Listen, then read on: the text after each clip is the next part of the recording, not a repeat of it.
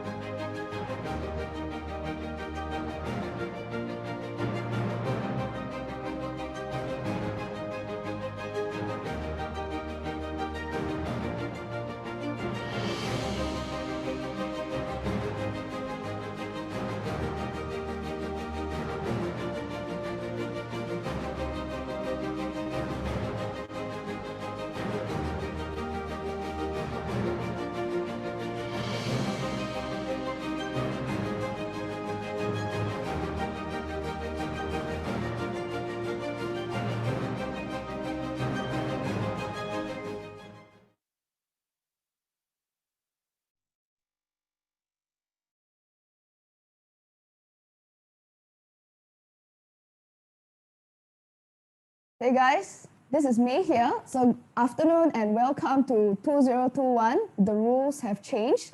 So we are just about less than 20 days into the air era. This is the first webinar of the air era, not just the first webinar of 2021.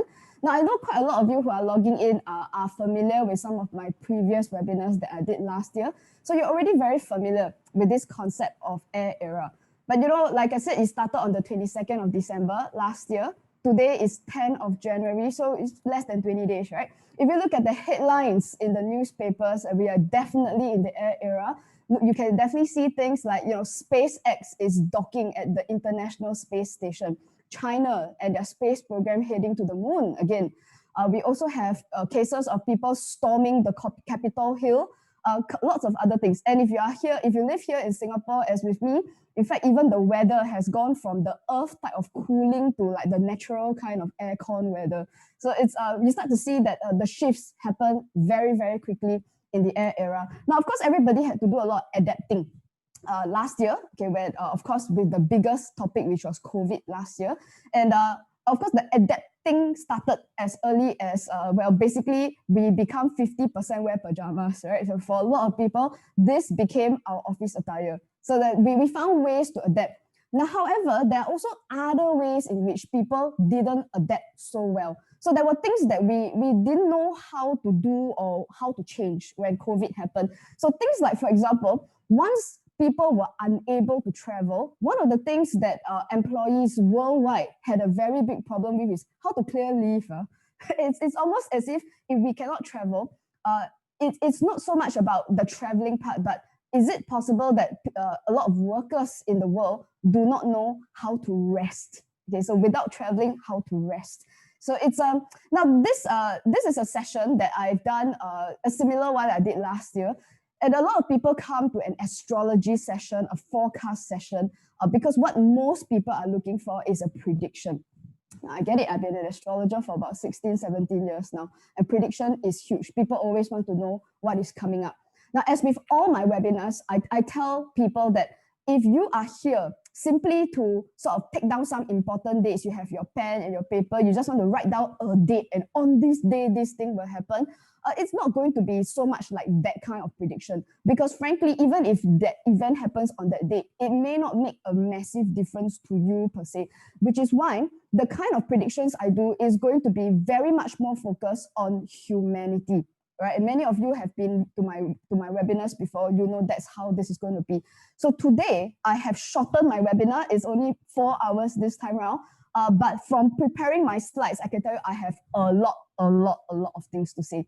Okay, so as with all my webinars, I also want to tell you right at the very beginning is that as I promised, I will do predictions. There will be those that come with dates, everything, and they will come as part of the webinars. Having said that, this webinar is expected to end at about 5 o'clock, okay, but just in case I really have a lot of material to share, you may not want to like plan to disappear at 5 o'clock, okay, because that really is material, and I want to make sure that I deliver everything that I have on my PowerPoint slides today. It's essential that people know what is going to change. So in order to maximize your benefit, if you're going to spend an entire afternoon with me, then I'm going to show you, number one is we have to understand what changes are happening to humanity.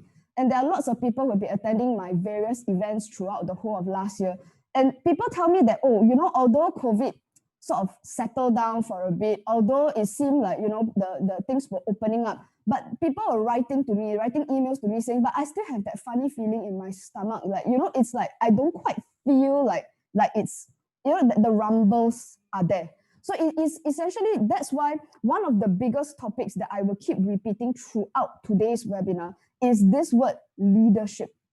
Okay, the leadership is going to undergo a massive shift. It's extremely important that every single person understands this because it will affect organizations, it will affect countries, it will affect teams and how we move from here on. Because it's quite obvious to a lot of people that a very new style of leadership is necessary.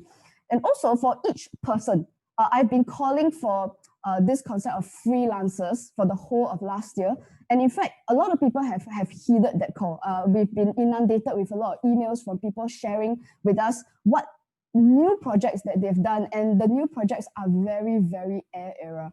So in fact, for everybody else who's still thinking about, okay, so if what I've done in the past, a bit like cannot work already, right? Then it's clear to a lot of people that we need to create new projects and what kind of new projects. So what I aim to do is to be able to share some very essential concepts that as you are planning, after my webinar, when you sit down with a blank piece of paper and you are trying to put down a plan for yourself, that some of these keywords are going to be the things that you want to tick off, so to make sure that what you are planning from here on is going to be relevant in the era. Because there's no point in creating something that start in January, then by September, October, like cannot make it ready. Then why would you do that? Okay, plan for beyond 2021.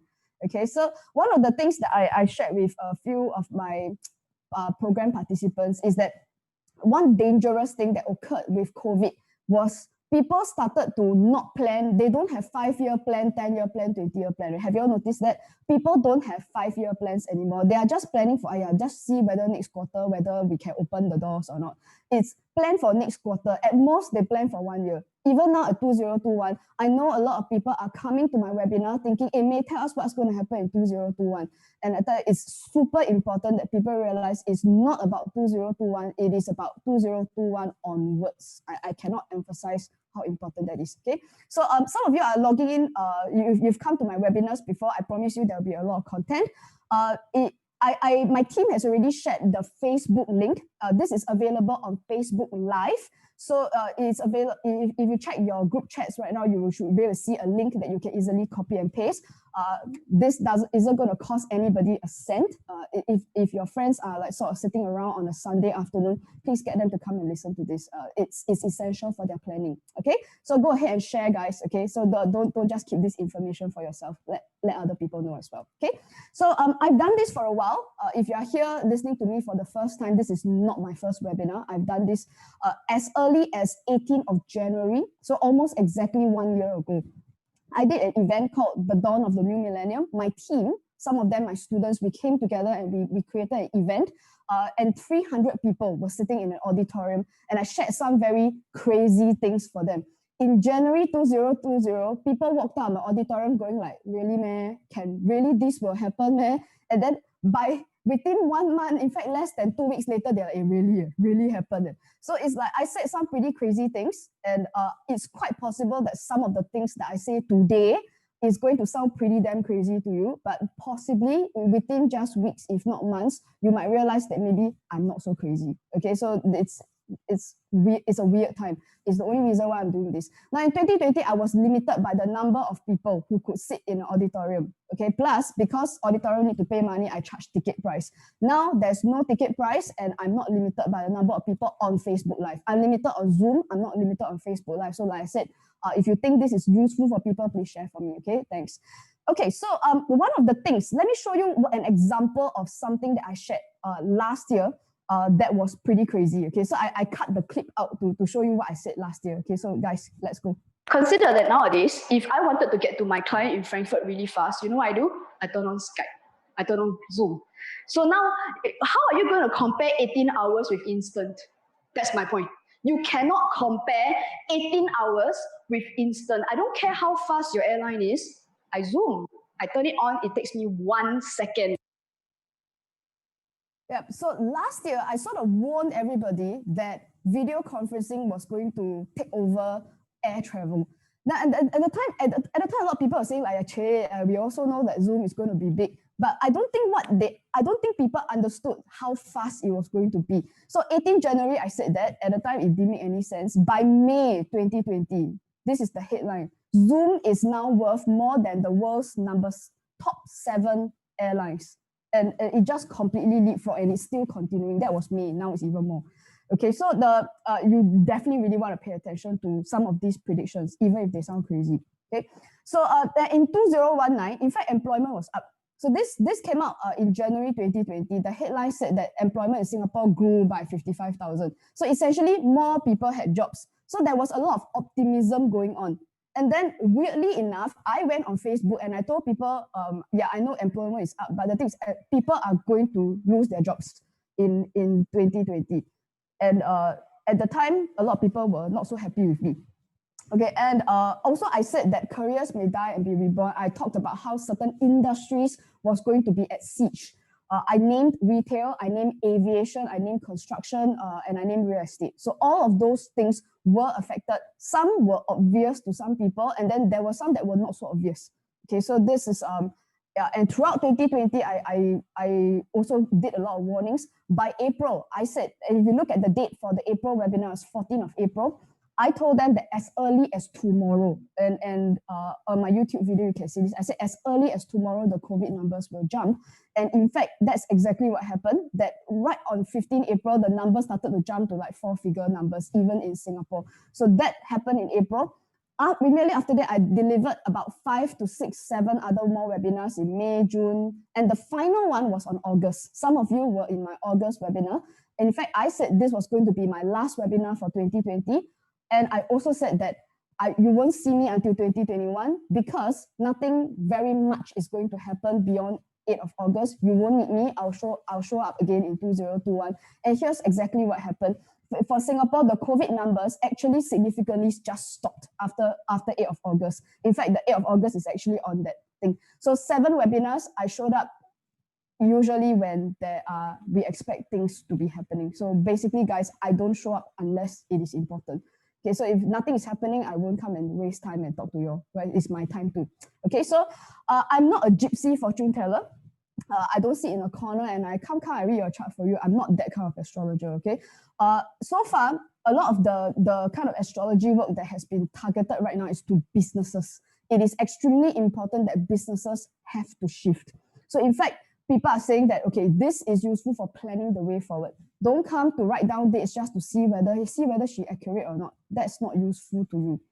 You must use it for planning. Okay, so in fact, Joan, who's a director of an events company, managed to find clearer direction about what is not just what is going to work, but also, in fact, if you ask me, more importantly, what is not going to work. So that at least you are able to shift your assets and your resources away from the things that cannot already. Okay, so there will be not so much of this doomsday talk. I have plenty of those on my YouTube channel. You can just go and subscribe and go and watch. Okay, it's all uploaded there. Now, which is why the way we want to look into the material for today is really, since we are already in the air era, then let's do some practical planning, okay, so that you kind of know what to expect and what to do. Okay, so as I said, don't think short term. Today, whatever it is that the conclusions that you draw out of today's session, don't just plan for 2021. Okay, please think from 2021 onwards. The world is going to look extremely different from what we have imagined. Of course, let's be very practical. Okay, I know this picture looks wonderful, but the world don't look like this in 1 year, lah. Okay, so everybody, please be practical. Yeah. Okay, so of course there are 5 levels of understanding. In my experience as an astrologer, a lot of people start from the level of self. It's like, I want to plan for myself. I want to know what to do. But on a higher level, and this is really important in the air era, that people don't think from self. Start thinking about what a team or a group can do. There's very little that one person can do. And learning how to tap on each other is a major thing. Also, you find that industries are going to move. And the other thing you also notice is that there are a lot of like small business owners who are starting to make waves in their industry. They are not the richest, they are not the biggest in their industry, but yet some of these very innovative ideas that they're coming up with is starting to move people. Even your random 22 years old, 23 years old new entrepreneur is starting to gain traction even online. So start thinking on an industry level. Okay, a lot of things will change. Countries will shift in 2021. And I don't think this comes as a surprise to a lot of people.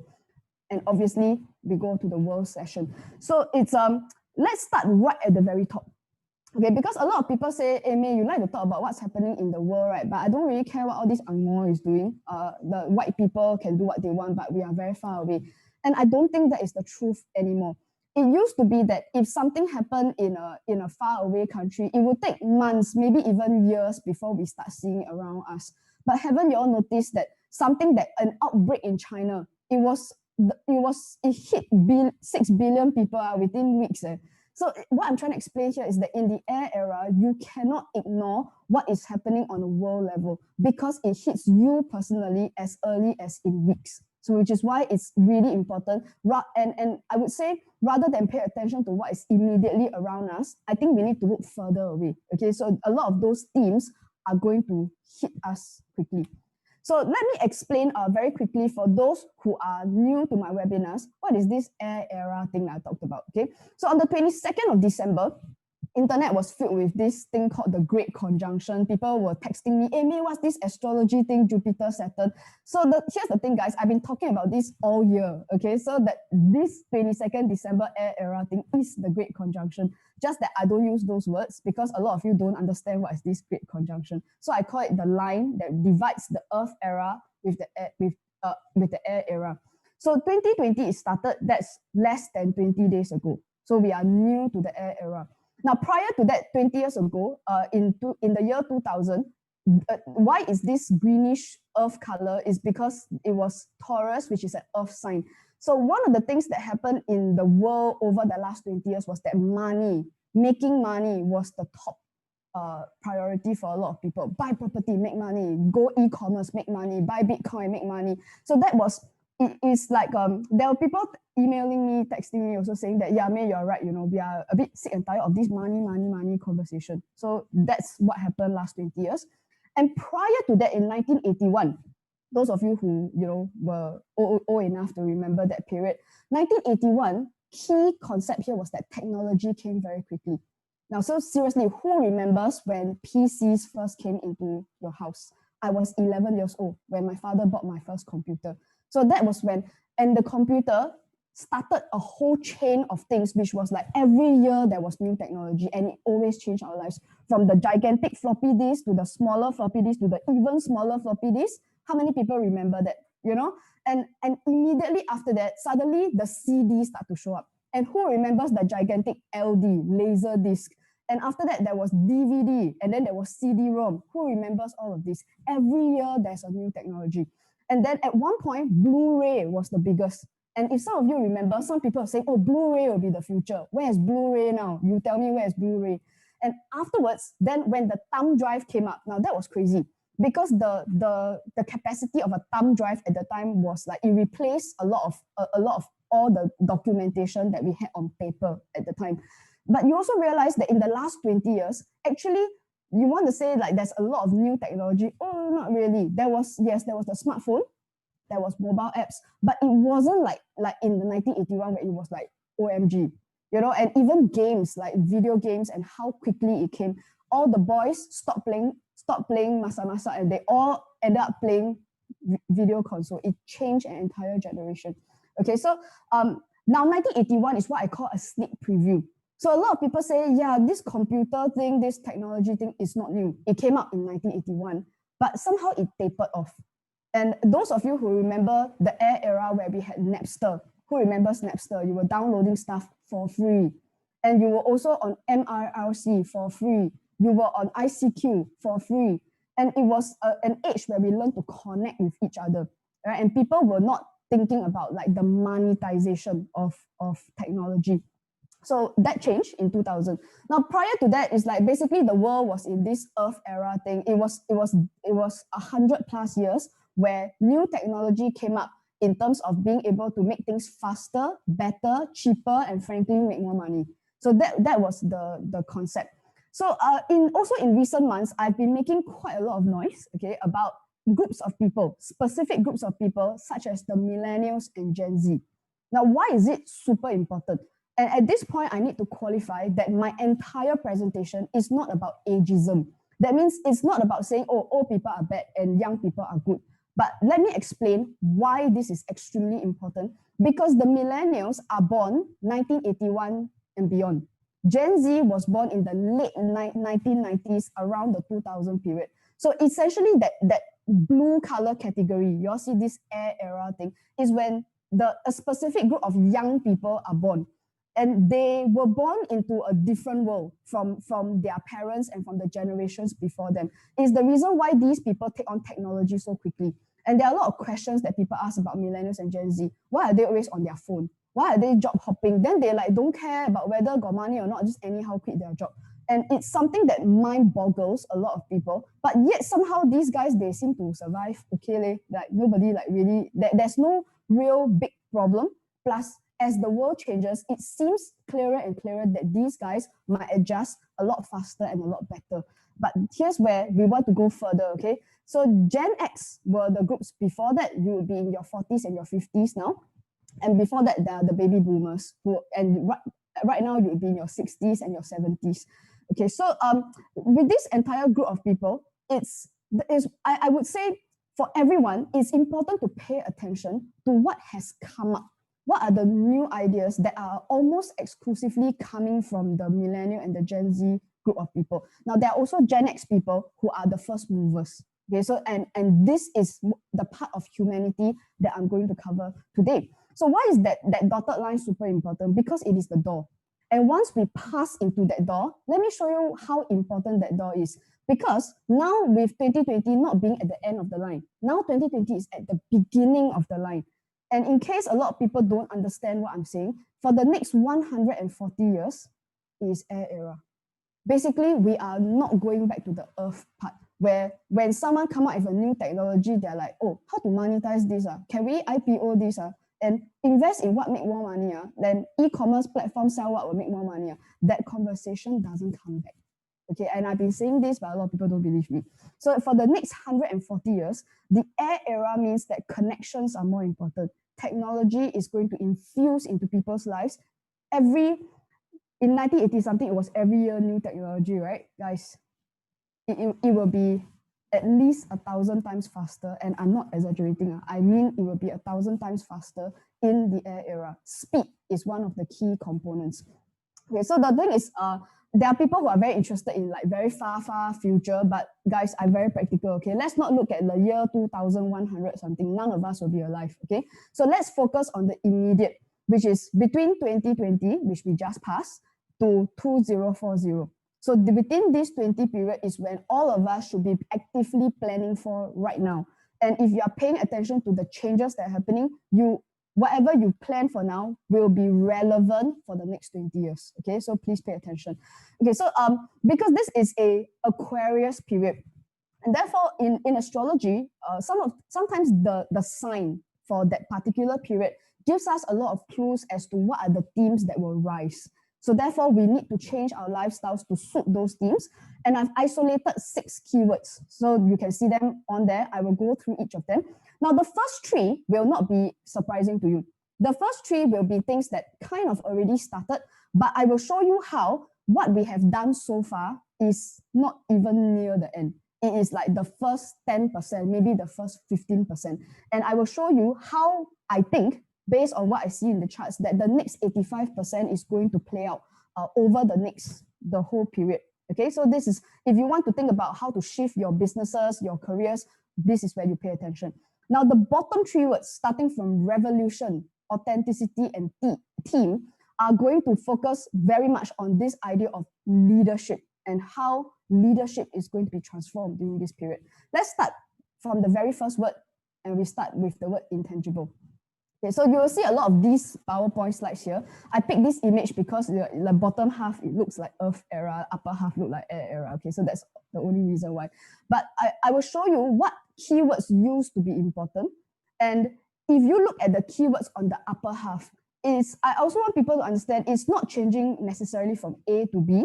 Not in every case you like go crazy and change from A to B, but rather I think an easier way to transition is, can we start to integrate, really actively integrate the words that are above the line. Okay, so I'm not asking everyone to like stop and then start something totally new. Okay, so that's not practical. So we start from, of course, tangible to intangible. That part, everybody knows, right?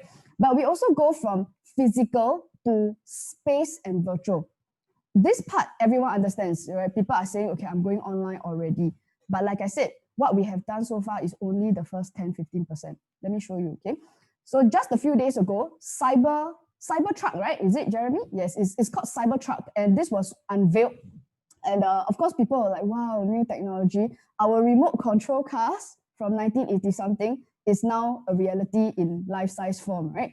And so people are just thinking, wow, new technology. But I think a lot of people have not understood the impact of this technology, because I was just having lunch with some people a few months ago who told me that they were going to buy a new car, even though they are work from home most of the time, even though their parents stay down the street, but they thought have a car more convenient. Okay, so for the car industry, let's start with that. The car industry, the petrochemical industry, chemicals actually. Let me show you what headlines are happening right now. Norway is going to ban petrol car sales 2025. People, we are 2021 now. That's in 4 years' time. So if you go to Norway in 4 years' time, I suspect you cannot buy a conventional car anymore. Okay, and Norway is not alone, because the UK has also pledged to ban petrol cars from 2030 onwards. That's 9 years from now. Okay, and some people are saying, yeah, but this is like more countries, you know, they are the rich European countries. Maybe Asia is not ready, you know, but here's the thing, pay attention to the land of Toyota. Japan, that makes your Hondas and your Toyotas, has also pledged to ban the sales of petrol cars from mid-2030 onwards. Okay, guys, I hope you all are listening to this, okay? That's how fast things will happen. And if you think that, then, okay, never mind, Japan is rich country. How about we look at the not so, maybe the, what some people think is not so advanced country now. China plans to phase out gas-burning cars by 2035. So even China has pledged. And so as we look at which countries have pledged to do this, can I challenge everyone also to think about which countries have not pledged to change? So that means, as you are thinking at a higher order, it is, you also want to think about if you are driving a conventional car, is it possible that rules will change very quickly? All the laws will change. It will become very hard to drive your car. And at the same time, for example, if your car breaks down, it's going to be very hard to buy the car parts, isn't it? Because then nobody is making it anymore.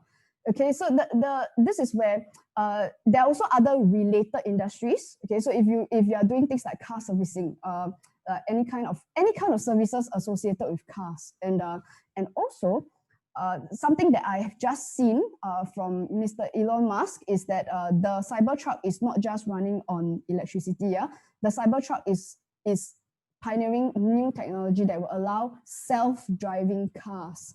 So what's going to happen to all the people who think that, never mind, I lose my job, I go and drive Grab? Well, very soon, maybe you can't even drive Grab anymore, because Uber is probably going to disappear. At least the human side of Uber is going to disappear like this, okay? So, and of course, we want to go even further, because usually when we think of gas, we think only cars, but it's not just cars, isn't it? Because within the Aquarius period, manufacturing, a lot of manufacturing processes involve diesel, petroleum, and you'll find that the other machinery and manufacturing will follow very quickly. Okay, so guys, remember 1981, right? Technology, every year new technology. So it will disappear like out of the window, like rubbish like that, okay? So this is just the first stage. People think, hey, man, some people I know, you are writing down already, invest in Tesla. Don't think I don't know, right? Okay, but please pay attention, okay, that it is not so simple as just the first technology. What I tell people is this: when you're at the beginning of the era, now you rewind back, when the floppy disk first came out, the gigantic one, can you imagine if people say, wow, this is the future, then everybody go and invest in the gigantic floppy disk? What would have happened to all those people? Think, okay? So that means if every year there's new technology, you want to be careful about what you are doing, okay? So don't be so quick to look for a quick money-making buck. Repeat, don't be so quick to try to find a quick money-making buck, okay? Now, the next is, now there is one more earth remnant. People are saying, oh, electric cars are great. But as we go from earth to air, let me tell you the logic here, okay? Anything that is connected to earth, if you think about how the concept of wireless has really come up, but there's another big problem, okay? Because this is still there. When you have an electric car, you still need to plug into the wall. And therefore, this is a connection to the earth section. And in fact, when I copy and paste this picture onto the PowerPoint slide, I was even thinking it's quite ironic that this thing essentially is an earth wire. That's the whole point, right? Is to earth the whole electricity to the ground. And this is an earth remnant that has to disappear. So if you want to ask me what's the new technology, is to make that thing disappear. Okay, and so think about it. But of course, people say, but then already disappear. Now we have like wireless, microphone, wireless, earbuds, everything. But there is one more big problem, and it's this thing. Okay, so some people are saying, oh, let's go and invest into making batteries, lithium ion, then got new type of batteries. However, the problem is the battery is a physical thing. Therefore, it belongs in the earth era. And the other thing is that batteries create a massive problem. Okay, this is very tied to the landfill problem, the non-biodegradable problem, and they must solve this problem. So that means if you're developing what you think is like, wow, the future's new technology, but if it runs on battery, the fact is the battery has a lot of problems with getting rid of it afterwards when there's no more energy in it. So this is where the next 85% has to go in this direction. Okay, so guys, it's mind-blowing, okay? So let's go to the next one. I will go through the first three fairly quickly, okay? So mental. As we move from the idea of prolonging life. Now I'm going to start with healthcare, first of all. Everybody's interested in healthcare because they're like, hey, COVID means like, you know, if you go into there, then surely you will make money. Surely all of those medical type industries. Now in the Earth era, everybody rewind back. For the last 100 to 200 years, one of the industries that have really risen like crazy is medical care, hospital care. Now, it was great because at the time, long time ago, infant mortality is a problem. If a woman gives birth, 50% chance she won't even make it. And if the baby is born, 50% chance the baby won't even survive. So in the past, this was a very big problem. And modern medical science solved that problem. And after that, it became a whole concept of prolonging life. That means the whole idea is to make you live as long as possible. Now, why? Because if you die too early, your life not worth very much. You are only worth a lot if you can work and you are a producing person. And that's why the Earth era cared about prolonging life. However, it created a lot of other issues, okay, as we will go into. But in the air era, rather than prolonging a life that's already there, make it last, right now the idea is to engineer life. So that means rather than we work with something that could be broken, how about we create new things? So what am I talking about? Now, in the Earth era, this was huge. Some of you look at this picture and it's like you are like quite tired already, like just looking at all the pills, right? And it became a way. I've even seen some of my relatives who are in the older age and they're popping their pills. And you know, they're making jokes and ironic jokes about how like this is what's keeping me alive. So you see what I'm talking about, this prolonging life. Now, there are other things such as dialysis and various other surgeries and other processes. The whole purpose of it is just to make the person live longer, that's all.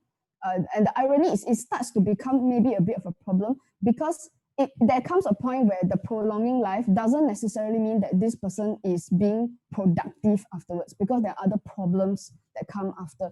So then if you ask me, what's the next 85%? It's not in the future, it is already happening. So they are not just growing meat in the labs. You all know, right? That now they are growing meat in the labs. So if you can grow chicken meat in the lab and you can grow beef in the lab, why not just grow the kidney and the liver and the heart also? And this is already showing up. Okay, and it's not a crazy idea. It's not a crazy idea. Instead of trying to fix the broken thing, why not we just make a new one? And prosthetics have been around. If you have been paying attention to the Paralympics, the technology is amazing. Some of these guys, the amputees, can run faster than you.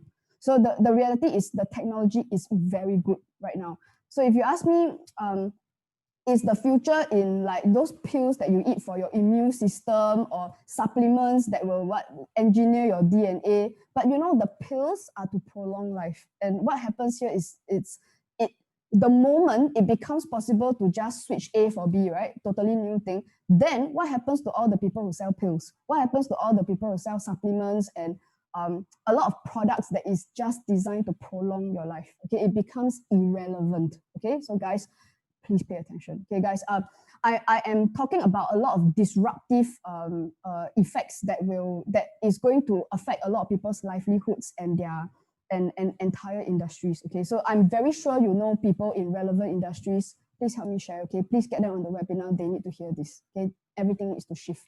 Now, some people have asked me, but then pharma is doing very well right now. I mean, if you can put something and you just put the word COVID-19 on it, you can make a lot of money, right? So people have said, but pharma is about research, right? So if it's research and air is about research, it's about knowledge. So isn't pharma like a really good investment, or isn't that where we should move into? And in some of the sessions, the private sessions that I've done for my guys, I've been asked, and I also asked my audience back again, is pharma earth or air? And I present a picture to just sort of get you to think about it, okay?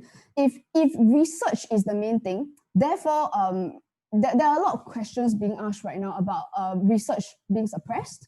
Are people fully sharing, or is it they're only sharing when the money is good, right? Or maybe if the money is not good, maybe we are not sharing. So this is where some of these questions start to come up, okay? And if a lot of these air things start going, then all the drugs and all the technology that they've been withholding, right, essentially, they withhold it because they're hoping to make your money in the future.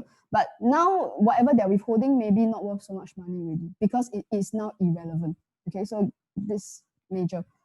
Which is why as the world starts to shift into this other concept, and let's start with something very big first. Okay, it moves from physical. The Earth era is about things that we can see and touch. It's physical. Then we also move into mental.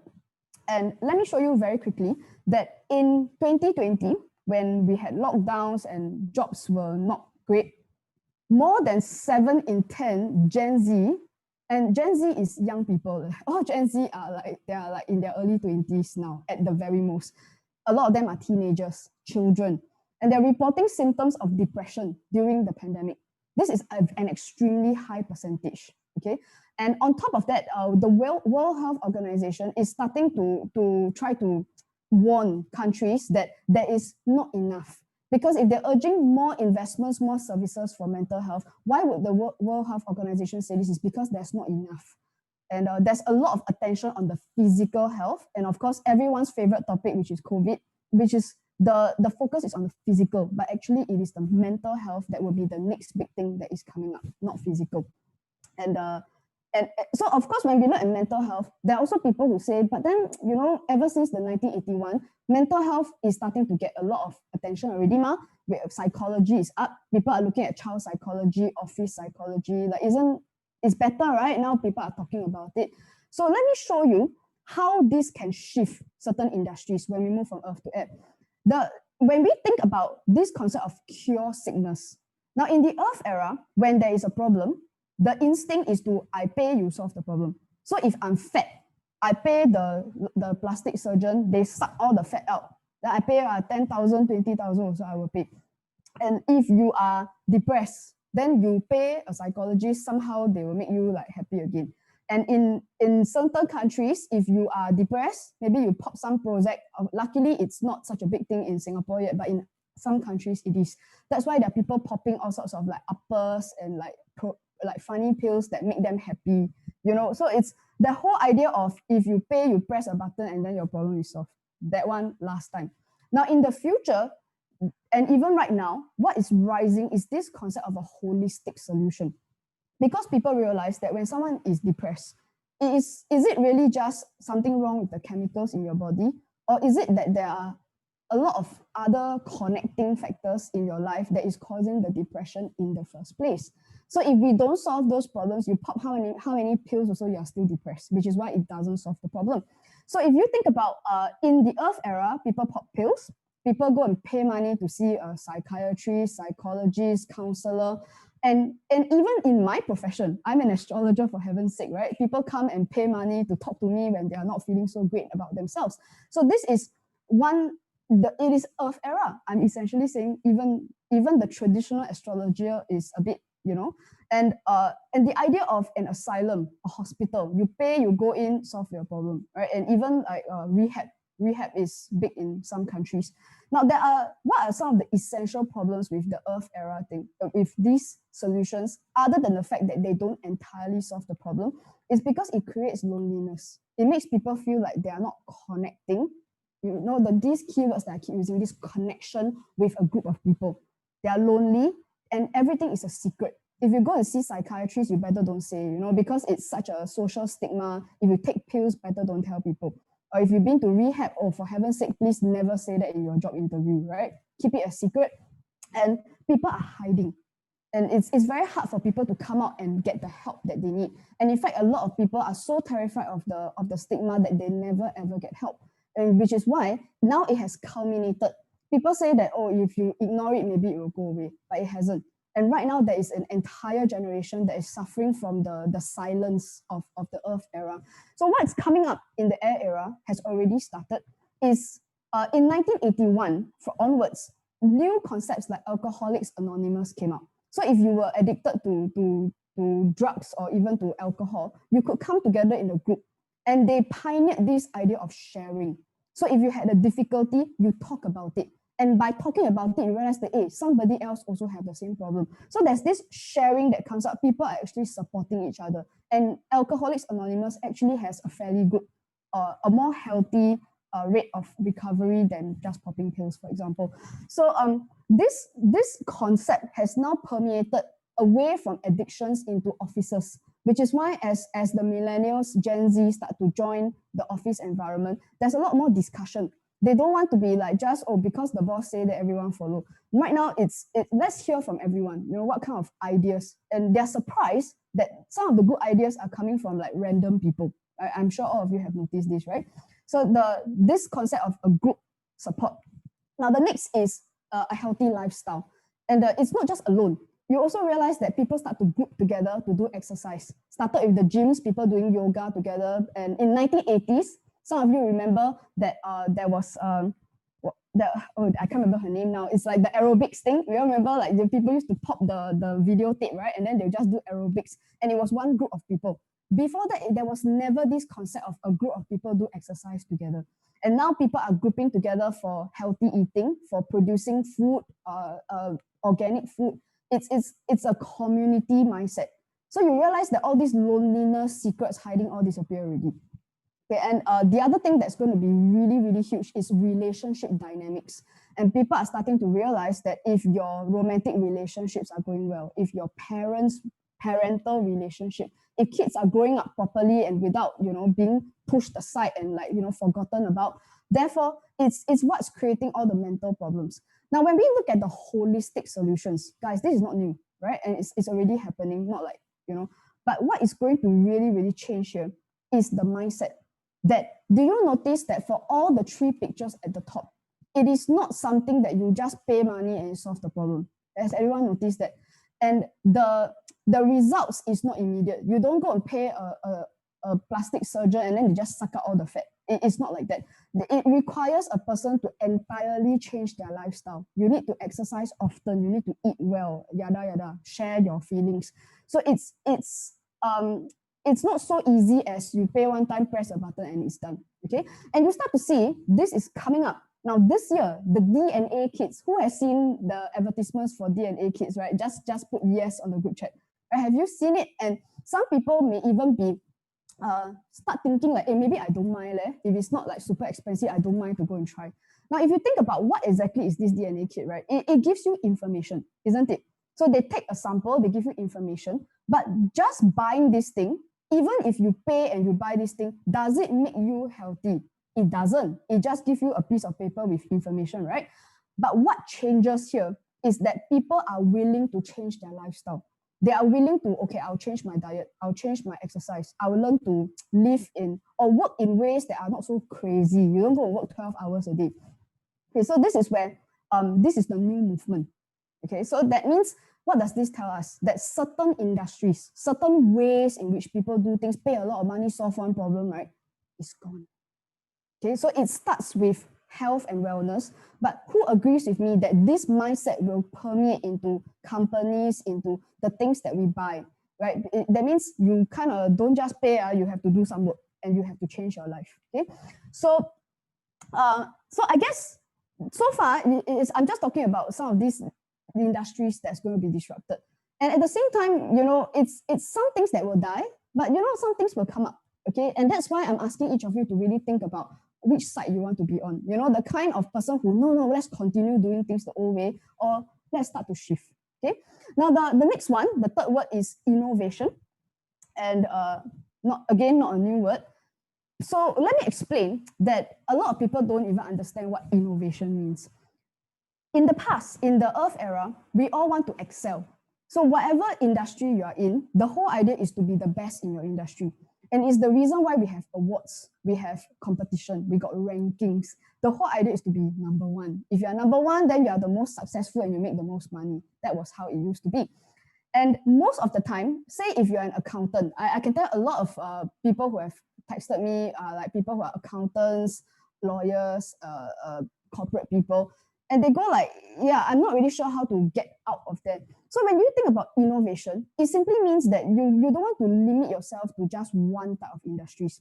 Last year in my webinars, I attacked several industries. I said all of these are going to die, right? That's what I said. And it panicked. A lot of people start panicking. But let me show you what I mean by innovation. And it requires, in many cases, for somebody to walk out of your industry.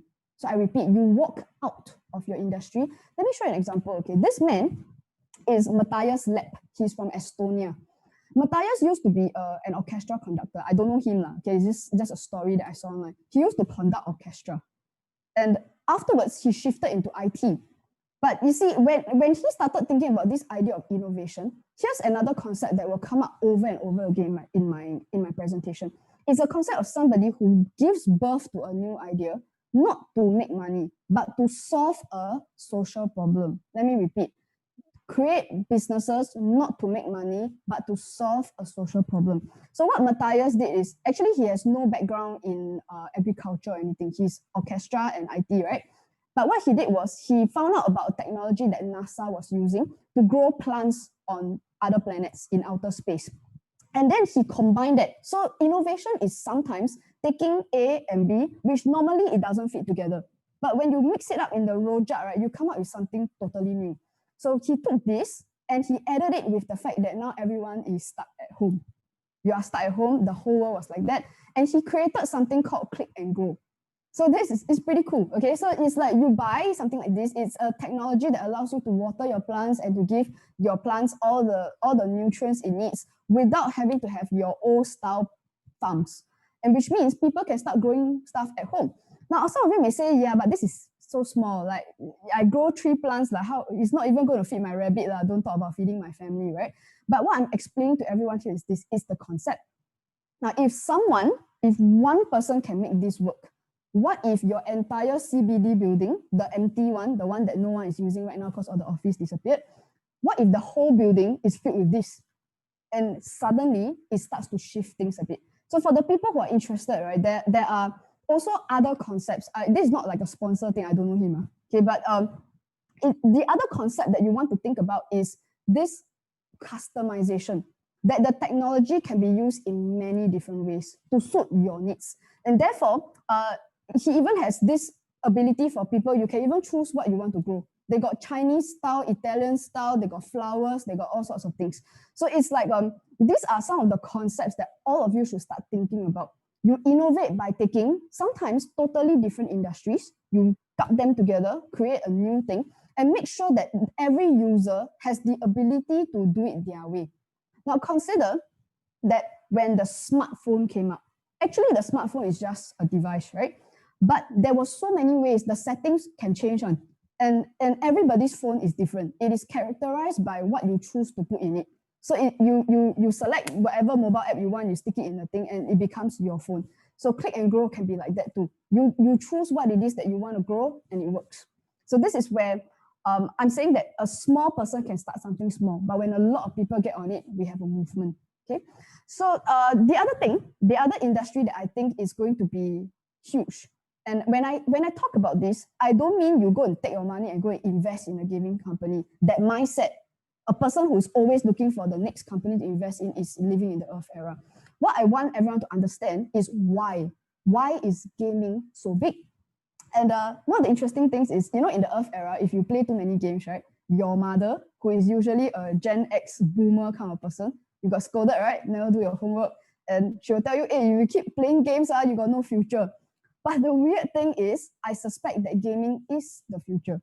It is the future. And the irony is all those boys who didn't do their homework and they were playing games all the time, well, they're kind of like the new people who are rising now. And they are the people you absolutely need in your life.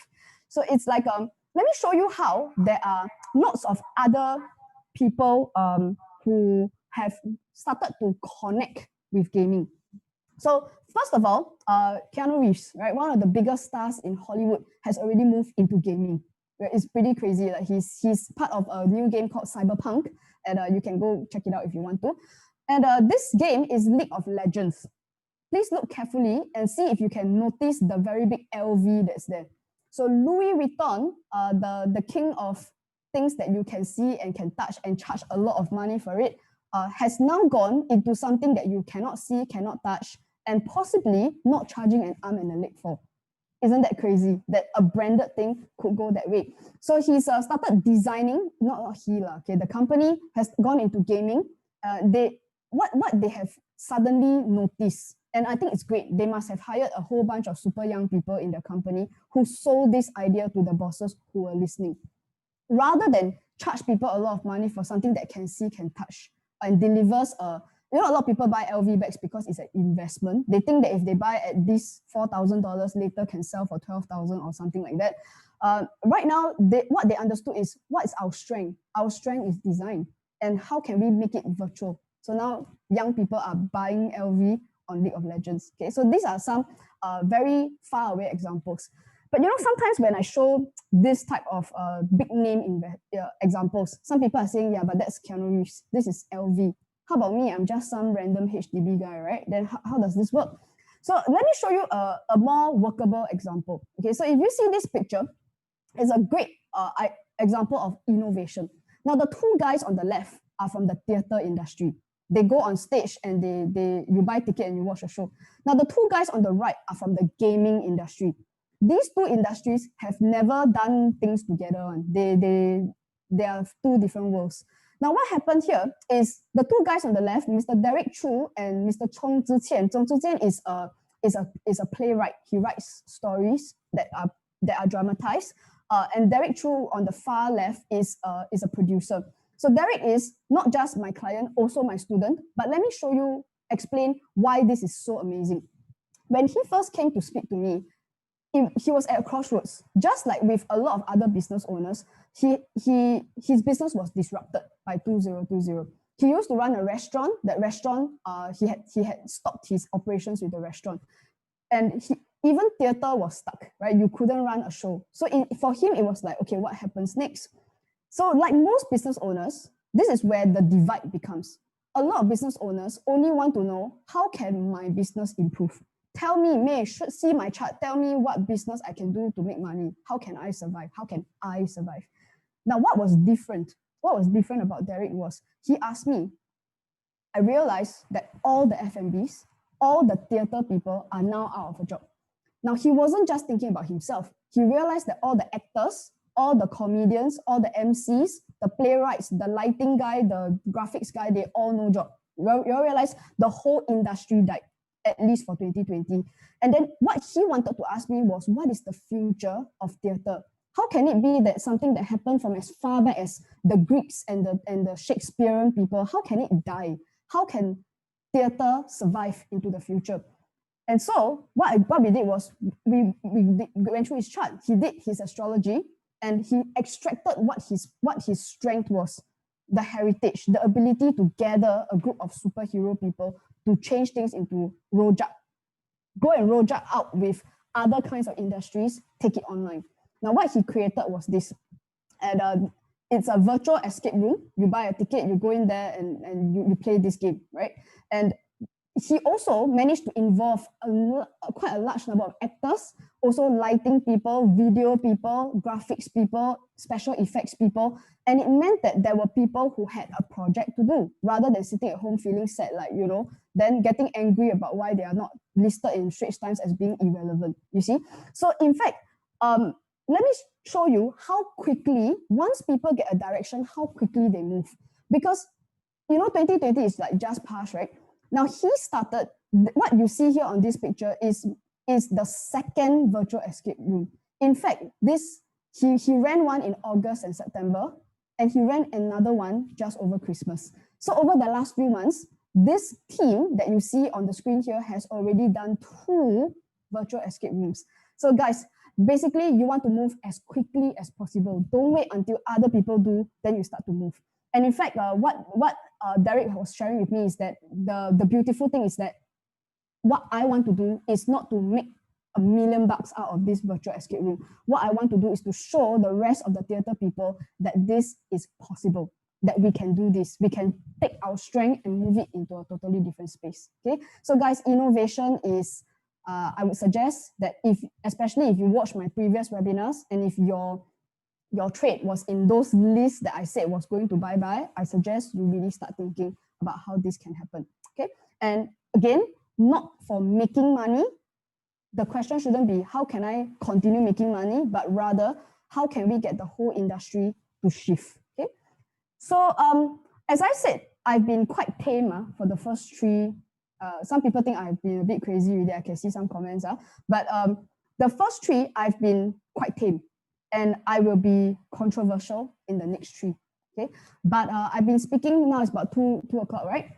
The next section, I will take a little bit more time, okay? So I'm going to give everybody a break, and when we come back, I'm going to talk about the absolute revolution, okay? So please know that I might be a bit controversial for the next 3 words, okay? So let's go for a break. The time now is about 2. Can we come back at 2:10? Okay, so let me go visit the restroom, and we'll resume sharp at 2:10. I see you guys.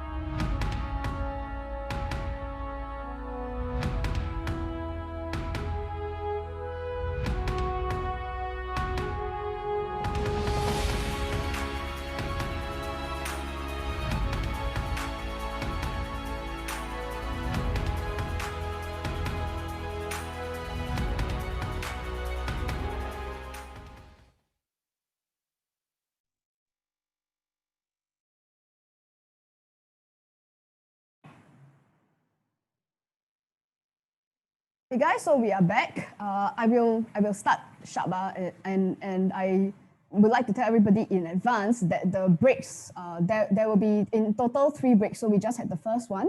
There will be 2 more breaks in between, and each break is going to be about 10 minutes. Okay, there really is a lot of content, and I also know that this is pretty heavy material.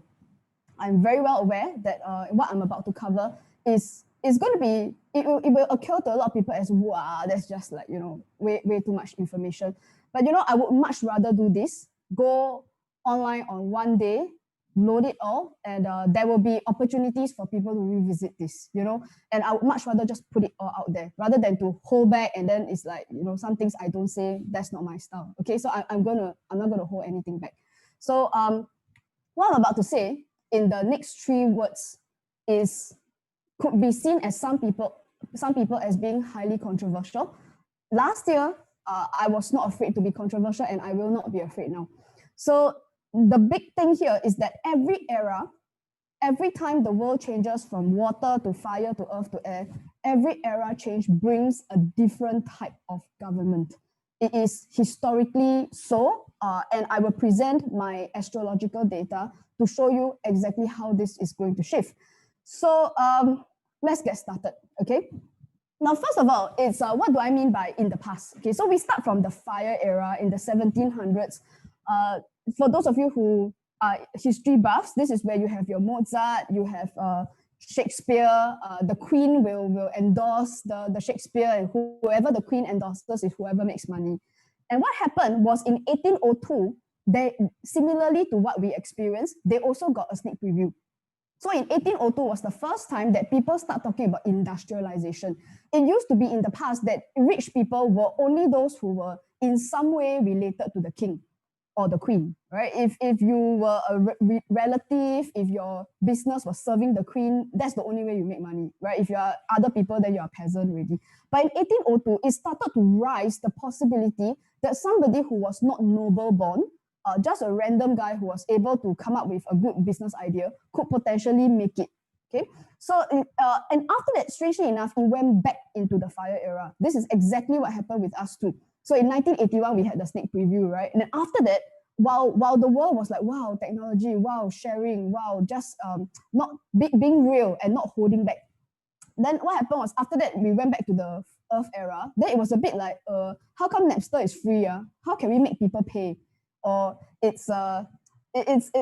became like it wasn't enough to just be a programmer. You needed to have a degree in programming, and if you didn't have a degree, then maybe you are not such a good programmer. So it started to move back into the old era. Then, similarly to us, they also had that one super line after which the world didn't ever go back again. So in 1842, the world became Earth. It never went back. So that means if you think about the olden days, like the Mozart, the Beethoven, and all those, right, you realize how we never went back to making art number one. Art used to be number one. Royalty used to be number one. Exploration on the ship, those Pirates of the Caribbean type. Okay, maybe not Pirates of the Caribbean, but the kind of people who came to Singapore, colonies, that kind of thing.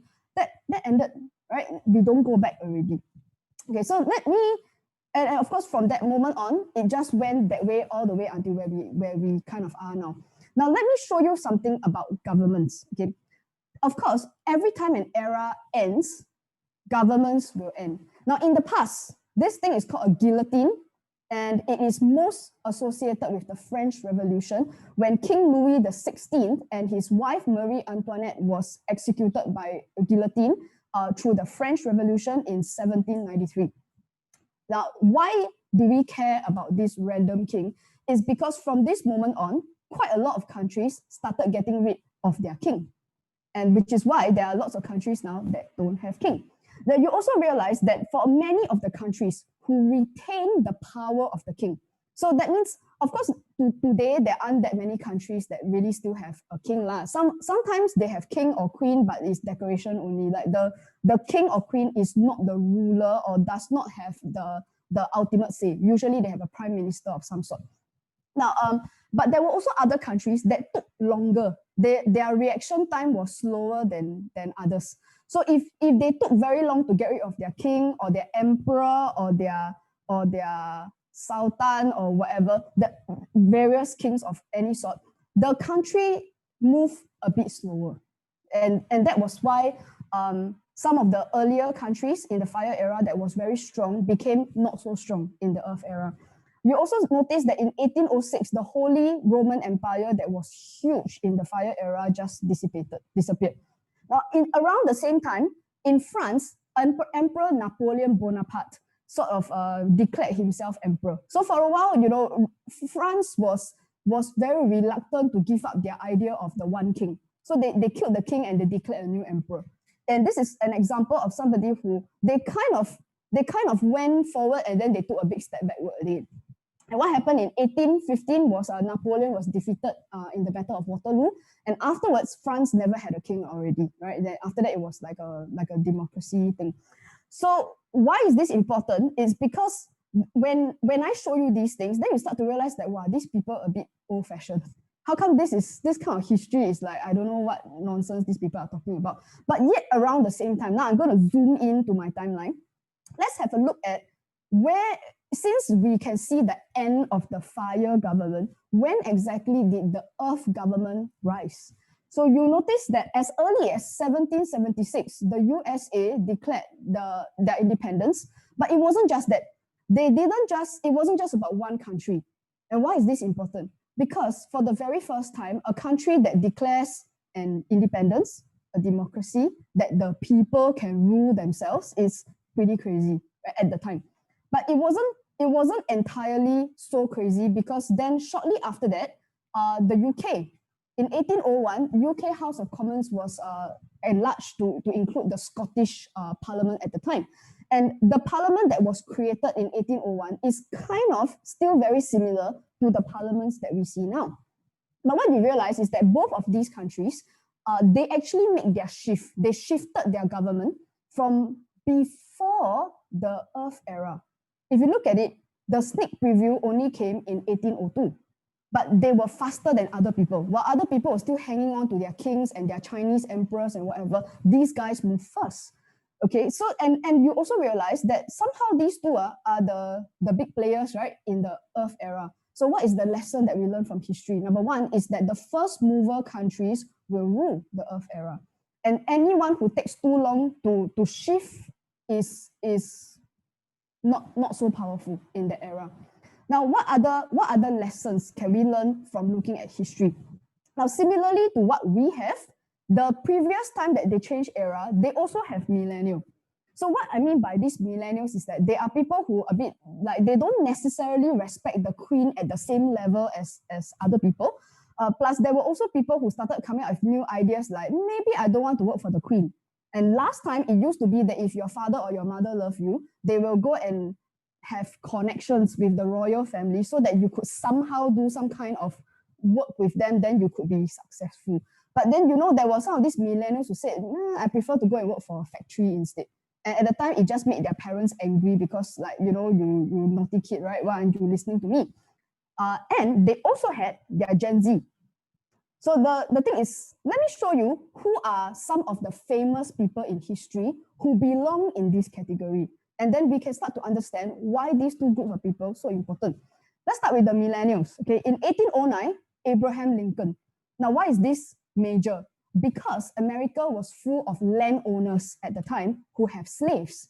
Slaves is part of the fire era, because if you're a landowner, if you're connected to the king, and then you have friends in the high places, you have a lot of people who work for you with no salary. They belong to you. They are not even human beings. But what Abraham Lincoln is a symbol of the fact that every man has a right to vote, even the slaves. They are free men. So at the time when he said this, you can expect that he was not very popular, because there were a lot of people who desperately want to hold on to the old world, and that's why America was a bit messy at the time. Charles Darwin is the father of this concept of evolution. Prior to Charles Darwin, a lot of people believe, at least in the Western world, that God created the man, right? But when Charles Darwin came around with his theory, he said, actually, we are descended from the monkey, the evolution of the apes. And at the time, you can imagine, he also was not very popular, because then I suspected a lot of people actually tried to kill them, and in fact, they actually did kill Abraham Lincoln. So you also see other stories like in Germany. Last time, there was no such thing as Germany. There was Bavaria, there was Prussia. It was not a country. And I think there were very important statesmen. Otto von Bismarck is one of them, who first came up with this idea of like this is like a nation. How can people come together, draw some lines, be very clear about what belongs to who? And he created all these crazy new ideas, which at the time people were like, you crazy, this is never going to work. Karl Marx, father of communism. Okay, so these examples, famous people. Now you realize that they were thought leaders. None of these people actually, they were not business owner. You realize, right? None of them actually was very good at running business. In fact, almost all of them were quite poor. They don't really have much money, not at least not in the Earth era. But the millennial leaders set the new worldview. That means the pattern that we should notice here is that millennials start to say things that the older people don't necessarily accept at first. It sounds like crazy idea.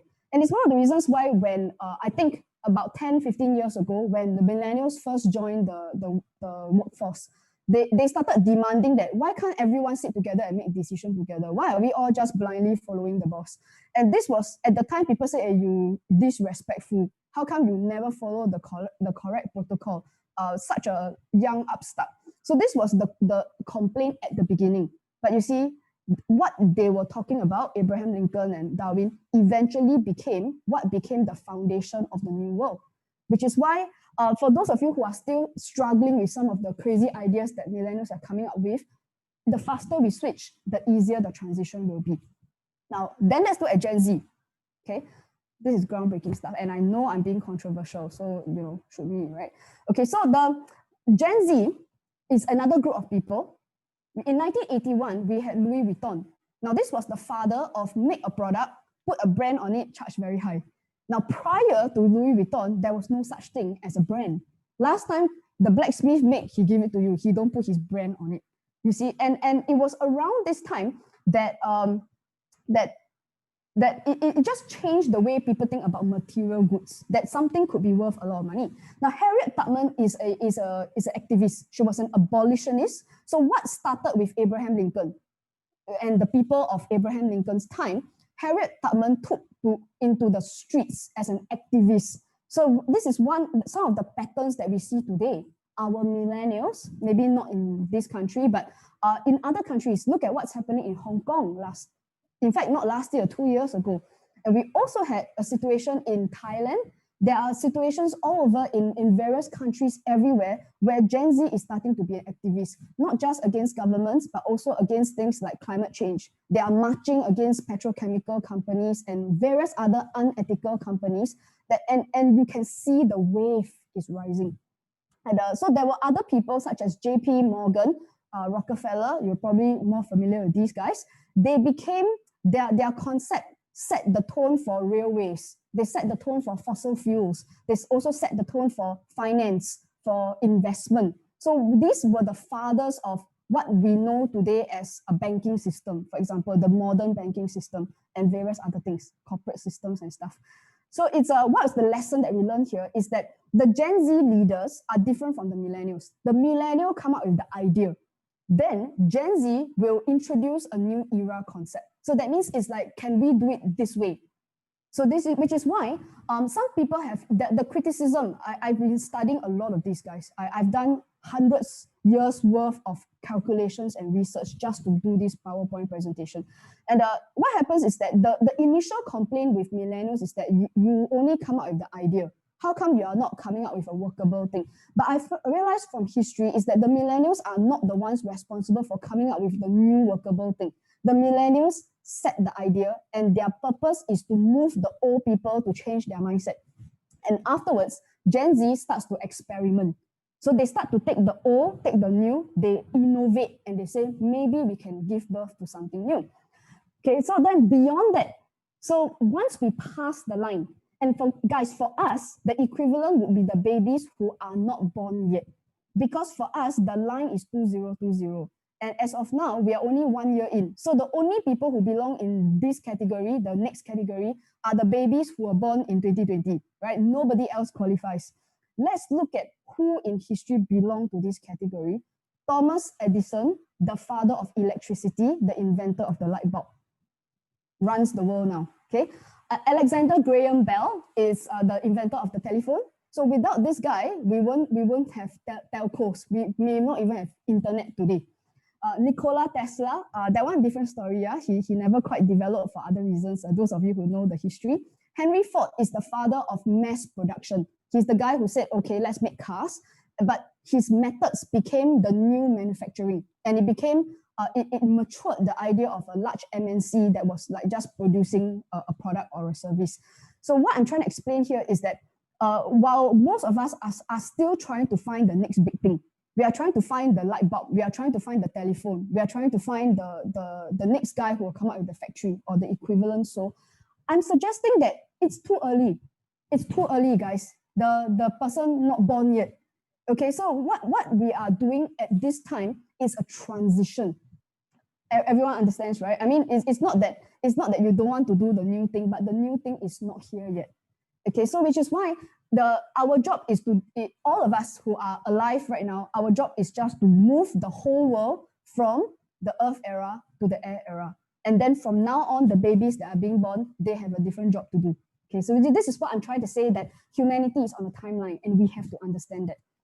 Okay, so let's talk about governments now. This picture was taken from one of the treaty meetings at the very early stages. You can actually see it's not just Angmo people who are there, not just white guys. You also see a few Chinese guys. There's even one guy with the triangle, you know, I'm not sure if that's Qing dynasty head somewhere in the middle.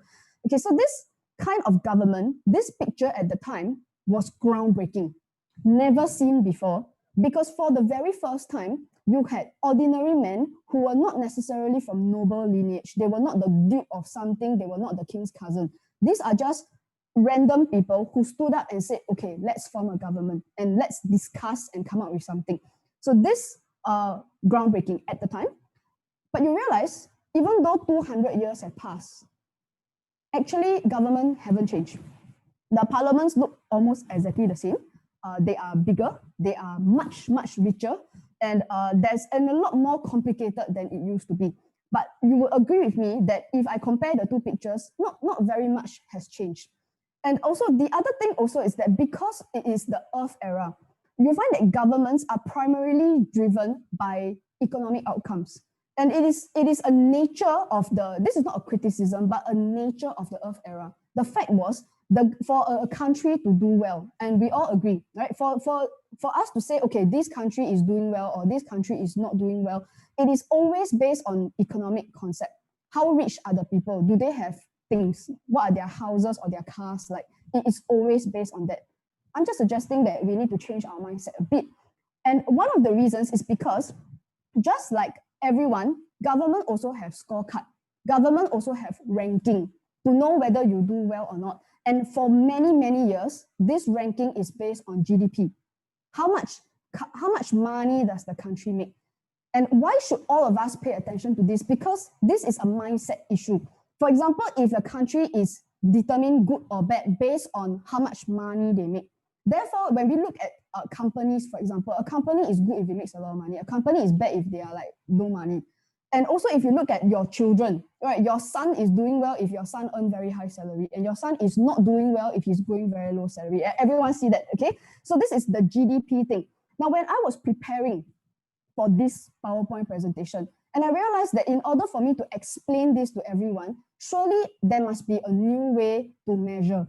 So if government is going to change the way that they govern, because for me, I mean, I'm a millennial, and I was born around the same time as you people. So for me to imagine what then would be the new type of government, right? And there must be, I was thinking that there has to be a new way to measure the government. So if not GDP, then what?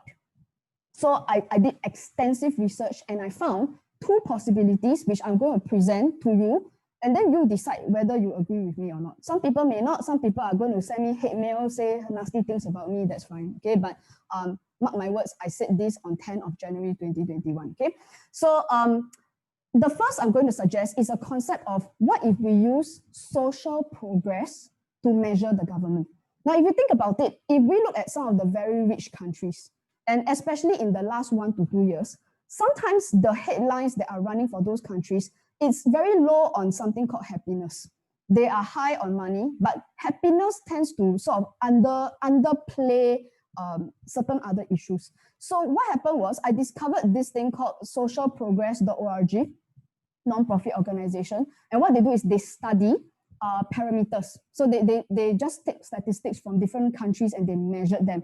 Now, what is important about socialprogress.org is that they didn't just measure the money factors. They measured other factors which normally we don't go and pay attention to all these things. Okay, now this is one way which I think we need to look at governments differently. The other is published by the United Nations. You can easily find this online. It is called the World Happiness Report. So if you actually go and look at it, the rankings and all the parameters easily, you can find on Wikipedia or on their website, okay? So just stick with me and let me walk you through my logic here, okay? So when you go to the Social Progress website, this slide here shows you what are the parameters that they are measuring. So it's not that they totally don't measure money. So as I said, we don't want to abandon money because money is still important, if not how we eat, right? So yeah, but I'm saying that let's include A plus B because we are the transition generation. So we need to do both. Don't just do the money part. So if you look at the blue section, you see like nutrition, water, shelter, personal safety, all these are basic. That means if your country cannot even do this, right? Your country is GDP very bad. But something that they have started to notice, and I actually went and I studied the report for every year that the social progress has been around. Let me explain that personal safety. Look at number 4 there. Personal safety is not just about whether you walk on the street, whether someone is going to rob you at gunpoint. Now, personal safety also includes, will you be attacked by your own police? So if you are walking on the street, is it possible that you could be murdered by your police? Okay, so which is one of the reasons why the United States, which is number 1 GDP, the richest and the biggest country in the world, doesn't rank very high for personal safety. And also, there are other things like if you do certain things, can you be arrested by your own people and then disappear in the middle of the night? So that kind of thing is also very low on personal safety. Now, if you look at the orange section, that one is a little bit more education and how well are your people connected, for example. So you look at the second orange one, it says access to information and communications. So predictably, they measure things like, do your people have internet? Do your people have mobile phone? And can they access websites, for example? Now, one country that is a little bit more strict on these things could be China. So China is right now, the world's number 2 economy. However, the problem is they block a lot of things. They block Facebook and the whole list runs. Okay, so basically, China doesn't rank high at all for access to information and communications. Now, what I'm trying to show to everybody here is that there are new ways to measure. Now, if you look at the green section, that one is a bit groundbreaking. For the first time, people are measuring whether do your population have freedom? Do they have choice? Is it inclusive? Is it true that a person has equal rights in your country, regardless of race, religion, gender, that kind of thing? And this is something that everyone keep quiet for many, many decades, and nobody address it. So you also start to realize America is also not doing very well on that list. So here's something I'm going to show you my findings, okay? And let's go with the bottom half is the GDP countries. The upper half are the countries who score very high for social progress. And let me show you what I've discovered and see if you can spot the pattern. I'm going to use pictures because I'm very scared that y'all don't see what I'm talking about. So I will use pictures to illustrate to you, okay? Now, the top 5 GDP countries, number 1 is USA. Number 2 is China. Then you have Japan, you have Germany, and you have UK. These 5 countries should not surprise anyone. Okay, so these 5 has been in power for very long already. Now, let me show you, and let me tell you that when you go to the socialprogress.org, actually, it doesn't matter whether you go Social Progress or the World Happiness Report. Both also can. These 5 countries are not in the top 10 for either. They are not in the top 10. I think only Germany is in the top 10. Okay. let me show you the top 5 for social progress. Number 1 is Norway.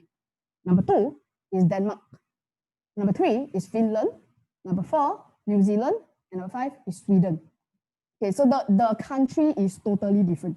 Okay, that's the first thing. Now let me show you more things that I discovered. Okay, number 1, yes, I know it's Joe Biden, but today 10 Jan, right? 20th Jan, then I changed the picture. Okay, but so it doesn't matter. Joe Biden also can change his picture, put 78, right? So that's the picture of the leader. That's the age. You also have China, Xi Jinping. You have Suga from Japan.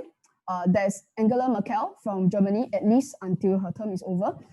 Then Boris Johnson in UK. So all of you should be familiar with these 5 faces. But the ones at the top, I have a feeling you might not be so familiar with them. That's why I have to use pictures. And let's see if you can spot what the difference is, okay? Let me introduce you to the Prime Minister of Norway. This is Erna Solberg, 59 years old. The Prime Minister of Denmark, Mette Frederiksen, she's 43 years old. The Prime Minister of Finland, this is Sanna Marin, she's 35 years old, in fact, same age as me. And we also have the Prime Minister of New Zealand, this is Jacinda Ardern, she's 40 years old. I'm sure you've seen her on TV and stuff. And I need to remind everybody at this point that this is not Miss Universe. This is Prime Minister of the country, okay?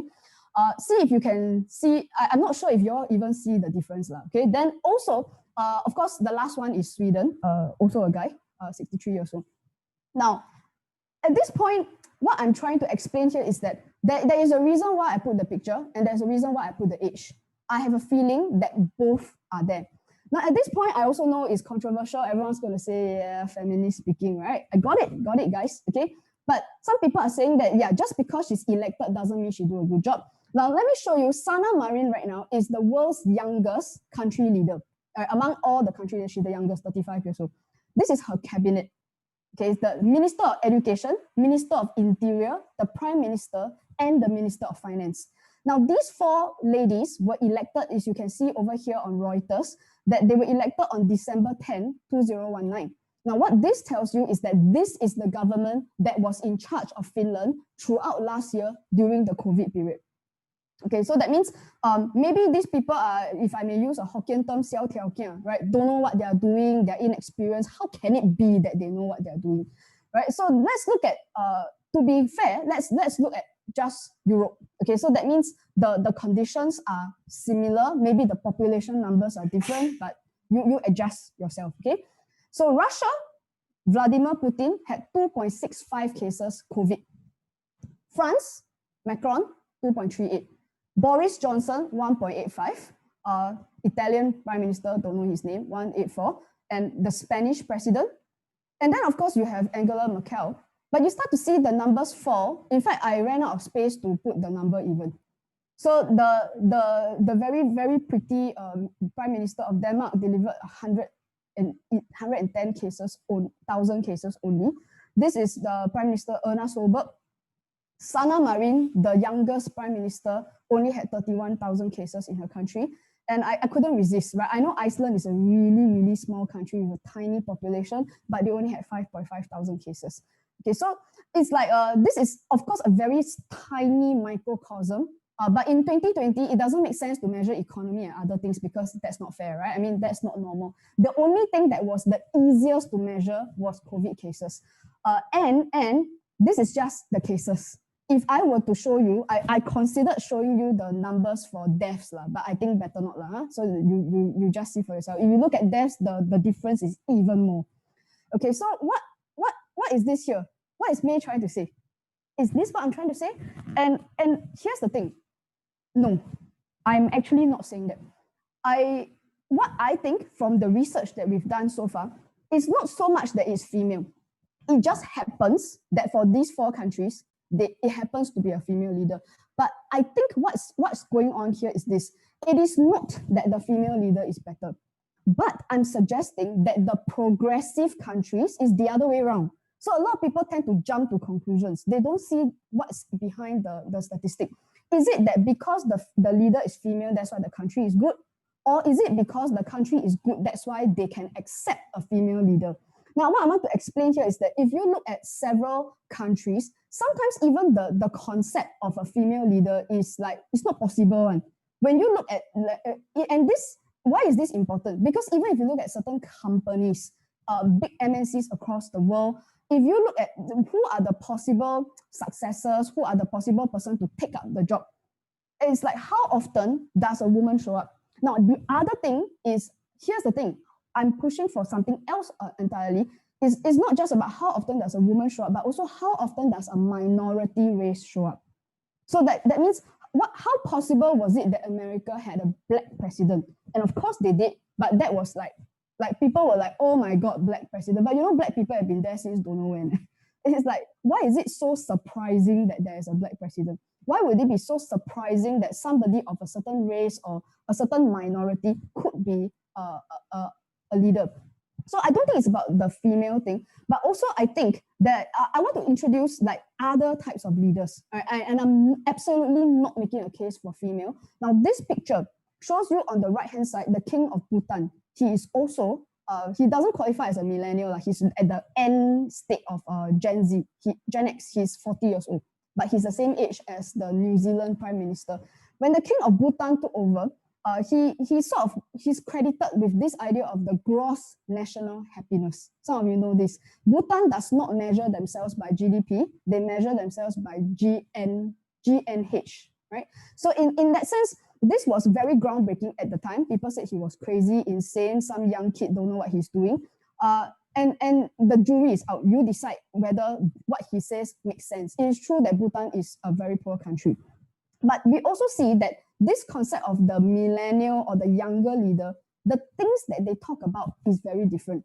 Prince William right now is fighting for mental health in the UK. He's also talked about modernizing the monarchy, and the way in which a lot of these activities are happening were actually pioneered as early back from Princess Diana. So it's the idea that somebody high up in the royalty doesn't have to go and be like some ivory tower somewhere. That in fact, a high up person can be down with the people and actually listening, actually sort of connecting with people. And this is a wave that's happening in multiple countries. And one other thing is why I also selected this picture was something very interesting is that I am actually not saying that the leadership will be female. But what you notice here is that the future of male leaders have made their partners that the woman actually plays an equal role. That's the funny thing. Both of these men are of royal lineage, and both of the women are not of royal lineage. They are common women, but they are commoners who married into royalty. But you also notice that in these countries, the partners are playing an equal role.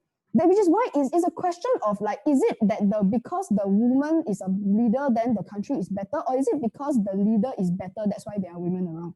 This is something to consider. And I know I'm being controversial, okay? So now going on that same idea, another word that comes with Aquarius is authenticity. It's being real. Aquarius doesn't really care about like whether something is like look good or it's about image and we have to conform to certain parameters that are very old and we have been using it for decades. But authenticity is about realness. Somebody asked me, why is it that YouTube is so big or like Instagram is so big? But you also notice that the people who are rising through a lot of these social media channels, a lot of these people are not stars. They are not Hollywood people. Sometimes they are just very regular people, just sharing, and they don't even have a very fancy background. It's just their bedroom, but they just want to share something with you, that's all, and people will watch. So this authenticity is a major thing. So it's like in the Earth era, it was very important for us to have elite background. And it's the reason why our parents push us, go to the good schools, hang out with the right people, join the right organizations. It is the reason why some of us spend a lot of money to be part of certain country clubs or that we wanted to join elite. Say if you go and buy branded goods, if you buy a lot, right, then you get invited to their special launches and VIP, that kind of thing. So elite background was the norm. And it's something that people have accepted for a very long time. But what comes up next is this idea of how about just the ordinary person? And this is where you start to realize that a lot of these ordinary people start to mushroom out and don't know from where one, okay? And they were not necessarily with that kind of connections. So, and also in 2020, it started to, there's a new trend that came up. Okay, so I'm being kind of careful here, and I'm picking those that are like very clearly bad guys one, okay? And this was Harvey Weinstein, absolutely disgraced over the last 2 to 3 years. But you know, he won 81 Oscars. Guys, count it. 81 Oscars, and he's not even that old. He's maybe about, I don't know how old, like 50s, 50 something, to win 81 Oscars in a career. But the thing is, people are saying, well, I mean, what does winning 81 Oscars really say about a person as in terms of like being a leader? And of course, there are other cases, royalty, rich people. A lot of these cases are showing up, and I'm just showing you two, okay? But the world got a lot, okay? So this is one case. And the other is this concept that somebody needs to be groomed to take something on. And what you start to realize is, okay, the Miss Sanna Marin, the Prime Minister of Finland, was actually in politics for less than a year before she became the Prime Minister. And there are a lot of cases right now of actually, if you look at YouTube's and many other tech companies that are coming up, that because these people are quite young, I mean, they are not like 60-something years old. It's not possible for them to have 30 years experience. It's just not possible. They're only how old? But where it's starting to find that a lot of the good ideas or the ideas that seem to work are actually coming from people who could not have been groomed for the job because they are too young. And sometimes the ideas are coming from them. If you ask them, where did you get this idea from? They don't actually say things like, oh, I got it from this person, or I attended this course, then I learned this. So I'm giving you a very big hint. It's not just about attending a course, learning, and then just replicating it. It's not that simple. There are a lot of times the best ideas seem to come from the person themselves. So let me show you. I'm going to go a little bit into like pop culture, because I'm trying to suggest here is that sometimes the pop culture actually explains a certain energy that rises. And I want everyone to understand that this is not a gender conversation. I think that the whole idea of the woman is because it is the easiest visual, it's a very visual representation of the kind of leaders that you don't normally, in the Earth era, you would never ever say that this person was a likely leader. It is what I call the unlikely leader. And in fact, let me show you very quickly 2 examples, because I know some people are going to go like, yeah, this is movie, okay, so fine, okay, movie. But there is a concept of somebody who was not originally selected for the job. That means you don't have to be the one, but that if somebody wanted to step up, it is possible. So for example, Hunger Games, Katniss Everdeen was not selected for the job, and she said, I volunteer. And you can say this is the Western world, but even in the Asian world, this came up too. This is someone who was not selected for the job, but said, I volunteer. And it's a concept also that you also notice that these people, they didn't actually, this is what they didn't do. They didn't actually go through the ranks. There were no ranks. They came out of, I don't know where. They were also ordinary people who don't necessarily have, like, they're not like some, as in their father is not like a general or anything, nothing fancy like that. You also realize that at the time at which these people do their activities, they also did not lead like a gigantic team. In fact, what they did was they lead was a very, very small elite team. Right? If you are familiar with either of these movies, it was never like a gigantic thing. The operation is actually a very, very, very small operation. Now, the other thing was that if you are familiar with the movies, it was very strange because neither of these characters, at the end of, once they win the war, they were actually offered a high position. Both of them were offered a high position, but both of them said, yeah, thanks, but no thanks. Going home, thanks. I'm going home to my family. I just want to have a quiet, peaceful life. They were offered wealth. They were offered a position. They were offered a high elite position. They said, no, I want a common, normal, ordinary life. And you start to see that very much with a lot of young people. Some people have cited Prince Harry as an example also, that they were offered all of that. And they okay, maybe not the best example, but they said this desire for a common, ordinary life. Now, some other patterns that have come up is that once a fight is very tired already, and it's when the enemy is bad, and the problem is very, very bad. And when things are broken, sometimes it takes somebody to come out and finish the job. Okay, so these are some of the examples. And you also have the concept that occasionally there is a whole line and lineage of a way in which things are being done, always done the same way. And sometimes by the time it gets to the very last person, again, the last person idea, you also have the last person standing. And occasionally also when you have Batman and Superman fighting with each other, and sometimes they fight so much with each other, they forgot to fight the enemy. And then somebody has to come and finish the job. And sometimes when she shows up, they don't even know who she is. Like, I thought you know her. It's like, who is she? Okay, so it's like, it's an example, it's a controversial one, but I'm actually not saying it's a gender thing. What I'm actually saying here is that it is the unlikely leader. And Sana Marin belongs in that category. Jacinda Ardern is 40 years old. She doesn't have 20 years experience in politics. Don't know where she come from also. And random person. Now, so what I'm also stating here is that for many of the new leaders, the aim is not status, the aim is not fame, and the aim is not wealth. It was not the aim. They might be offered it, but it seems that it was not their end game. Then the question is, what is their end game? Why the fight then? Why want to lead? Because all they want is social change and impact.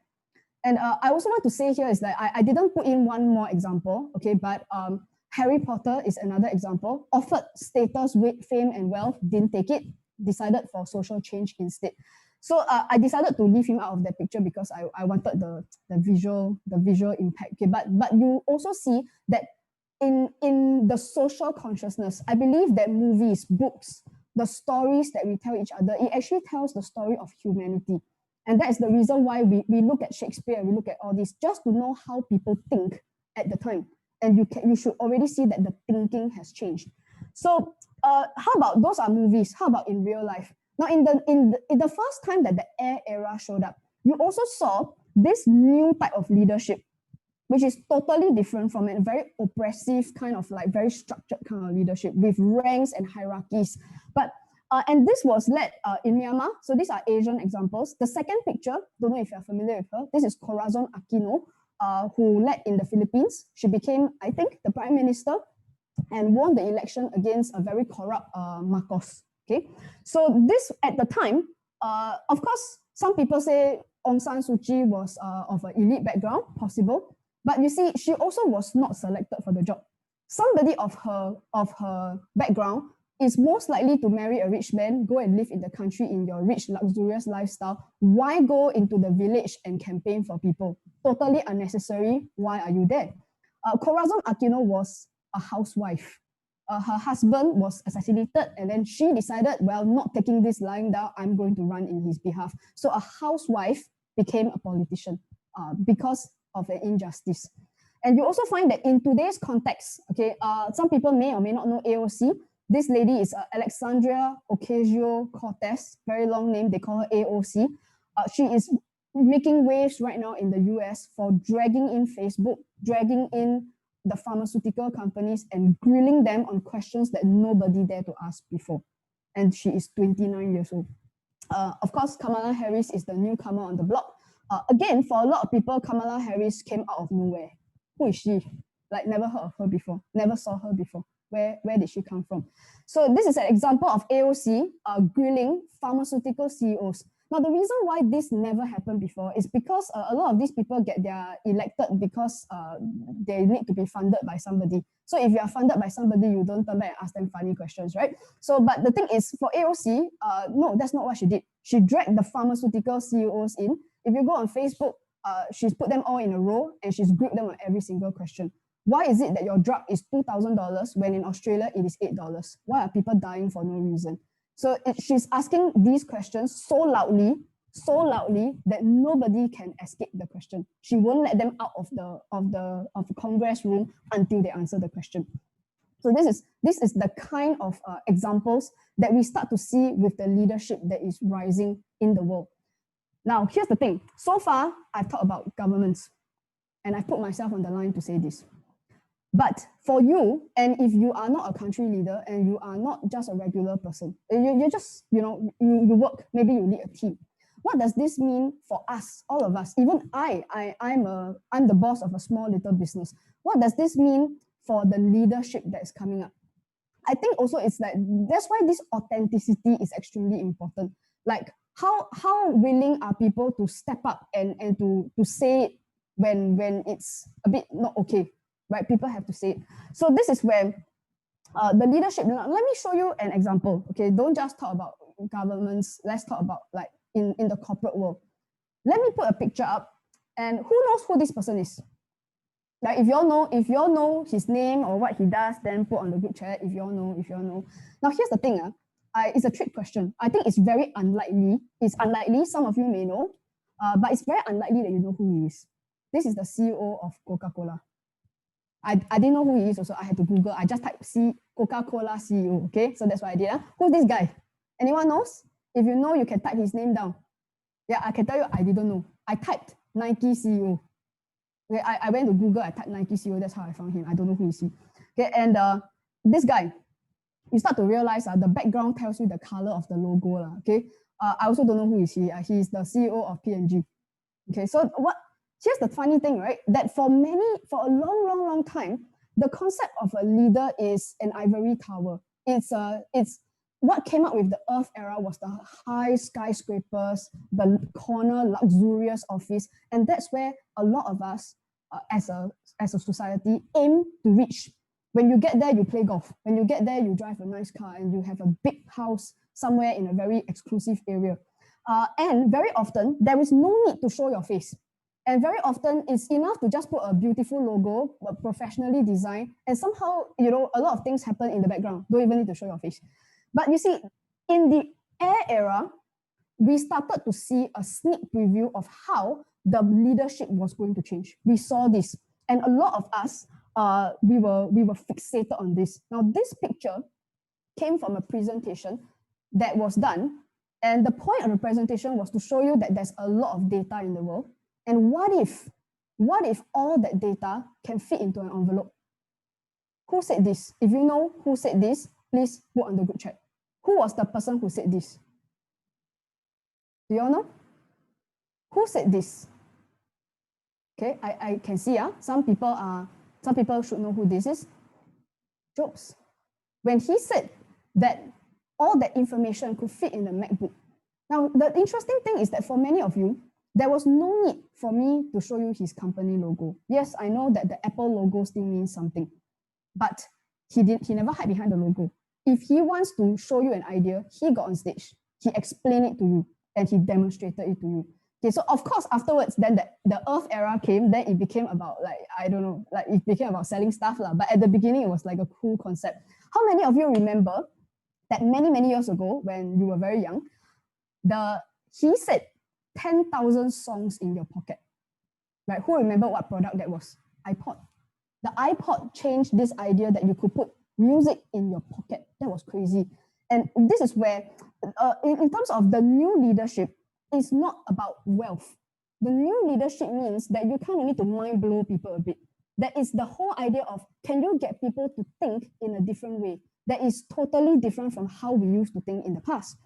Now, who was it who looked at all these factories of nobodies in China making random things and then decided that, no, this is very hard for them. They cannot survive.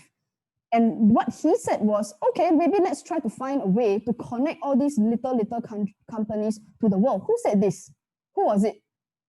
Guys, put his name down on the group chat. I don't think this is a very difficult question. Okay, so this Jack Ma. Again, I did not need to show you his company logo. I didn't even need to show you his face. You instinctively know that there was this concept of somebody who sold you an idea that what if a very, very small, one person, no money kind of company, just a random 3 or 4 guys, could connect to the internet and maybe make a decent living out of what it is that you did. So it's like and of course, things change. Now, the funny thing is that Jack Ma actually he kind of came up not really during the air era. I understand that the business actually started as early as the air era. It took a while for the business to actually grow. By the time he showed up, it was the Earth era. It went back into the Earth era. Some of you have been following this, some of you may not. Jack Ma has disappeared. He's disappeared, all right? And if you are interested, you can go online and figure out maybe figure out why he might have disappeared. There are a lot of speculations right now, but that's interesting, isn't it? Okay. Now the next one, who was it who said, let's build this on a different planet? Let's maybe consider the possibility that maybe Earth was not the only possibility. Who said this? Can you write his name down in the group chat? Just so I know that you all are still there and you're not just, air era, come, let's participate a bit. Yep, exactly. I need to show you his logo. I don't see his logo anywhere. I don't even see his face. In fact, the picture doesn't even need a logo. Some people don't even know what the Tesla logo looks like. Really. Honestly, if you ask me right now to draw their logo, I don't think I can do it, but I know who this guy is. Okay, so the thing is, now Elon Musk has just become the world's #1 billionaire. And is it because there's a huge revenue channel? Well, it's interesting. I had a talk with a fellow business owner just a few days ago. And it's interesting that Tesla, as of this present moment, it's quite likely that you don't actually own a Tesla product right now. That means in your house, I don't think you have a Tesla product like the way you might have an Apple product, or that the way you might have bought something through Alibaba. So in that sense, you're kind of like their customer too. Tesla may not already have you as their customer, which is what I'm trying to say here is that on a mass level, he may not even have a revenue channel yet. There isn't even right now at this present moment, there isn't even an obvious way to earn your money. And some people are even questioning whether his revenue model, is it workable, not workable? Nobody knows. It hasn't been executed yet. But here's the interesting thing is that then why is it valued so highly? And is it because perhaps that the idea is worth more than the actual product itself, at least as of this moment? Okay, so what I'm trying to show everybody here is also that these men is very different from the earlier group of CEOs, and I'm not singling out those three guys, okay? But it's a type of leadership. So you find that these things are starting to show up out of nowhere as well. And what's very interesting is that Elon Musk, if you know a little bit about him, is not really the kind of CEO who drives a fancy car, sits in his office, then only come in to sign documents, then go and play golf. He is not that kind of boss. If you actually go beyond like the marketing pictures of him on stage, most of his time, I understand that Elon Musk doesn't actually sleep. Do you know that he doesn't even go home? He started sleeping at his factories, and all the engineers that he works with have gone on record to say Elon Musk is the kind of boss who sits there and thinks through the engineering with us. He goes through the programming with us. He is listed as one of the engineers in the company. So this is where it's this new generation of leadership where the boss is not really the boss. He's actually a member of the team. And the only reason why he is leading is because it is the idea and the vision that is bringing people forward. Okay, so what I want to share with everyone here, okay, so the question is not right now, you and me, we are ordinary people. We may not be multi-millionaires and we may not come from an elite background. But the question is, how can we be part of this new leadership? And how can we do that even from where we are? And the first step here is to think people first. That means it's not as simple as like, okay, guys, now we got no job. How? Let's go and think of a way for our company to survive. We need a revenue channel. Then when someone comes out with an idea, the first question people ask is, oh, this one, how to make money? Can monetize or not? And you realize that before the idea is even developed, first question come out is how to make money. And this is, now I understand because I'm from the Earth era as well. I was born in the 80s. But this is where it is very difficult. Can we focus on the people first? So that means rather than Elon Musk saying that, okay, free internet, you all know, right? He's going to make internet free. And he's going to make electricity free. You know what's the crazy thing? I don't think he's very popular with some people right now, There are some people who might not want him around for very long. You know what I'm talking about? It's like he's very dangerous. But the point that I'm saying here is that when you put people first or the benefit first, the kind of product that we come up with is innovation. The guy who created Click and Grow did not even expect his product to be popular. He was just trying to solve the problem of like, how can we solve the agriculture problem? And he created a product. Did you know during the COVID period, it was so popular, he ran out of stock. He was out of stock for 6 months. Which tells you he never intended for the product to sell very well. He just wanted to introduce an idea, that's all. Number one, guys, if you are thinking about what to do next, put people first and understand what is happening in the world and what is it about your skills and your knowledge that you can contribute and to create something new, innovate. Then the second is that you must front your vision. Here's what Tesla didn't do. You know, Tesla didn't send you a salesman. Hello, would you like to buy a Tesla car? You know, that was how it used to be, wasn't it? And haven't you realized that jobs didn't even really need to do that? They didn't even need salespeople. You own self go and queue up. You queue up. Right? It's like they didn't even need to really like sell it to you. And you realize also like even like Tesla, really, he sold it himself. So if you have a vision, it is time you have to front it yourself. Right? It's very easy. And one of the biggest challenges that I see among a lot of people who are not used to this idea is going online. It's the equivalent of going on stage, just that maybe you are not so rich and you can't afford to have all the media there to film you, right? Which means maybe your only option is just going online. Turn on the camera, your phone camera will do as well. But a lot of people are terrified, like I don't want to go on camera. So here's the thing, step one is not go on camera. Step one is think about the people first. What do people need? Then when you have developed something, you go online and you must front it yourself. Now, what does this tell you? That number one, salespeople is last century. I repeat, salesperson, people who do sales, the kind knock on your door, hi, can you sign this please? And then, pay me my commission, is over. Why? Because right now they don't need a middleman, right? How many of you have been buying online already? Seriously, you didn't need a middleman. It's quite possible that when Tim Cook goes on camera and says, hey, this is my new iPhone, right? You didn't need a salesperson. You own self went online, you just ordered, and then it just got delivered to your house. Last time you queue outside the shop, now you can just order online, right? But what I'm trying to say here is that there is an entire industry that has been disrupted already. And if somebody is thinking about being the middleman, that means there is the customer, there is the company, and then I want to inch myself in between, and in doing so collect a commission is a concept that is out. And this is why it is important to realize that if you are going to sell something in the future, it needs to come from you. It's very hard to take somebody else's product and inch yourself in between. Now, last year, I tried to hint about this, and quite a lot of people were angry with me. Okay, I tell you what they were angry about. Okay, I said that e-commerce was not the future. I know. Okay, and so it doesn't matter which guru you follow. E-commerce is not necessarily the future. Now, I'll tell you why. Because first, just on a joke level, it's like e-commerce, right? The commerce very long, so it was more commerce than anything else. And the problem is that e-commerce, for a lot of people now, unless you are selling your own product, it is your website, it is your product, it is your offering, then it's not e-commerce. You are bringing your product to your customer via an online medium.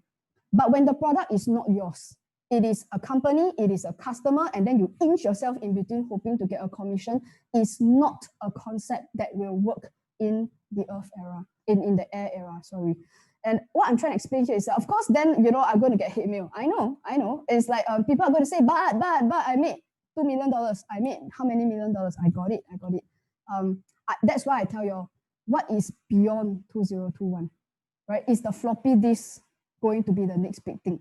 I tell you already, is the floppy disk the next big thing? You think for yourself, okay? And also the next thing is that you empower others to build that reality. Because when we look at someone like Jobs, okay, why he was huge, right? When a lot of these Apple products came out afterwards, was that it allowed other people the freedom. Here's another keyword, freedom. Let people choose. The freedom to use this product or to use this concept to create even better things. And this is why a lot of musicians, artists, graphic designers, programmers, they all wanted to be part of that Apple movement long time ago, because it meant that you could take whatever was there and you could create your own thing. And he gave birth to an entire generation of mobile app developers. today, open your phone and you look at the 100, 200, some of you got 1,000 apps. Where did all those apps come from? Because it was a platform that allowed other people to build that reality. So this is why I use Click and Grow as a good example, because you could buy that thing, right? But what you grow out of it was there were many, many options. Right now, you're limited by whatever you could buy there, but I'm absolutely sure that at some point, people are going to add in more and more types of plants and types of crop that people can grow in an indoor farm. So what I'm saying is that start small, create a platform for other people to become successful. So it's strange, isn't it, that rather than we think of how do we create a business to make me successful, how about we do something so that other people can be successful too. So let me show you a real example. Her name is Sing Hong, and she's not from Singapore, she's from Malaysia. And I'm going to obscure her chart so that I protect her privacy. But Sing Hong is very young. She's only 24 years old, I think, 24, 25. But when she graduated from university, she could have done like what most people do. Just go and find a big corporation, join the best paying job that you can find with the best prospects, and climb ladder, and hopefully in 15 years' time become vice president or something. But here's the thing, that's not what she did. She was looking for an alternative, maybe because she's a millennial and she's just being naughty and doesn't want to get a job, possibly. But also, she was thinking, is there a group of people I can help? But at the same time, it's a little bit like, I'm 20-something years old, I have almost zero experience in anything. What is it that I even can do at all? Seriously, why would anyone even bother to listen to me? So one of the interesting things was she just experimented at the time. She just did a lot of like random things. And eventually she realized that a lot of people, women in her circle had relationship issues. So she just decided to do a bit crazy thing, like just make videos, just tell people about how you can get a better relationship. But you know, she looks like I know she's 20-something years old, but she looks 18, right? Why would anybody even listen to someone like that? But you know, she has a YouTube channel. There are 22,000 subscribers as of today. And don't think that her videos are shot in her apartment. This is like, you can tell this is not even a studio. And just piece of furniture and put a bit of decoration there. She got 200,000 people watching her videos. And this is where it doesn't matter whether they finish the video or not. The fact is 200,000+ people thought that what she said was useful enough to actually watch the video. Okay, and the thing was, when she first came to see me, again, same as Derek Chu, of course, she also was somewhat affected by COVID, right? And she was also unsure about how things were going to change for her, like what's the future. And differently from most people who only care about whether I will survive. What if all the people lost job, then nobody want to pay me for coaching, then how? But was she concerned about that? Yes, she was concerned about that, just as Derek was. But she asked me another question which separate her from almost every other business person that I spoke to. She asked me, how is it that women are going to be in the future? She didn't ask for herself. She asked, how are women going to be? And she also started noticing that, is there a way for women to be a little bit more confident, right? She realized that actually the problem is not dating, The problem is not the guy, and the problem is you don't know what to put on your WhatsApp text. The problem is people are not confident. They are so scared, they are so terrified. How can we make people be able to move forward? So when she came to me, and when she told me, Amy, I want to learn astrology, right? Here's what it was not for. It was not for making her more rich, more successful, nothing like that. She was like, how do I become more effective at getting a result, social impact? How do I get people to move? Okay? And which brings me to another point. Okay, and it's the idea of a team. Now, this word team came up very strongly with in that whole air era kind of thing. How do we know this? Because during the air era, now I'm a millennial, so I grew up watching cartoons like Captain Planet. Who watched Captain Planet, right? Or like Earth, Fire, Wind, Water, then Captain Planet come out, right? And you also watch things like Power Ranger. Power Ranger is also a team. Small, very, very small group of people, all superpower, right? Who remembers Ninja Turtles? 4 turtles, right? And come together, got power. Okay, and what was the other? Scooby-Doo. That one no power, but it was a team of what looks like teenagers solving mysteries. So everyone got this, like the idea of team. Now, why am I referring to cartoons? Because that's what we watch growing up. This is an idea that all of us grew up thinking team is very important. And so this was something that the corporate world tried to infuse. So all of us who have been in corporate world, you know that we divide ourselves into teams. When we're in school, they force you to do project work. Don't care whether you like this fellow or not, you better work with each other, right? That was what we were taught. But what happened was the groups were so big. It was so big. Now, some of you may have been part of organizations that were so gigantic and so big that imagine, I just randomly use a picture lah, okay? I don't know where this picture is from also, but just imagine that you are one of this team and maybe there's a meeting to decide something in your company, in your organization. And how many people would feel maybe a little bit afraid to raise your hand and say something? I think, I tell you, I'm quite brave one, but even if it's me in that organization, I'm not sure if I would raise my hand and speak. Now, this is one of the other issues that it's even as an astrologer myself, a lot of the problems that I've been talking to people about throughout my entire career were people who felt that in their work, they didn't have a say. You just had to take whatever instruction it was, whether you agree, don't agree. And so if you ask them, hey, if you're not happy, why don't you speak up? But a lot of people say, I forget it lah. They won't listen one. They're like, what's the point? Then I say already later my grade very low, then they don't give me my bonus. So you see, ultimately it comes back to a very monetary and earth-related way of making decisions. Okay, so what happens is that when the team is very big, it becomes difficult. Now, the thing is, some people idealize the new tech companies. Last year in my webinars, I showed the different ways in which companies like connect together, different ways of organizing the company hierarchy. And I highlighted Google as a very positive example because they don't really, the hierarchy is not so obvious in Google where they tend to form like project teams, right? So I tried to explain that this was a good way of thinking about teams. But here's the interesting thing. Just a few days ago, this is very recent, just a few days ago, Google employees unionized, okay? A lot of people haven't seen this word union for very long already. I don't know about you, but for me, I remember when I was very, very small, I heard from my father's generation, there's like this company got union, then people can't ask you whether you want to join, okay? Google employees have just unionized. But you know, in the past, when people unionize, the reason is because it pay me more, why the salary so low, pay me more. It was kind of like that.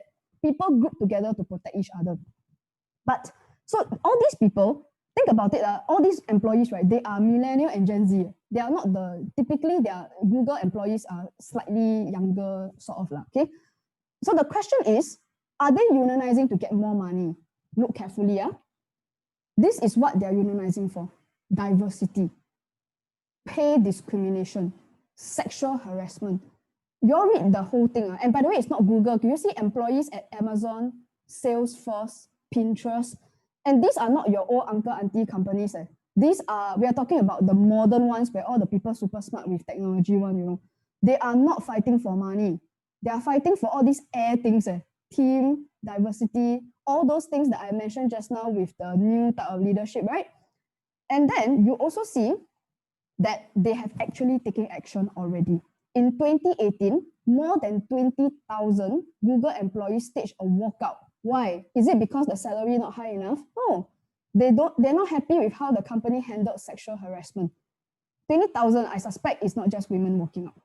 And so now they're also opposing unethical business decisions. It is not enough that, wow, our company make many $billion taking on certain projects. But you see, now they're unhappy about what? How can we be developing artificial intelligence for the Defense Department? So what exactly is this information going to be used for? I can tell you, the engineers, they know what this information is going to be used for, and they said, no, I'm not doing the project. And also, like Customs and Border Protection for the United States, they decided, no, we know what this is used for, we are not going to do the project. So what happens here is that even the employees are fighting for something else, and it is not money. Then what's interesting is, so now I'm putting out some questions about headcount. When in the past, to be a big boss, you need to have more people. The more employee you have, the richer and the more powerful you were. That was how people operated. And now it becomes a bit of an issue because people are scaling with technology. And why is this important? Because if they start to scale with tech, maybe headcount It's not their top priority. Now, we all knew that. Come on, May, this is right? Everyone is scaling down your headcount, but I told you it will be fast. It will be very fast, okay? And who played Among Us? Say yes. I love Among Us. Who played Among Us? Like, really? You can raise hand also. Those on Zoom can raise hand also if you find it too troublesome to open. Right, so Among Us was one of the biggest games of 2020 when everyone got stuck in their homes, right? Then you just went there and like see who yellow sus, right? So here's the thing that a lot of people don't know about Among Us. Do you know how big the team is? How big was the team, the programmers who built Among Us? Do you all know it was built by 3 people? Among Us is built by 3 people. 1 Batman, 1 Superman, and 1 Wonder Woman. Okay, like that. But the thing is, some of you are saying that how can it be? You know, it's a major app, millions of people download, everyone is playing. How can it be? Now, of course, these 3 people, realistically and practically speaking, do they need like server people, moderators, FAQ people? Of course lah, okay? But are they employees? Are they employees? Or did they just collaborate with some other teams of people who are experts at server or experts at doing some other back-end things, which I don't know because I'm not a tech person. But what I'm trying to explain here is that the people that they're working with are other superhero teams. So there's 1 superhero team, 1 superhero team, 1 superhero team, and then they work among the superhero teams. Everyone got that? So that means Inner Sloth didn't go out there and hire 30,000 employees because, oh my God, our game exploded. They didn't. Okay, so here's the thing. Last year, this is the number of downloads they got. Okay, but I want to be very fair. If you really go and see, Among Us was not successful when it first launched. This is not a new game. The game was launched in 2018, very long time ago, but nobody downloaded. It was so bad that like it was really, really bad, like nobody downloaded. Then later on, it was only in 2020, thanks to COVID, that the whole thing exploded. Okay, so it started like that. But you know, those 3 guys, it took them a while. It took them a while to get there, but those 3 guys made, well, it says lifetime revenue, but it's 50 million. Okay, I think if you divide by 3 people, they are okay. Okay, but of course, some people are saying, okay, this is Among Us. They are one success out of many.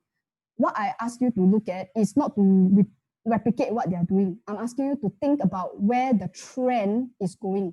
Is it necessarily a big company? There are big companies in the world in 2020 that didn't even make 50 million. Okay, now Instagram. How many of you using Instagram? Did you know that they only had 13 employees when they sold for $1 billion? 13 people built that crazy app that so many millennials and Gen Z are addicted to. And it's a game changer. How about WhatsApp? How many people are like not 100% paying attention and still WhatsApping, right? You are using their product, right? How many people know how many employees WhatsApp has? Anyone knows? If you know the answer, you can put on the group chat. Make a guess, make a guess. WhatsApp. Right, seriously, you have WhatsApp, your mother got WhatsApp, your brother and sister all got WhatsApp, your whole team got WhatsApp. They only have 50 employees. 50 people work for WhatsApp. Okay, so what am I trying to tell you here is that quite a lot of the world's most important products, the world's important platforms start to have very, very few people. And it's a trend that's happening more and more and more. So what does this mean for the companies that have 5,000 employees, 15,000, 30,000, 150? I don't know if any companies that big. But the thing is, now, is it just the foreign countries that have this happening? Now, this is Harsh Dalal. He is apparently based here in Singapore. I don't know him personally. I took this from the Channel News Asia news article. He is 19 years old. I can tell you he doesn't have 20 years experience in tech, right? And he's running a $25 million tech startup. Everything I'm showing you here is from the Channel News Asia article. You can read for yourself, okay? So one of the important things that I want to show you is that he is the youngest person in his company. Every person he hired there is older than him. He has 120 employees, but they are not all in Singapore. In fact, they are scattered among the 8 cities. Pretty sure that work from home could be something that he is possibly quite familiar with and very comfortable with.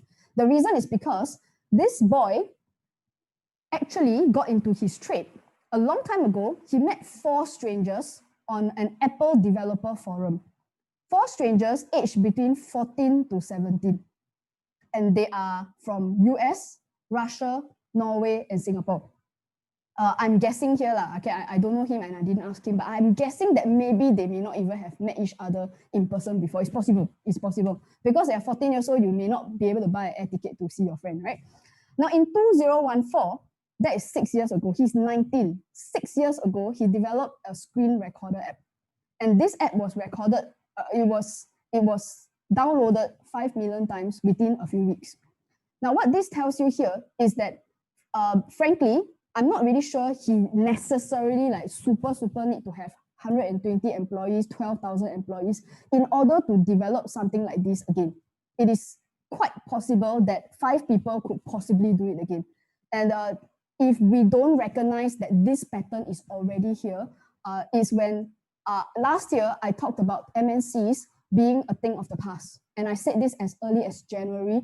A lot of people said I was crazy. How can it be? The industry got 20,000, 50,000, 100,000 people. How can it be?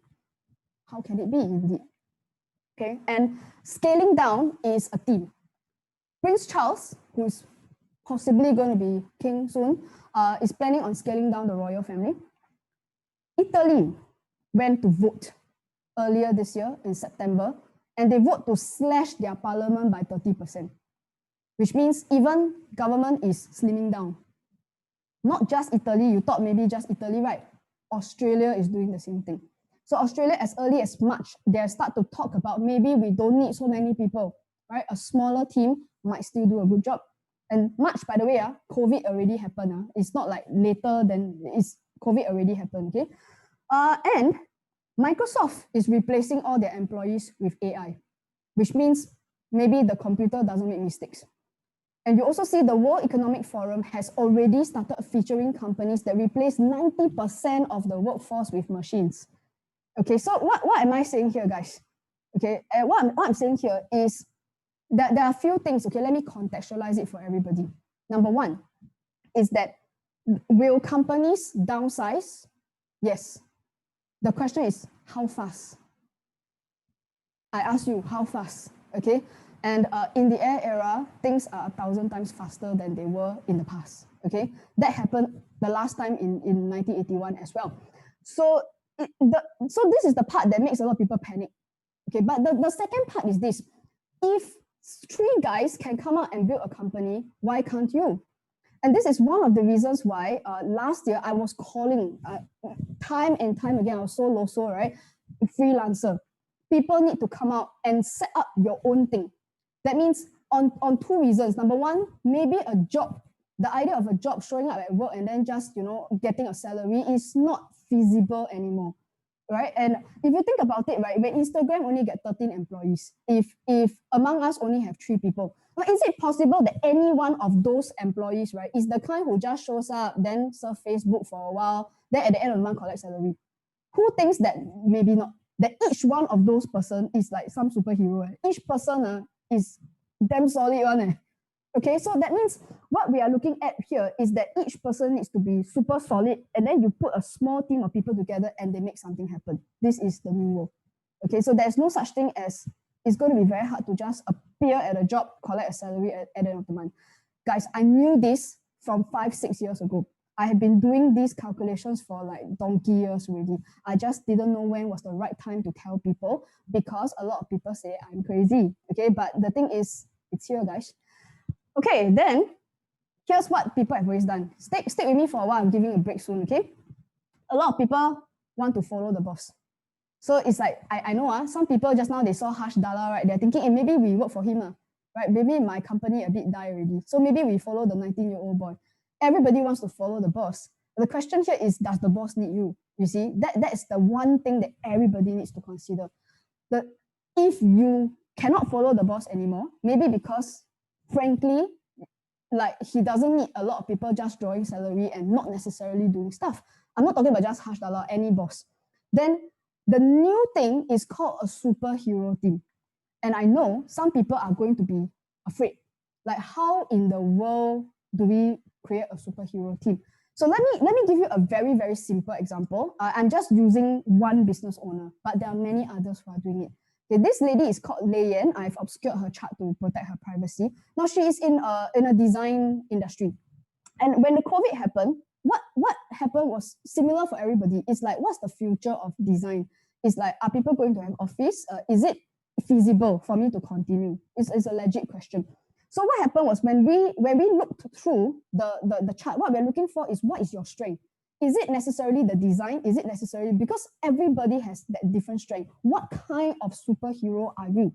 So when she figured out that there was a certain kind of project management ability there, plus the ability to really work with teams on a yo-yo kind of level, right? She's different. She's not really like the kind of boss must be like everybody kowtow to me type. So what happened was we played with this idea, and I convinced her to experiment. Just try it once. You're an invisible team. Is it possible? Like hush dollar, right? And so she said, design can, man. I said, you try. So she went and contacted people from 3 different countries. I know Japan was one of them. And she said, okay, instead of working with people who has to sit in an office in Singapore, why not we work with people who work from laptop one? And she was very surprised because these people work anytime. And she even, this is a story she told me, like she gave some drawings to somebody, and she was very surprised that at something like 2 a.m. their time, because different time zone, right? At 2 a.m. their time, they were updating her, giving her updates. So, oh, I changed this thing, and can you have a look at it? She was like, wow, I never see people working at 2 a.m. before. It's their time, 2 a.m. And so to her, it was like, wow, when I needed a change, I just need to send them an email, or either I'll text them or whatever. And they will text back and say, okay, I'm finished. Like, you check and see whether is this what you want. So it was like, oh my God, like actually even employees don't work so hard. Then also they were superheroes. She also realized that because they were from a different culture, they were from a different country, the way they look at office design may not be how Singaporean look at design. You know how when you, in Singapore, we have a certain idea of what office look like. All the office more or less look the same one.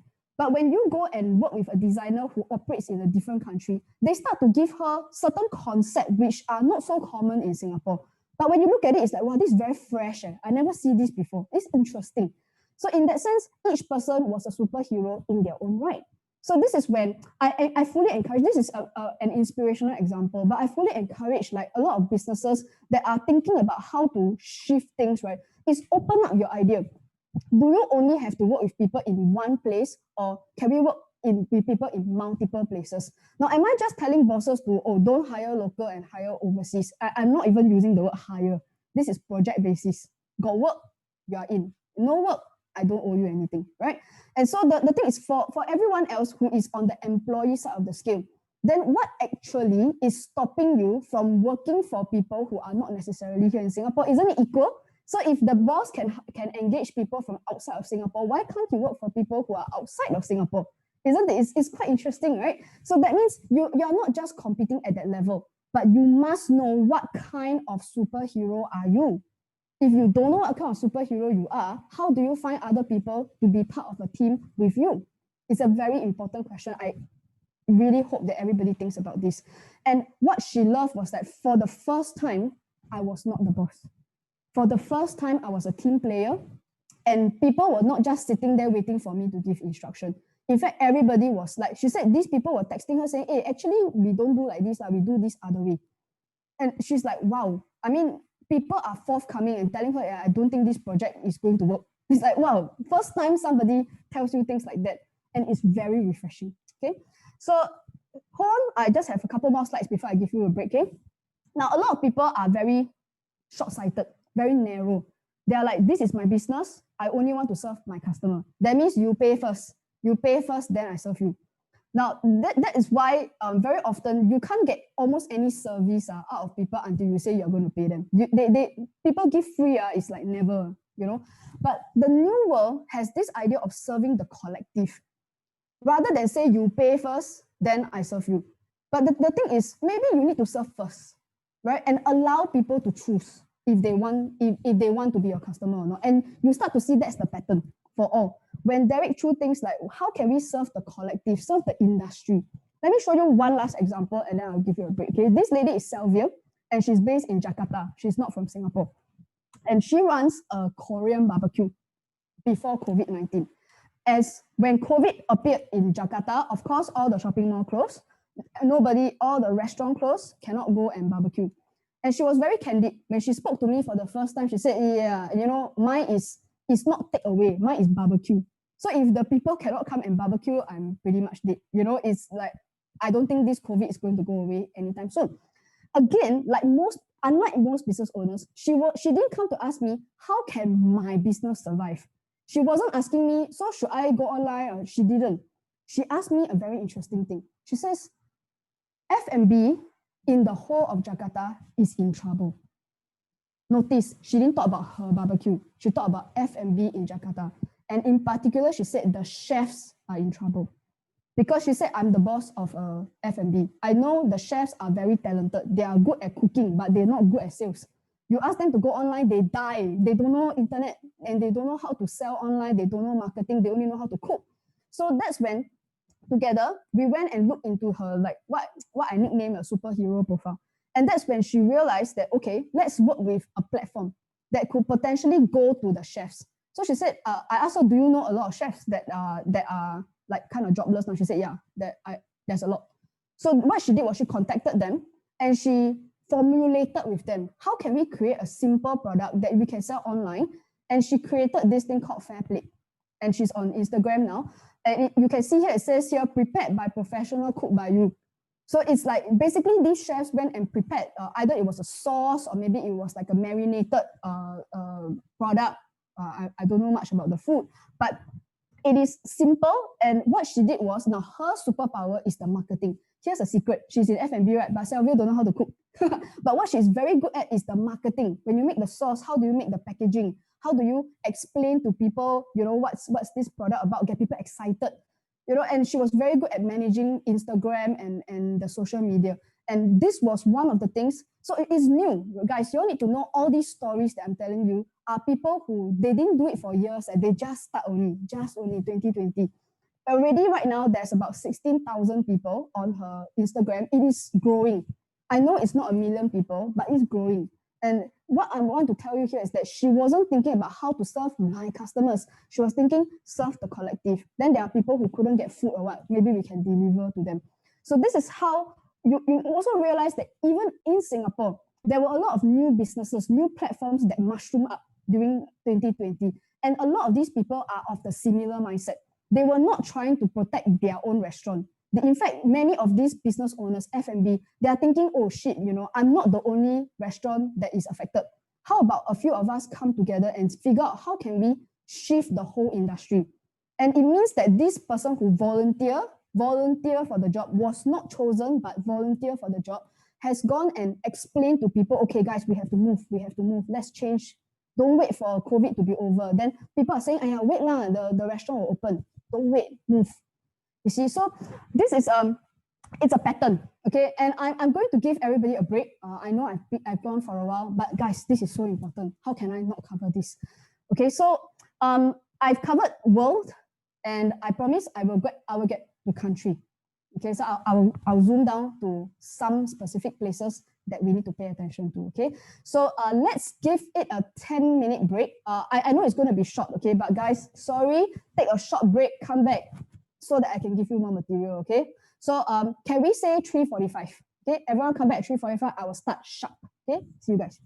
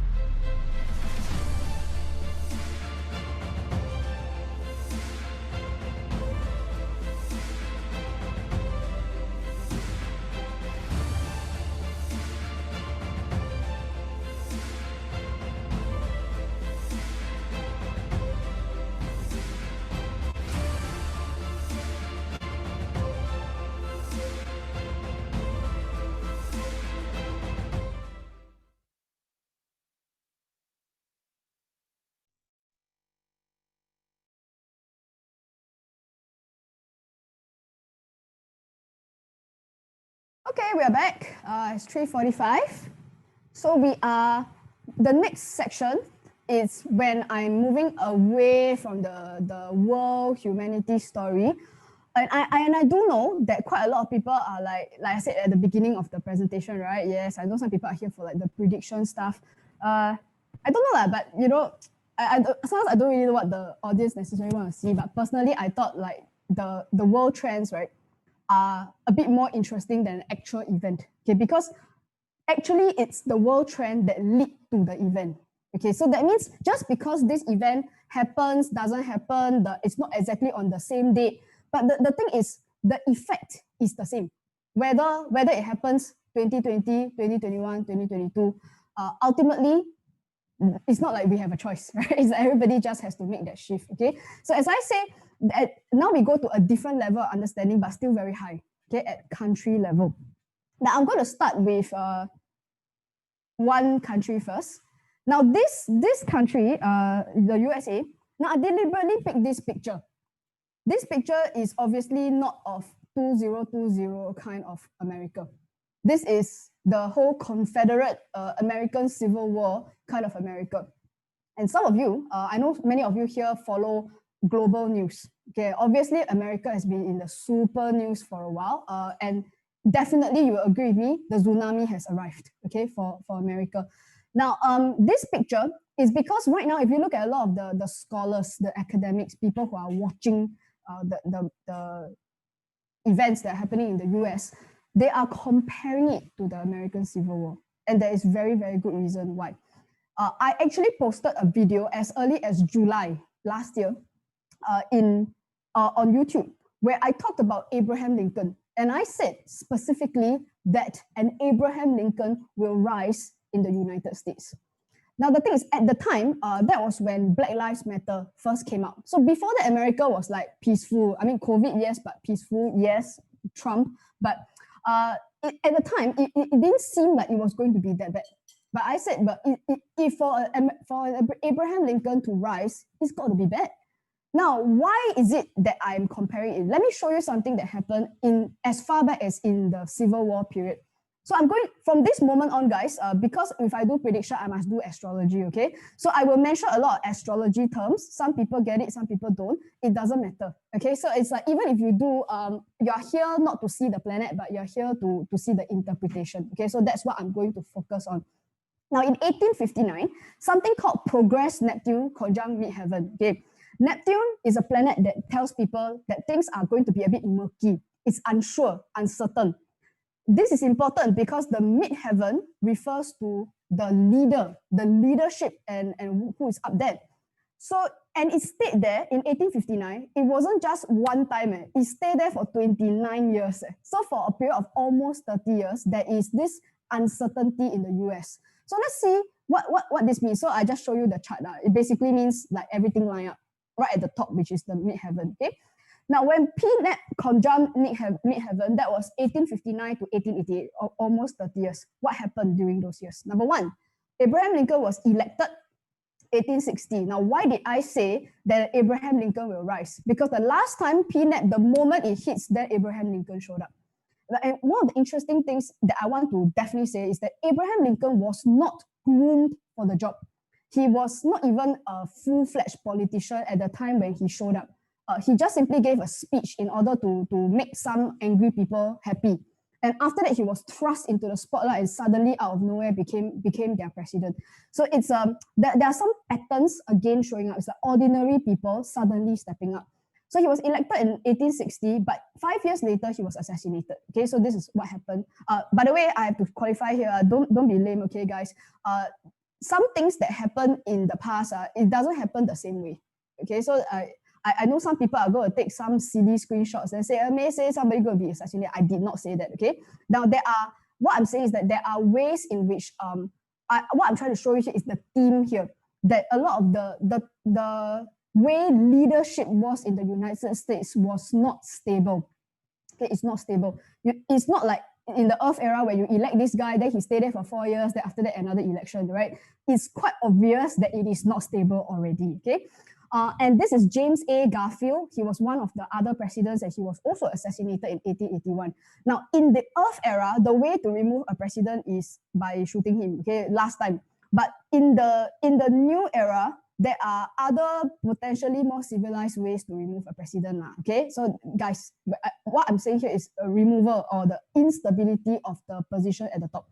Now, the other is that between 1861 to 1865 is the official period of the American Civil War. And for those of you who are not so familiar with world history, the issue at hand was primarily driven by the slave system. So there are people in the South who basically have big land and they are very rich and they have a lot of slaves. And what happened was that this new generation of leaders, remember Abraham Lincoln was a millennial. This new generation of leaders are essentially saying that, well, it's time to release the slaves. And of course, then the rich people are not happy. Okay, so that's how they fight. Okay, so and what were some of the big themes that happened during that 30 years? The whole 30 years, the same story. Okay, number one, abolition of slavery. So they released these guys. Some people don't understand that the situation is really bad. Like the Black people at the time were not even treated as a human being. They are like my furniture. It belongs to me. I get to decide everything that they do. They're not even a human. Then the other is the rise of capitalism. It was around this time, the picture here says Standard Oil. So that's where your Rockefellers and all your big oil companies were rising at the time. 1872, right in the middle of this period, was when Wall Street began. So prior to 1872, there was no such thing. It never exists as a stock market. Don't have such thing. Okay, then or at least not the modern stock market that we know today. Now the other big thing was women's suffrage. Then prior to that, women were also not given equal rights. They were at least not treated as like animals like the Black people were, but women were not allowed to vote. And what this meant was that the women did not have a say over what was happening. It was during this time that they successfully fought for women's suffrage. Okay, so this is pretty cool. Okay, now here's the thing. Some of you are saying this is America. Why do we care? Here's why you should care. Because the world event hits you very fast. Okay, so it's like when slavery was first abolished in the United States, America was not the only country that had slavery. Slavery was commonplace. I mean, it's like you go to Africa, even where we are, like in this part of Asia, it was quite common, this concept of slavery.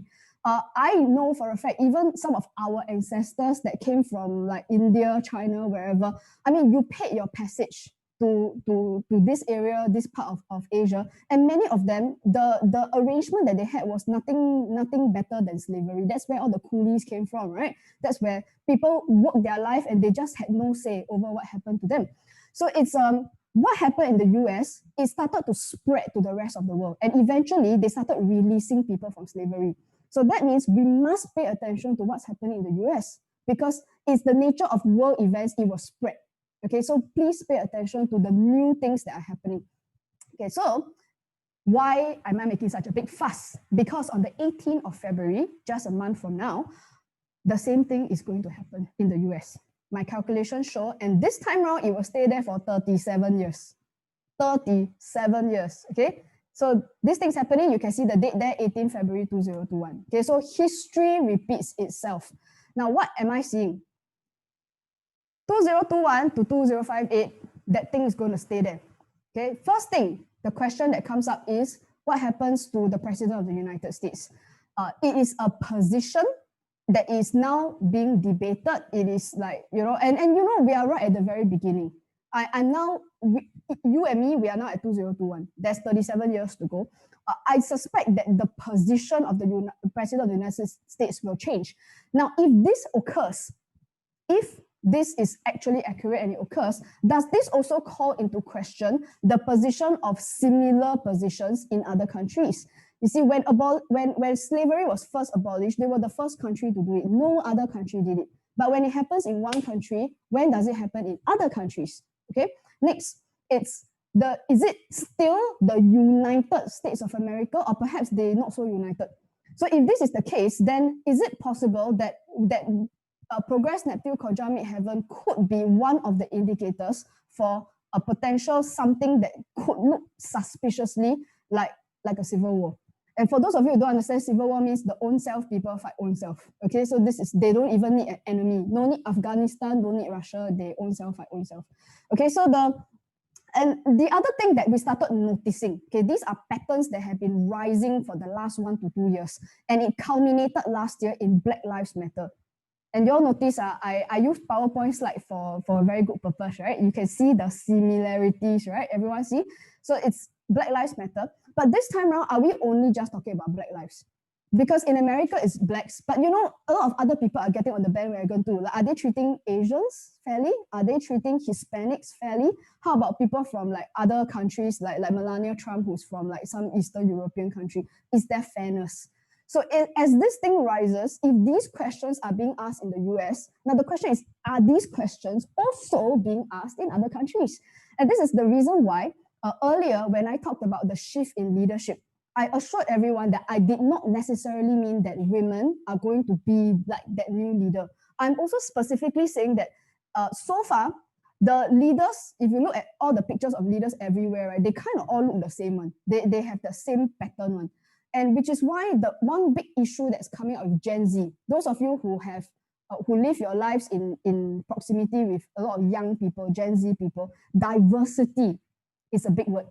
And therefore, if diversity is to happen, I suspect it will come from the leadership. It has to happen there first.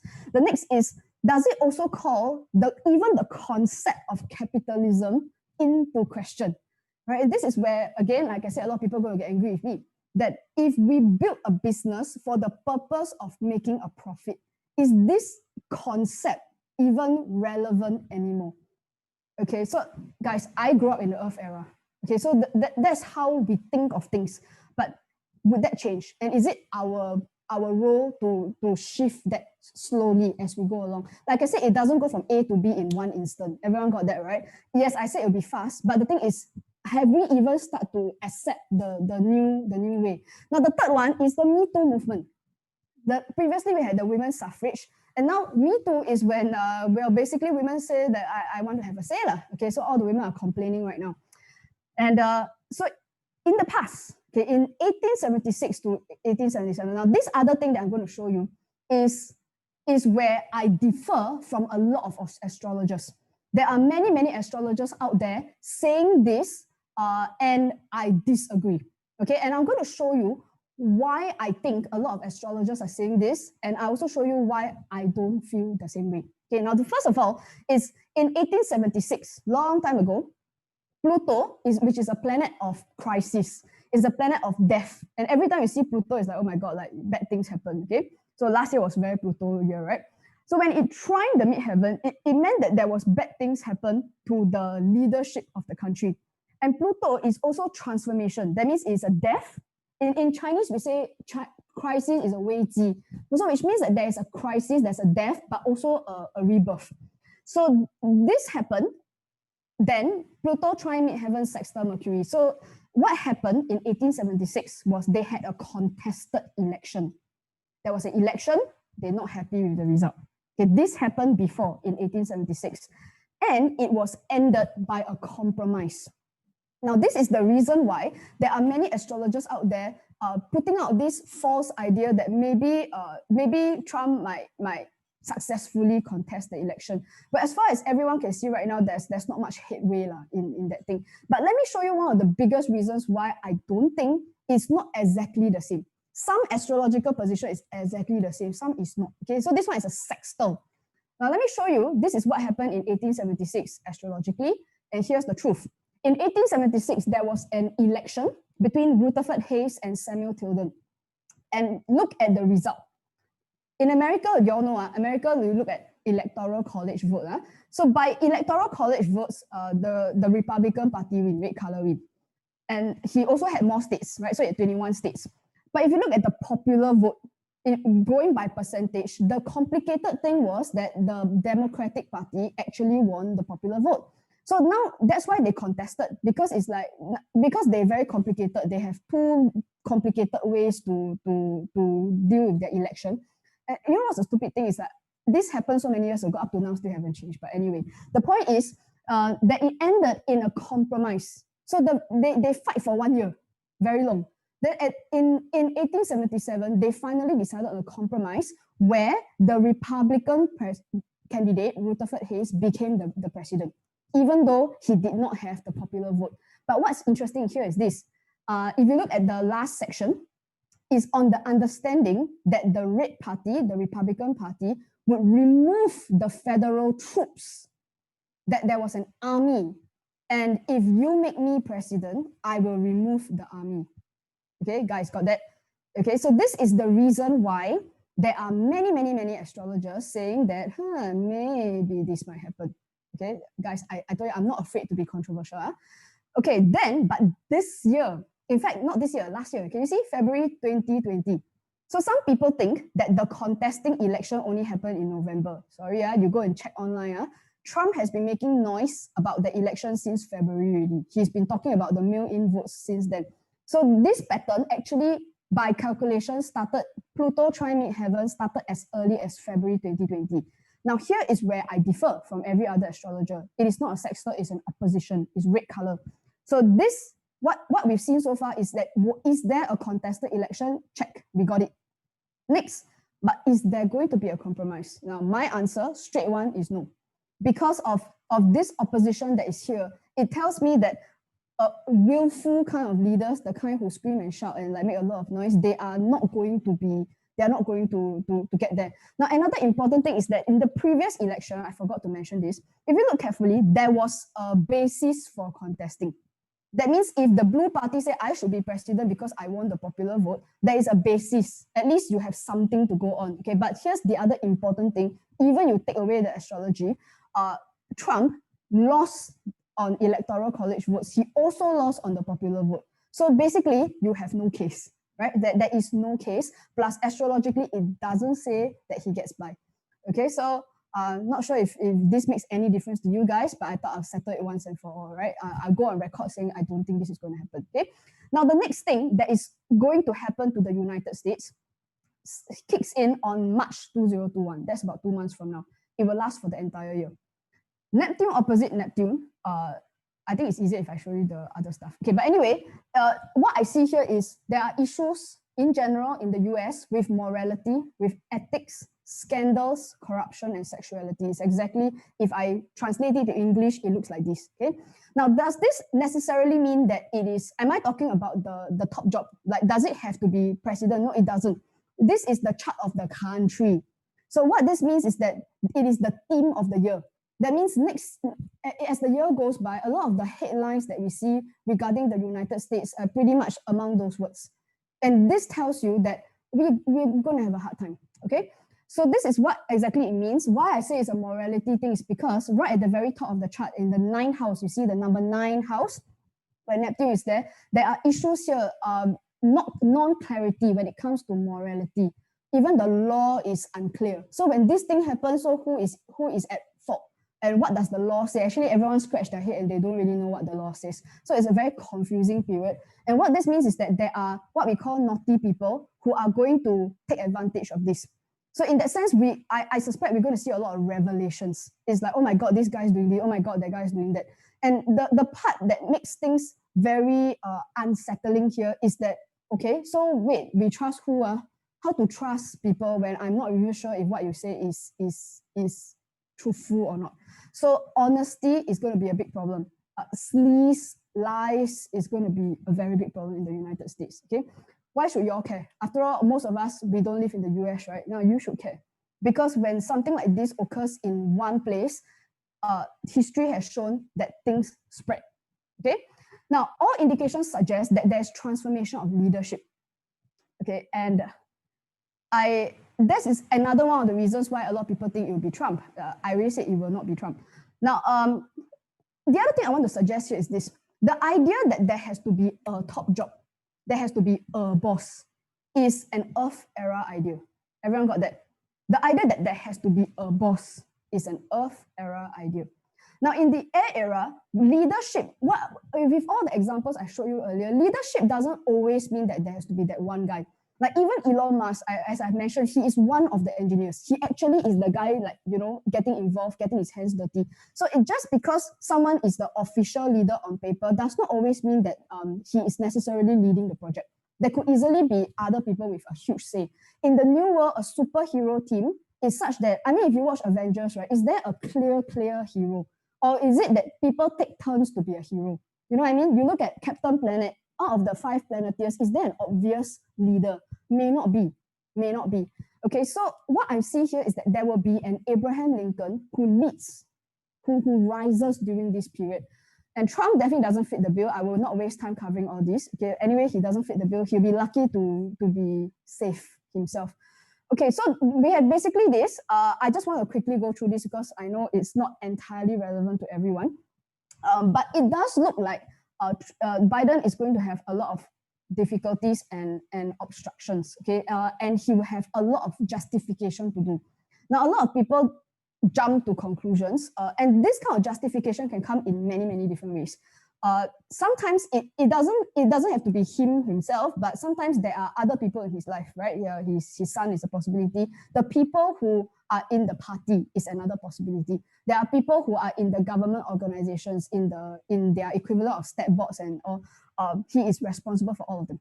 So in that sense, there's a lot of justification to do. I also see that there are revelations here that are very easy to sort of link this to this, to this, to this, and it becomes kind of messy. So a lot of these revelations here, there are also indications here that sometimes certain groups of people, especially minorities, women, basically people who are not your usual likely leaders, are going to have a lot to say about what he's doing. Okay, so I'm just going to leave that there. Okay. So the other person that we want to pay attention to is Kamala Harris, the vice president. This indicator says, and it started as early as last year, prior to her nomination as vice president, most people in the international space have never heard of Kamala Harris. She is an absolute nobody. We all knew who Joe Biden was, but we had no idea who this half Indian, half black woman showed up from. And the chart suggests here was that there is a time of crisis, and she was in the right place at the right time. This is what the chart says. Now, the other indicator for 2021 also shows a lot of activity dealing with groups. And this kind of group can also refer to things like Congress, Senate, or also just the mass people. The chart suggests that she might have abilities to persuade groups of people, be it people who are lawmakers, or it's just people on the street. That even in the wake of very unusual information or shocking information that is coming out, somebody has to navigate and to deal with what's happening. The indicator right at the very top of the chart in the 10th house, you see that little green thing there, can also suggest that the leader of her boss, essentially, the 10th house can refer to her boss, is wounded in some way. So that wounds doesn't mean that he is broken, but that somebody needs to navigate the situation. Okay. The other indicator that I see here is that this blue line that I've drawn here is a career indicator. And the little gray thing next to it is called Jupiter. When Jupiter crosses the midheaven, it generally means that her role is expanded. And this is where I want to explain that this doesn't always mean, remember, I keep repeating this, it's not always A to B. Because in the air era, the leadership may not be a one person. And just because somebody's role is expanded doesn't mean that there is a replacement. I repeat, it doesn't mean that there is a replacement. I suspect that she is taking on more responsibilities. It doesn't always have to be by appointment, because the concept of appointing a leader is an Earth era concept. Okay, so this is there are some patterns that are happening in America, which I think is extremely interesting. Okay, so I just want to repeat, okay, that the pattern that I see from America, if slavery was an ongoing topic, if women's suffrage was an ongoing topic at the beginning of that PNEP conjunct midheaven, I suspect it will be the case as well. So the Black Lives Matter is not going away. Me Too is not going away. And therefore, the Abraham Lincoln that rises needs to be able to address the black issue, the racism issue, the minority issue, and this person must also be able to address the woman issue, the Me Too issue. And it's time for people to, I suppose, you know, the Abraham Lincoln must understand all of these things and understand it well. and they cannot be the old slave owner. They cannot be the one that is doing the slavery thing. Okay, so I will go next to Singapore, but I would like to call for a break because I don't want to break in between. Okay, so I will go into Singapore with a little bit more detail than what I did with America, and let's go for a 10-minute break. We are 4:10 right now. Can everybody be back here ready to go by 4:20? So that's 10 minutes break. And this will be the last break. I will go until the end. I may or may not finish exactly at 5 o'clock. As I said, I promise I will finish my material. Okay, I see you guys at 4:20, 4:20. See you.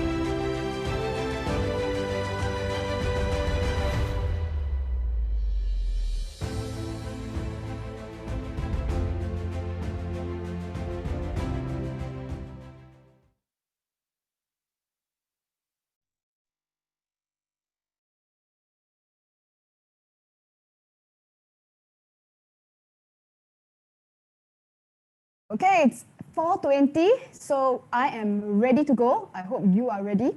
And so this is the last leg of of this webinar. And you know, it's quite important to recognize. Some of you have attended more than one of my webinars. It is a long marathon thing because it's you start to see how all the pieces fit together. And when we cover the ideas first, the concept, then we come further down and say, how does it happen here? Or how does it happen for you, for me? This is how I think even my profession is going to move in the future, right? Because it's not as simple as come, I read your chart, there is like tell you what to do. It's this belongs to, remember what I said about the cure sickness. Oh yeah, you sick, you pay, that I liposuction for you. It's not that simple. A lot of times the holistic solution, and it's something that I believe so strongly in myself that's why I focus everybody onto this idea of that holistic solution. It's not just, hey, you tell me where to go, what job to apply for. And this is the biggest problem that had arisen as a remnant of the Earth era. And I want to make really, really clear that moving forward, as it has already happened in 2020, you look at a lot of the patterns that are coming up. A lot of times the solutions that are being offered to people is very focused on like where do you go, which industry, hey, go for this industry, switch from A to B. Is it as simple as just move to another industry? Or maybe the industry may not exist. Or maybe the new industry that comes out may not have a name. Just as some of the examples I showed you earlier where people took A plus B. So what is it really? Like click and grow, is it agriculture? I think it's a bit funny to call it agriculture, right? But then it's also not accurate to call it space technology. It's not, because it's on Earth. So like there are categories that don't have name. So it's one of the things that I personally struggled with as an astrologer when people kept asking me, so what is the next industry we should go into? I'm like, when I don't say something, it's really because it doesn't have a name and not because I don't want to name it. But what I can do is to show people what kind of developments are happening so that whatever that new name is going to be, look, I'm not psychic and I can't see which stock is going to be like number one. Seriously, if I knew, I would have to sit here and tell you all these things right now. But jokes aside here is that the reality is I don't think anyone knows, okay, which is why it is more important, and I would much rather, instead of you trying to stick yourself in between, and because there's company and then there's all those people that they are going to buy, then you somehow try to stick yourself in between and make a quick buck in the process, as I have already said, does not belong in the air era. So which is why I would encourage everybody, please really consider, how can you be part of the people who generate the new thing? Okay, so be really clear that, you know, in the past, people who try to connect you with the king, right? It's like let's just say they lost business very fast. At the beginning, it sounds like a great idea. Oh, you want to open a factory here? Like, how about this? I connect you with the king. And at the beginning of the industrial revolution, that might have been an attractive concept, like, oh, combine fire and earth together, right? But very quickly, people are like, okay, you know what? I'll do the factory, but not the king. You see, so that's why now people are trying to do technology and money. But the thing is, how about at one point that we start to do technology and changing the world rather than sticking yourself in between? Okay, so this is something really important. Now let's go to Singapore. And before I go into the whole prediction thing, let's talk about two things first, okay? Which in my research I had uncovered, and I thought it would be very useful to share in the context of what I'm about to show you in terms of predictions. Number one, remember I talked about the social progress rankings and how we saw Norway was number one. You can see the rankings here, very small, okay? You can see Norway is number one, Denmark is number two, Finland, so on and so forth, right? Now the US, not very high up, right? The US is just above Singapore, and Singapore is number 29. Some people are looking for China. Let me see. China is number 100. Okay. So some other countries, Japan, you know, look at the tier 1 countries and you can see they're all like nice, clean countries with equality and diversity and all that stuff. Okay. So next is in my research, I also went and dig into the details of the report. I read everything. And so where we want to see where exactly was Singapore, which categories we excelled at, and which categories we didn't excel in. So this is important for those of us who live here in Singapore. If we want to know what needs to be done, right? So the things that we are good at, we are already good at. Okay, so I don't think it will surprise anyone, and my color scheme got meaning on. Okay, so basically, where Singapore is very, very, very good with all the Earth era things. And in terms of Asia, we are actually the third Asian country on that list, just after Japan and South Korea. There's no other Asian country that is as socially progressive as us. Okay, so some of the categories where we are number one. So these are some of the things that they actually measure. When you cook, is your fuel clean? We are in rank number one. So we are not number one in the world, because what happens is that all the countries that belong in that rank one, they put you in the same category, right? So when you cook, you don't have to worry, your fuel is not contaminated. Great, we are number one. Then we also have low perceived criminality. I think this doesn't surprise anyone. Singapore is one of the safest low crime country in the world, right? You walk on the streets at night, 3 a.m., you don't get robbed. Now, mobile phone subscription, we are number one also. Like some of you have multiple iPads and I don't know what also. Doesn't surprise you, right? Next is primary school enrollment. Again, this will not surprise all of you. Parents are very actively involved in their primary school enrollment. Not a problem there. Now, the other is early marriage. We are also ranked very highly for low early marriage. And what this means is that your daughter, 13-year-old daughter, doesn't get married off to some 90-something pedophile, okay? So that doesn't happen in Singapore. So, but these things are very associated with very Earth era. That means it's like, these are very physical material things. Now, this is the categories where Singapore ranks the lowest.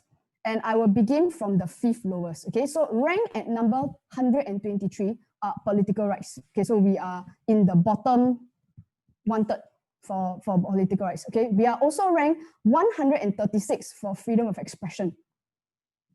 Okay, and we are ranked 137 for media censorship.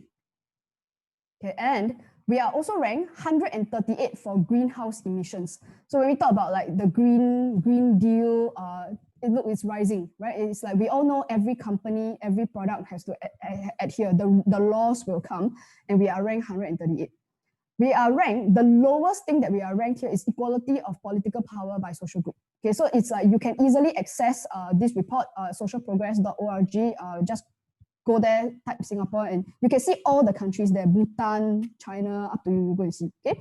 So this is one of the things, and where if we are going to shift into the air era, there are things that need to move, right? So I think you agree with me that with every shift, we also need to see where the gap is so that we can improve on things, right? And that's where people like you and me, we're important, right? Because is this just about the leadership, or leadership come in many forms? How about in your company, in your organization? When you start a new organization, and I hope many of you heed my call and start thinking about this freelancer thing, where if you are going to set up a small team, please make sure that everything that you do is very air era.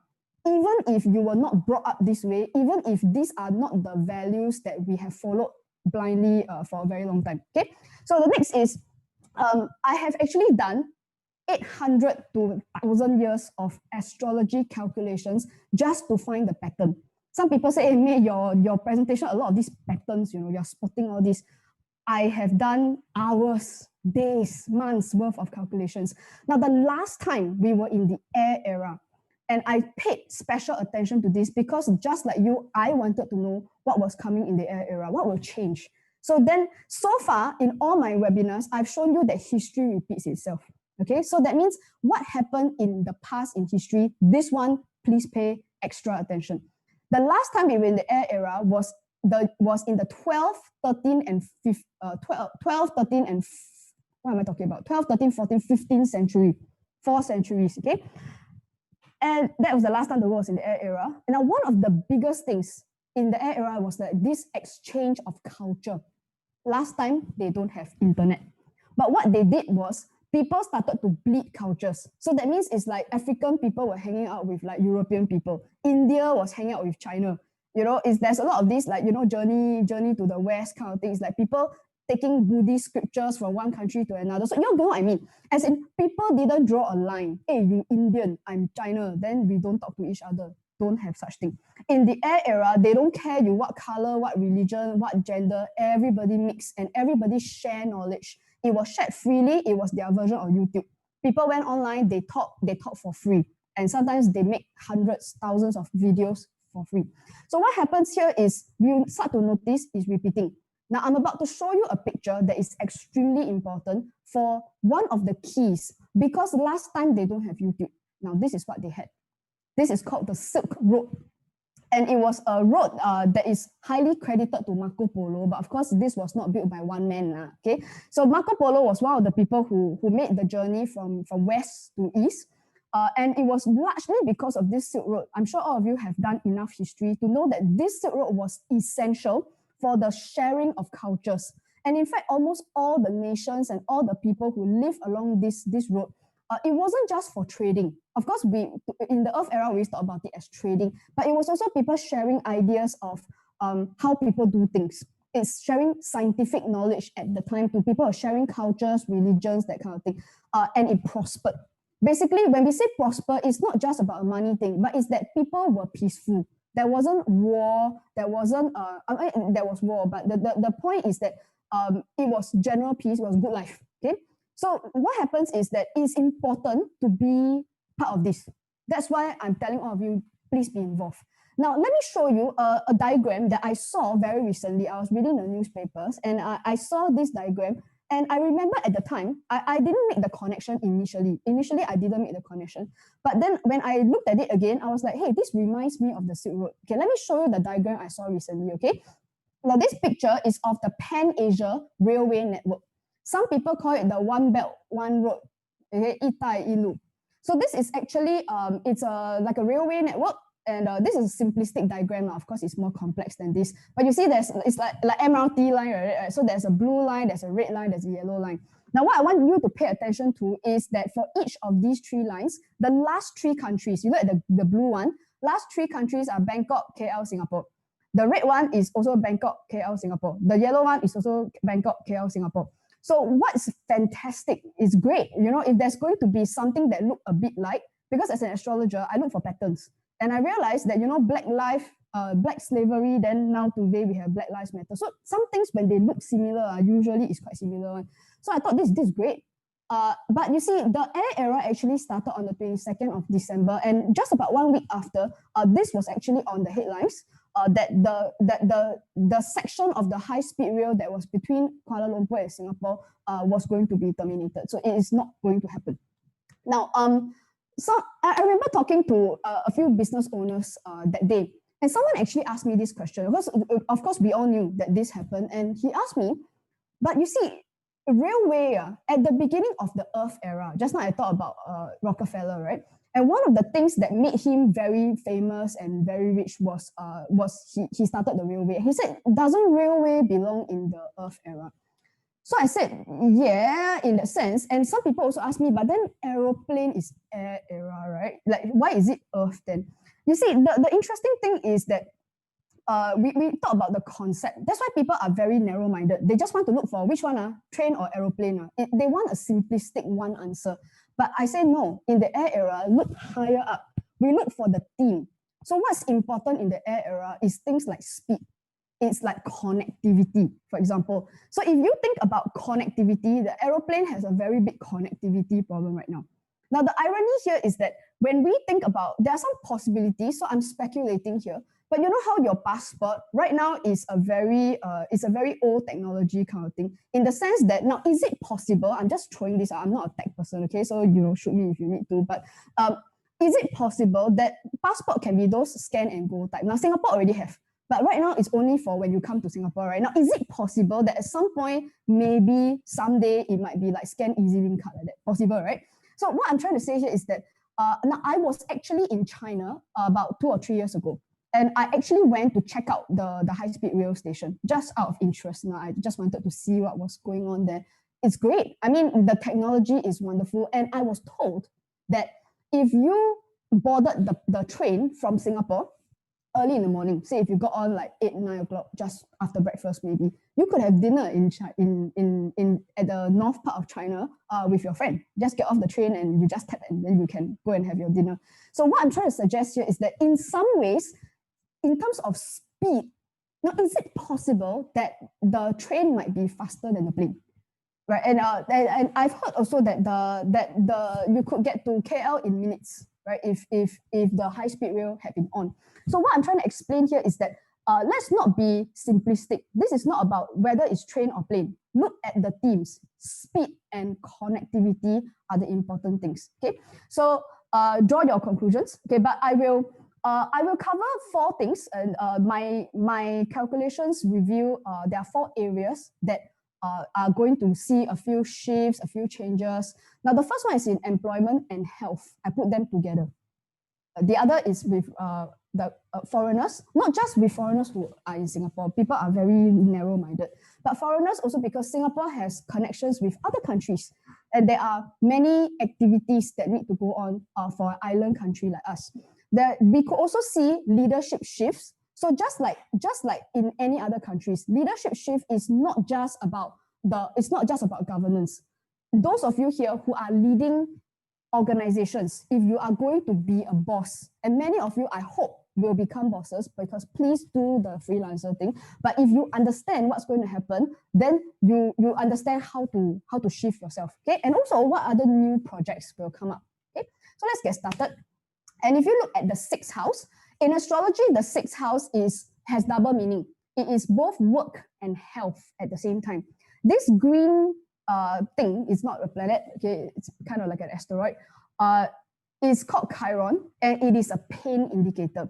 So, and every chart has got Chiron. Usually when it is triggered, then sometimes pain or wounding occurs.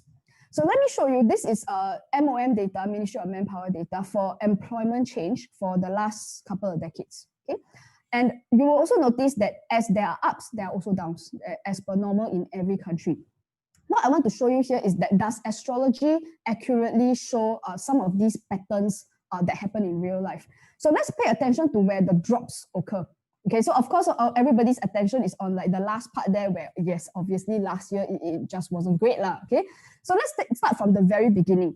These are the major planets that are triggering Chiron. So the first one was Uranus semi-square Chiron, happened 1997. Some of you recall this was the Asian financial crisis. Okay, and after that we had Neptune semi-square Chiron. This was 2001. And then in this period, 0809, Uranus conjunct Chiron. This one was that previous big financial crisis. Now, something of interest is that actually in 09, Singapore had another difficulty, which was the H1N1 virus. Do you remember? H1N1. So in a sense, what I'm trying to explain to you here is that the work situation and the health situation are connected. In Singapore's chart, they happen together. Okay. Now the other one, there's another fall there, but I believe that there are some other indications that was not related to. I mean, I'll be honest with you, I don't see a Chiron indicator there. Now the most recent one, in 19 to 2021, this was Uranus semi-square Chiron. Now this did not start in 2020. Look carefully. It started in July 2019. So what this meant was that actually at the beginning, it was on an uptrend. And after that, very quickly, it moved on the downtrend for Singapore. And it will end February 2021. Now, of course, that makes sense because if you look at it, the uptrend has started showing. So in the last few weeks, the employment situation is starting to improve, okay? And this is also one of the reasons why I've been asked by a lot of people, like there have been various people asking me about like the recovery. And so this was last year, okay? So last year our Q3 jobless rate, okay? So but of course, the other thing was that last year, the health situation was affected as well. And why do I show you this? Because everybody has something called COVID obsession. I call it COVID obsession. And they are so blinded by COVID that they don't actually see other things that they really should be paying attention to. COVID is not necessarily the one and only problem. Even for health, you can see here that the dengue death toll actually was quite high. And it almost equaled the fatalities for COVID-19. But you see, the marketing, the marketing for COVID-19 was high in every country in the world, but perhaps other diseases had taken not so much attention. But that doesn't mean that the other diseases are not there. So why am I showing you all this? Because every time Chiron gets hit, right, I don't want people to, sometimes people are very one-track mind. The moment I say health, I say illness, then they, COVID. No, you see, it's not just COVID. Last year, it wasn't just COVID, included dengue as well. So guys, when I say sickness, then it can be any sickness, chicken flu, cow flu, whatever. I don't know, right? I'm not a doctor. Okay, so the big question here that people want to know is how about, so after February 2021, now I wish I could tell you that there wasn't a connection, but there is. So Neptune conjunct Chiron begins from March 2021, and it will last the year until February 2022. In this year, there is also Saturn semi-square Chiron. So that, and this starts in February 2021. Now, what I want to draw your attention to is also that the color scheme. Okay, so some of you who are watching, I know many of you have some background in astrology. So the conjunction, the CJ, the conjunction, is generally regarded in astrology to be a stronger connection than all these SMQ type thing. SMQ is like minor, is a minor thing.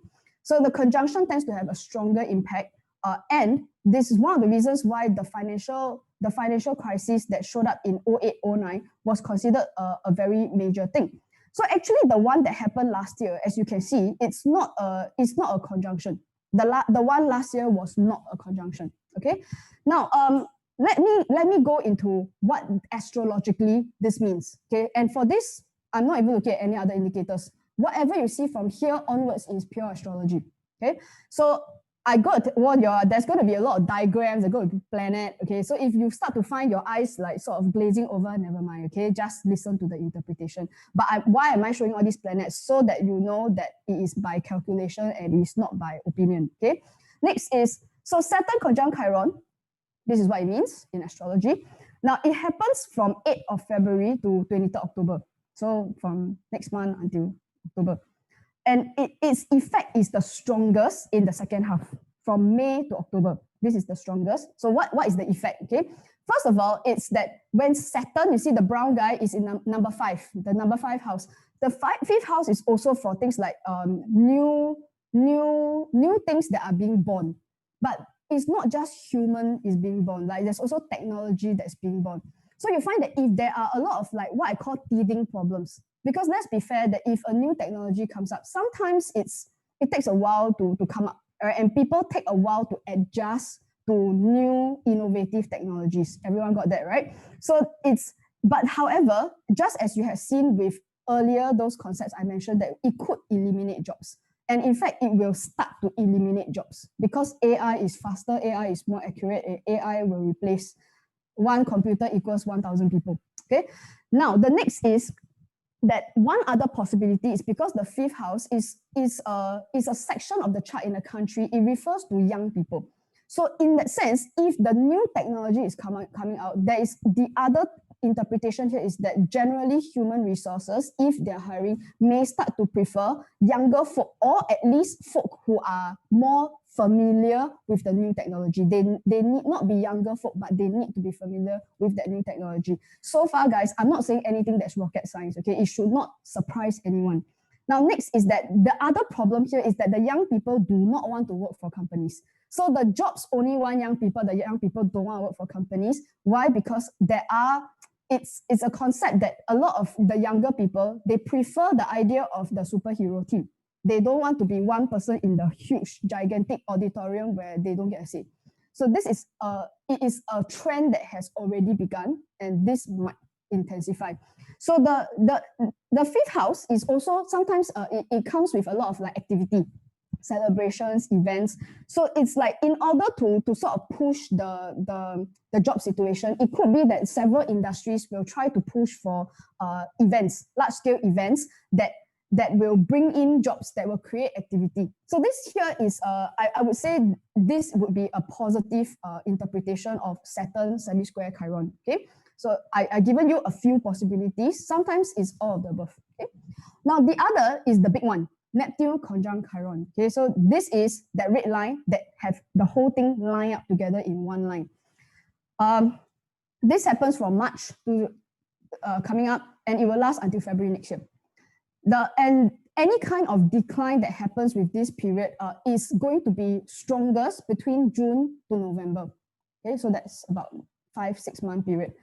The first thing here is what I interpret as a melting away of jobs, but let me explain what I mean here, okay? When we talk about a melting away, this is different from last year. Now, last year, the effect was Uranus. Okay, so those of you who know enough astrology, Uranus is the surprise planet. It's like, oh my God, like what happens? Like pam, pam, pam, all the disappear. But when you have Neptune, the melting away means that there is no surprise. Nobody is surprised. So what really happens here with the melting away is like, for example, if there has been a lot of other cost-cutting measures, that means in order to avoid cutting headcount, most people start to say, okay, maybe we can cut this, maybe we can cut this, maybe we can cut this. So it's a process where the issue was there, but then we were like doing other things first. We tried cutting other things. But when there is not very much else left to cut, when there's not very much else left to cut, they will have to cut the core. Okay, so we were going to see a bit of like not just revenue problems. This again is not a surprise, but what we also have are resource problems. So resource is not always money. Like I told you, air era doesn't always just mean money. That means the resource could be, for example, technology. It could be certain knowledge that we need that is not there. Certain materials or devices or whatever, it's just either not there or not enough. Okay, so guys, resource is not just money. Have to change that mindset. There are other types of resources. Now, the other is also an extreme sensitivity and wounding. Some of you here know astrology. That whole combo there is in Pisces. And Pisces is a sign that's very associated with sensitivity. And it's a water sign. That's why there could be emo-ness. So there will be a lot of like the feeling can be very emo, that there's either no job or there is we need this resource, but then this resource is not available. So there's emo-ness. The problem with emo-ness is that sometimes the rationality is not at the highest. So when people are like, you fight with people who are emo, right? And they sometimes they are not thinking so practically. Okay, so this is where the emo-ness is strong. I have to end. Yeah. Now the other one is the health problems. Again, please don't be narrow. Health problems doesn't always just mean COVID. Okay, anything, as long as it's a health problem.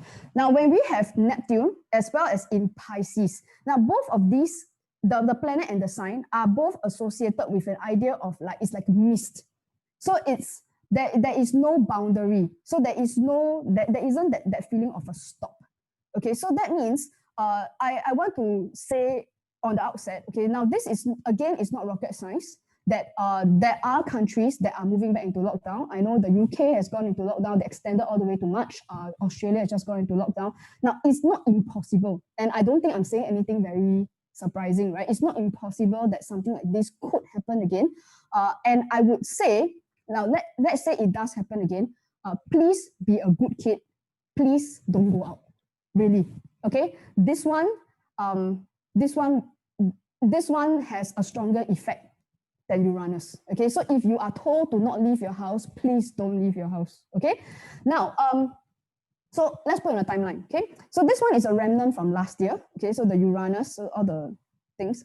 Now then I said from February you'll find that the restrictions to growth, like young people don't want to join company, but company only want young people. So this will kick in, and it's not so fast. Okay, you notice that I put red color, right? You see June, July, August, September, October, because the effect is very slow. At first, it's just 1 or 2. Then after that, more and more and more. That's the way this works, right?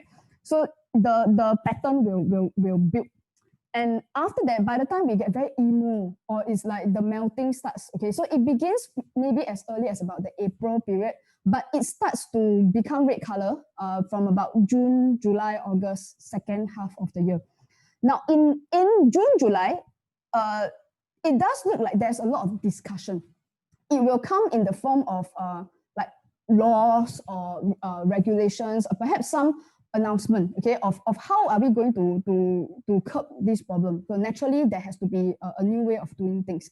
So I definitely know that there's a discussion, and the purpose of this discussion is to curb the problem. Later on, we start to see also from December onwards, then you see the December, January, February is next year, 2022, not 2021, that the situation improves somewhat. It doesn't mean that the pain disappears, but at least it is, Venus sextile Chiron can mean that at least it is being addressed. Okay, so a pain is being addressed. Now, so this is for employment health, okay? And I want to cover the next bit here, which is this thing about foreigners and regulations.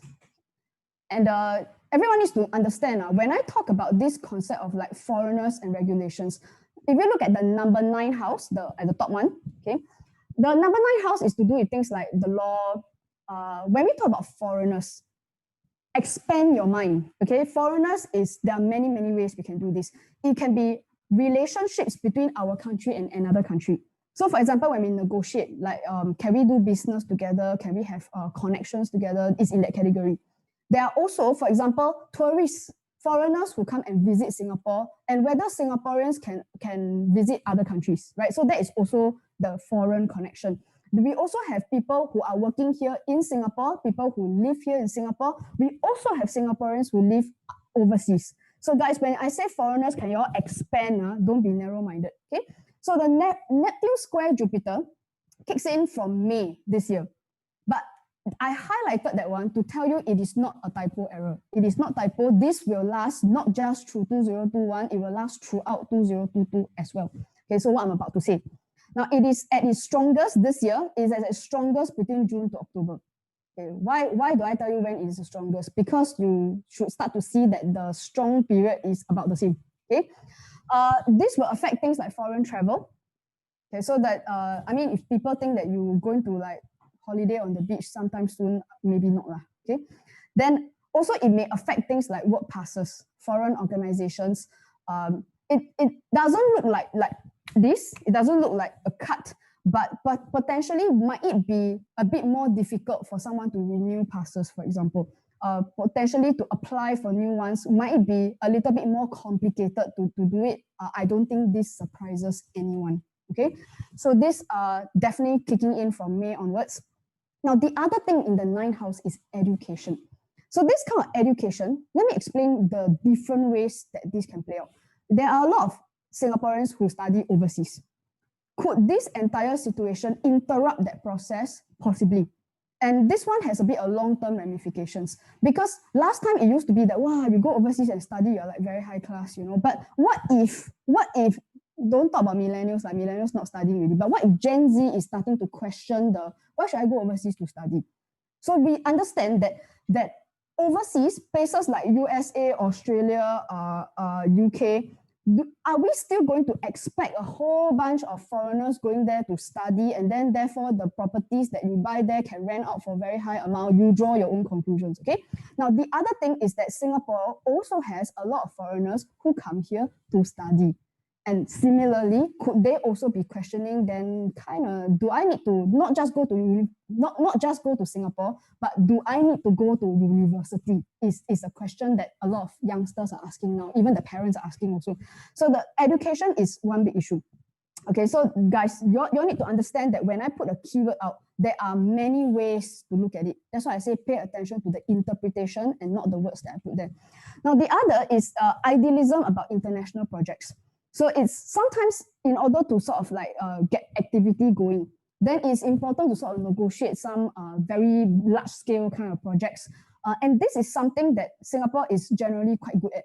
It is what got Singapore to rise earlier, right? In the 80s, when we were able to negotiate, a lot of big companies come and do projects here. And clearly, this is the strategy that it is building up towards, okay? I will speak more about this later. Okay, so let's put a timeline. This is a remnant from last year. And I want to be quite straight and honest here that Uranus semi-square Jupiter from last year, it manifested a little bit as a bit of xenophobia. That means there were people with a lot of opinions about basically, why I want you to pay attention to this, right? Remember I said in the air era, people don't draw lines. people don't draw lines between you Indian, I Chinese, I Malay. We don't have lines, and it's the disappearing of lines that is characteristic of the air era. Remember the Silk Road. Remember abolition of slavery, where everyone is equal and we all have the same rights. Okay, so keep in mind that. So this kind of thinking may not be so relevant in the air era. Then also we find that there's a bit of rising nationalism that shows up around that late February period. And in June, where I said the red color begins, is the unrest will start to show up. Okay, and the unrest comes from the fact that there's a lot of emo-ness. People are very emo. Okay, and yeah, that's the pattern that comes up. Now, in the June-July period, that's when a discussion can show up. So this discussion is, it could, like I said, it could deal with like work passes, regulations, but also negotiations about which countries can come, whether people can, and are we having a lot of discussions with foreign powers? So some of you who have done a bit of research, it is possible that we may be hosting some very large international events. You might want to do a bit of research. At least one or two that I've heard of might be those that are involving, say, the World Economic Forum. It is called the Great Reset. Okay, so if you are searching for it, it is called the Great Reset. Okay, and it's going to be hosted in Singapore. Okay, so things like that. Okay, so that's two categories. Stick with me, guys. I will go through this. The next one is on leadership shift. As I said, this is a country's chart. It doesn't refer to one or two people. It means in the country, leadership will shift. Okay, so if you are the boss of a little bakery, if you are the boss of, I don't know what, right? If you are the leader of an organization, it's the same thing. Okay, so let me show you how people ask me, okay, accurate or not accurate. Okay, let me show you, and I'm going to use the easy example. This is the one that everyone can understand. Okay, so on the 1st of July, this was the headline on the Business Times. It is apparently possible that the opposition might be wiped out. That means no opposition party at all. On the 1st of July, this was a thing.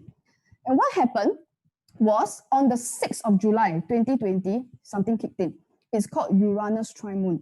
So Uranus is when there is a shake. And you see that the moon, look at the moon, it's at the bottom of the chart. So the number 4 house is for the people on the ground, the emotions on the ground. It's how people feel. Okay, so when Uranus has a shake, so how people feel shake, that's what it means. Okay, and you can see it will last all the way until February 22, not February 21, February 22, which means include this year. Now it is strongest between August until January next year, so second half of the year and quite late. So what we can expect here are, for example, things like new developments in leadership, and I think also during this period, even during the COVID period, a lot of small companies, you start to find like the role of the leader has shifted. People start to see more like in terms of like teamwork. I also talk about like superhero team, small groups of people, elite teams. Okay, and this is going to affect people on the ground, everyone. Okay, and this whole period is characterized by unexpected, unplanned, or sudden disruptions. So right on 6th of July, almost immediately we will deliver a sudden disruption, which was by the 10th of July, which was the GE, the party won, the ruling party won.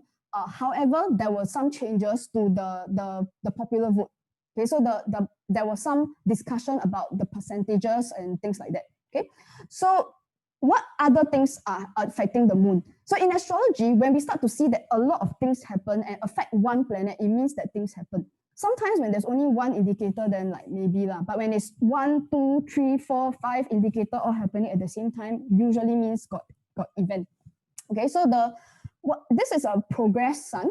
The P sun means that internally, in terms of general leadership in the country, we start to reevaluate what does it really, what is required of a leader. And therefore, it's like starting to realize that maybe the old ways of selecting, as those of you who are looking at even your leadership, maybe after listening to what I said earlier, you are considering, okay, maybe let's give some opportunities to some people in your company who may not be the usual kind of leaders that you normally choose, right? So maybe the young fella there, 19 years old, maybe he got something to share, okay? And so it starts as it started as early, Jeremy, it starts as early as 8th of December 2020. Okay, and how it plays out, because you see the sun here is in Libra. Libra is the scales. So there are some considerations. Sometimes people cannot decide. Okay, there are some indecisions about leadership. So which means it's not so fast to make a decision. It's like got to think first. Like line all the people out, then think first. Okay, and so the next thing that's occurring here is what I call Jupiter semi-square moon. Some of you who are my students, you will know this as what we call the moon Jupiter instinct. And social justice is a very big theme of the moon Jupiter. This starts from April, it will last until December. Guys, you all start to notice the months are like overlap one, okay? And you'll find that leadership in general is tested. Now, this refers to big leaders, small leaders. People are looking to see what reactions will be like. Are we going to make a just and a fair decision? So you find that expectations will be very high. And why did I say here from youth? Now, if you look at the chart, the red line is coming from the number 5 house. And number 5 is associated with young people. So how do we define young people? Is there a line? Okay, there isn't. In general, because Jupiter is in Aquarius, can you see like that light blue thing? I show you with my cursor, this one, Aquarius. So that means, remember I talked about Aquarius the whole day, right? So which means the people who are so-called youths are essentially easy ones will be millennials and Gen Z. But does it mean that Gen X or boomers cannot be these youths? Not really. As long as a person understands this Aquarius mentality, teamwork, superhero team, small, elite versus ordinary or whatever, the judgment will come from that kind of people. Okay, so astrology doesn't have youth means 35 and below, don't have such thing. Okay, that one is Earth era. Now, you'll find that social justice will become a key theme. So that means because the judgment is Aquarius in nature, so there could be judgment about women, there could be judgment about race, it could be judgment about whether, say, qualified or not qualified. So there are old ways of looking at things and there are new ways of looking at things. Okay, so then the other one here, just now I talked about Uranus trine moon happened last year. This year got additional. Okay, now if you look at the line here, that is the bold line, the not dotted line. Now in Singapore, generally speaking, people are very adaptable. There's a way to be able to sort of see things from a different perspective. So when this was last, yes, okay, so this was Uranus trine moon. Let me see, Oh, okay, guys, I made a mistake here, okay? Anyway, most of you can't read astrology. It should be Uranus trine Uranus, okay? So how we interpret this, it kicks in from June onwards. How we interpret this is that there is a desire for change, breaking free, starting over. So those of you in organizations may want to really look at gathering people to say, okay, is there a new way of even organizing ourselves? Maybe last time it was like one boss that everyone followed. But could it be now that we start to inch a little bit closer to that new model where it's like the Among Us group? And even the ID firm, you saw how each person is a team player. And sometimes it's not a clear boss kind of person. And it's the ideas of like status, fame, wealth, it starts to move away already. Okay, then also we start to address some of the what I call hidden issues with upper class elite or like in astrology, actually, this position, astrology is very old-fashioned, right? The word really is the aristocratic family tree. This is the actual astrological word. Now, I actually addressed this last year on the 8th of August because there was a minor indicator that occurred in September and October last year. So those of you who were in my August webinar, if you recall, I did say something about how there would be a bit of complaining, shall we say, about issues that were not obvious, and it was hidden issues that involve people of the upper classes. Okay, so this was what I said last year in August, before September and October. Okay, so this is what's going on. Okay, then in Mercury retrograde usually comes when there is discussion. Okay, so every time there is a discussion, it shows up. September to October, this is very short. Only September and October it happens again, that we start to have a discussion about leadership, which means people are talking about what our options are. Okay? And I want to be very clear that it doesn't mean that a decision is made in September, October. There is discussion. Okay, and what we may find is that whatever is being discussed may not be 100% according to the original plan. So whatever had been original plan, people are more open-minded. That maybe, maybe we start to look at what I call more progressive or what we call more popular options may emerge. Now, one of the reasons I'm saying this is I didn't put this on the chart, but those of you who have studied astrology with me, the North Node for Singapore is at 10 degrees Gemini on the 9th house cusp. Sorry, I just used a bit of astrology, right? And when both at 10 degrees is Patao trine, when both are in an air sign, that means that whatever is this discussion that happens in September and October, suddenly we are not necessarily using the Earth criteria to measure our candidates, that we may actually be looking at more air kind of qualities in that sense. Which is why I thought looking at this that it may not be 100% according to the original plan. But guys, don't focus on the wrong places also, right? Don't forget to also look at your own organizations. When you look at giving people appointments, giving people roles, are we still using the old Earth way, or are we ready to look at airways or looking things? Okay, so summary here. Okay, from last year already, we start to see sudden about turns, changes to leadership, and then here's where we have some doubts in decision, like not making a decision, like we wait first, like we see later how. And then there was also higher expectations of leaders. But you want to see this high expectation starts to kick in around April, May. The expectation rise usually because there are challenges. And I think that's fair, right? That's when a leader is expected to step up. Then we also see that from about June onwards, the desire to break free, the idea that, hey, we could do something a bit different starts to show up. And the red sections, pay attention to August, September, October, November, December, January. So although I said 2021 overview, I give you extra one more month.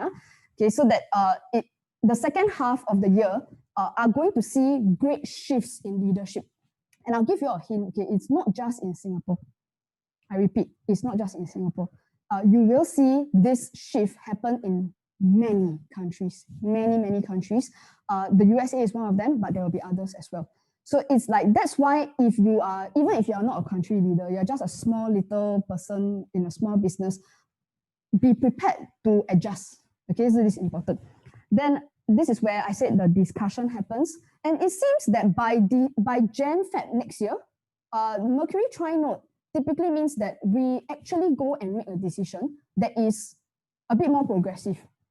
And I think what's important here is that you may notice that the new generation of leaders, if you look at the socialprogress.org, right, all those people there, yes, I know they are female, but I don't mean just female. Sometimes we are looking at people who normally in the Earth era, we wouldn't consider these people as being the usual kind of leaders. Like Kamala Harris, for example, would never have been considered for vice president like ever.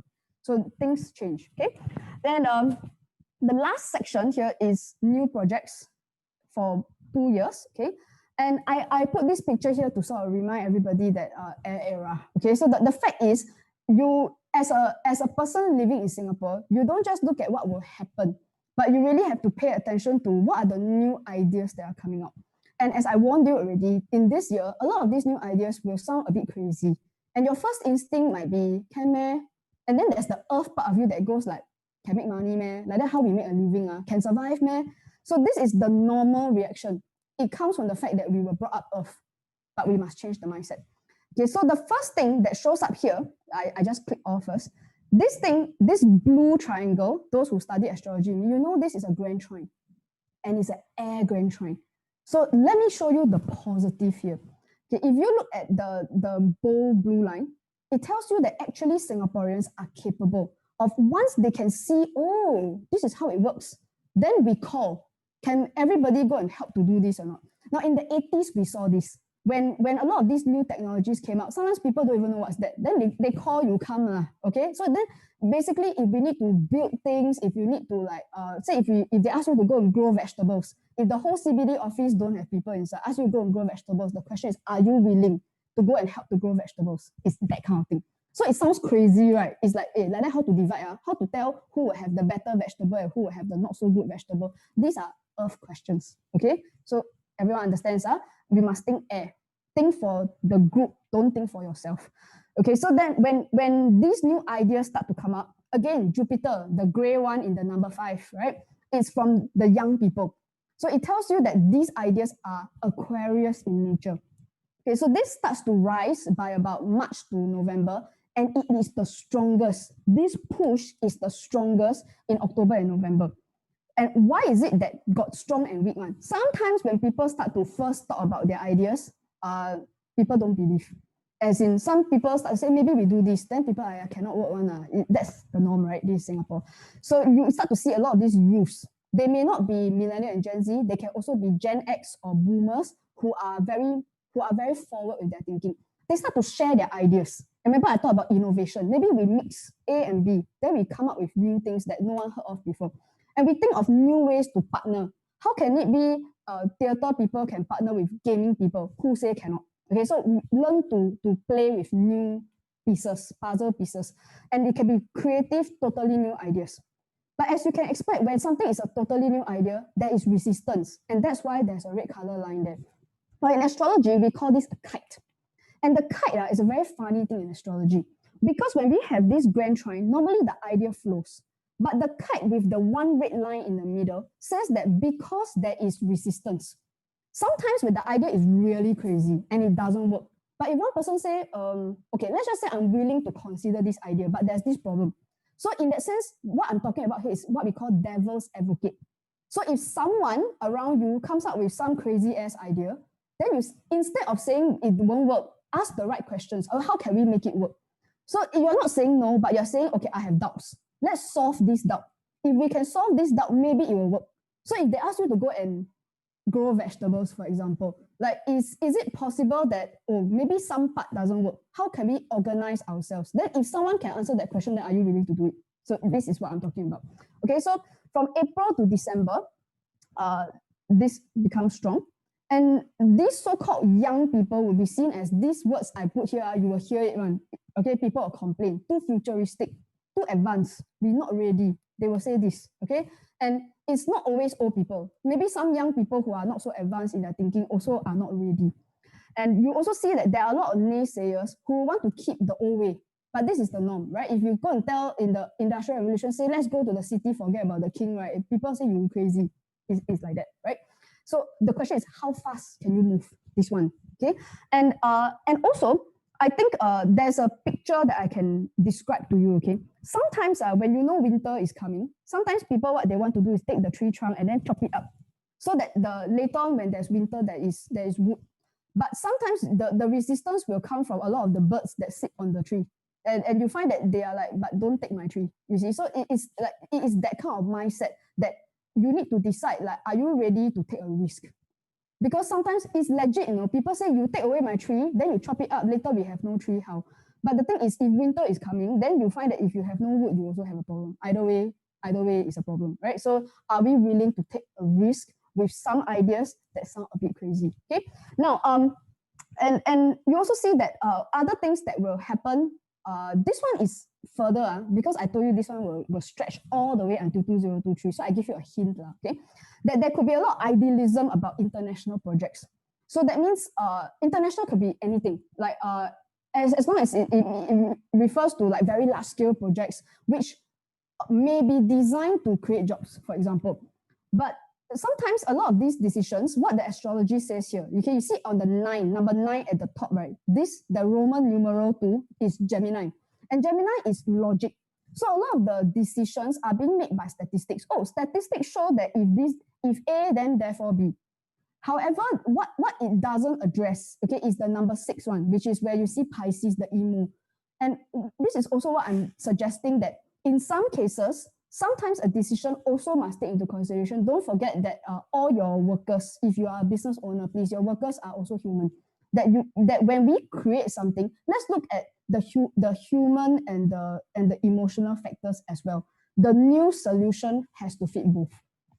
Right? Remember I said it's not from A to B. It is A plus B. We don't be crazy and we don't jump from one to another. We must A plus B. Okay? So, last one. Okay, I know it's tough, huh? Last one. Something interesting happens in the chart. This thing called the P mass, okay, it's progress mass. This doesn't happen every year. One progress mass, a few decades, then move one time. And you find that the way the country do things will change. Mass is for action. So if we always do things a certain way, then we find that we want to change how we do things. So this changes from Scorpio to Sagittarius. And because it happens in the number 2 house is for money, income, revenue, your values, what you think is important. Last time, it was driven by fear. What if we die? What if we got no money? What if we do this, then our company fail? Right? But we move towards optimism. And we also see that last time what used to be control, everything must control, this one cannot, that one cannot. But you see, now it moves into this sense of adventure.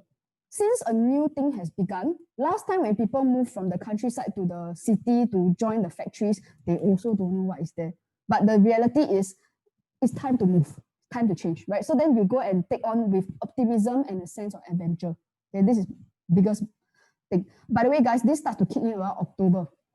Okay, then the P moon tells you that is the mood on the ground, the people, and it changed from Capricorn to Aquarius. Aquarius again, that which tells you attitude on the ground will change.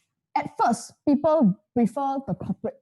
They prefer like a box, then with like a lot of ranks. They know like which department, which protocol, and then after that, people start to see that maybe the collective might be better. It's easier to rather than to sort of like go always with the boss, always like, oh, this person go to Harvard, therefore the Harvard person must have the correct answer. But perhaps maybe even the uncle in the corner who know how to grow plants, right, might actually be a better authority on how to grow plants than the Harvard person who may never grow a plant before.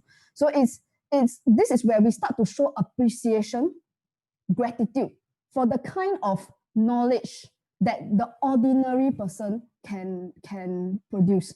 And guys, this is why I tell you the air era is perfect time for those of us who are ordinary people, like you and me, right? It's like form your little teams, contribute something. Okay, make it special. Okay, so this I will just sort of cover this, right? You see, October and November is when, like I said, the good ideas start to show up for March already. But a lot of people don't want to listen and they don't understand. It's only after long push, only by October, November, then some people start to say, okay, maybe I'll give it a shot. Okay, so this is kind of what I see in 2021. So let's go down. I'm finishing, guys. Okay, I'm just wrapping up to sort of bring it down. Okay, to those of you who are thinking, I encourage all of you to do like Sing Hong and Derek. Think about your industry. Think about the group that you're in. And let me summarize my whole presentation, 4 hours plus, by giving you some key concept. Last time, to decide whether your company is good or not good, depend on GDP, depend on whether your revenue is high or not high.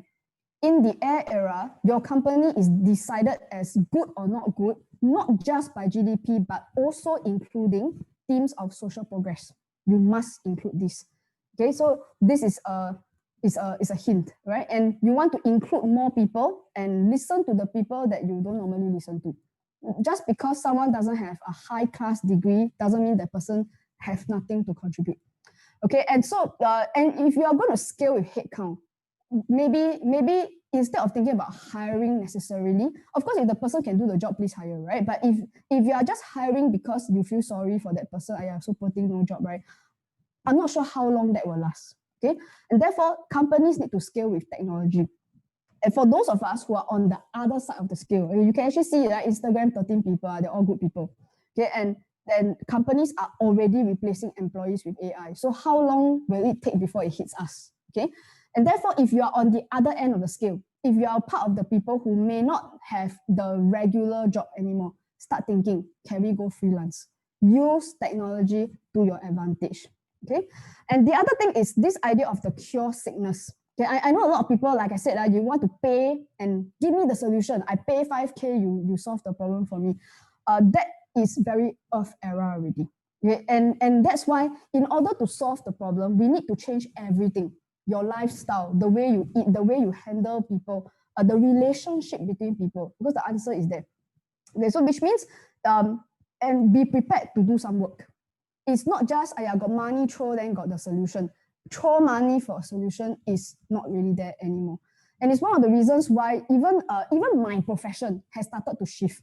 Rather than like, okay, come, pay me money, I read your chart, I give you the answer.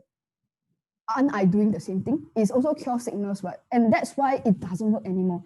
What really does work is that people need to see, okay, you have some information. What can you do to change your life? And then don't just change your career. How about your family? How about your attitudes? Also skills. Maybe you never thought of like your skill can use it in this way. Whoever thought that Sylvia, the person who ran Korean barbecue, can actually go and run an Instagram thing? It's quite crazy, right? But it worked, right? So when you think of following the boss, everybody's looking for that one leader to follow. But rather start thinking about how can you form a team? Are you willing to work in a small superhero team and to contribute everything that you have for those people? The 3 guys who built Among Us, I can tell you, I'm not really sure. You see, hello, I'm your friendly neighborhood programmer. Hello, I'm an artist. Hello, I'm the other artist. I didn't see hello, I'm the boss. Didn't see that. So that means when you look at a team, we need to let go of this idea that there must be a boss. Do we have a leader? Yeah, sure, you can have a leader, but it's not like the conventional boss. Change already.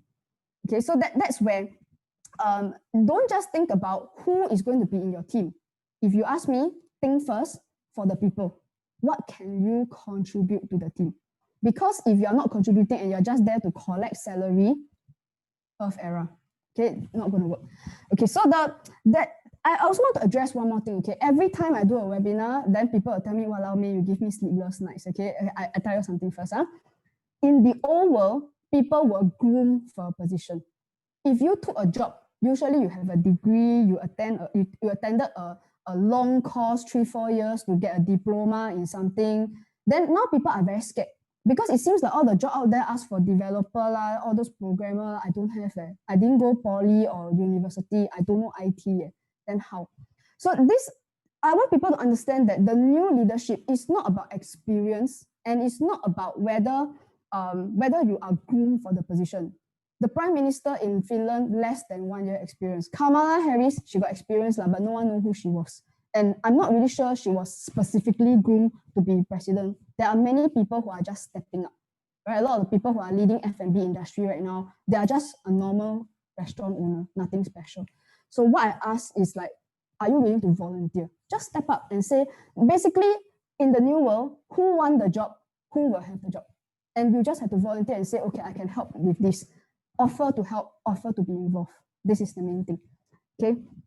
And one important concept, really, if you take nothing else from my webinar, it's that you can only innovate when you stop trying to fix what is broken. If it is broken, don't fix it already. It's crazy, right? But you know, I was talking with a business owner, a high-level business owner that day, and I told him, everybody asked me, when is Singapore going to recover? Can I tell you the truth? You know what recovery is? It's like in your office, right? The photocopy machine spoil. You know, like right, spoil. Then now nobody can work because now spoil doesn't work. So everybody is waiting. When is the repairman going to come fix the photocopy machine? And they wait so long, right? Until they didn't realize that the whole system got replaced by the online PDF. It got replaced by an online link that you can just click and instantly got. And what's the best thing?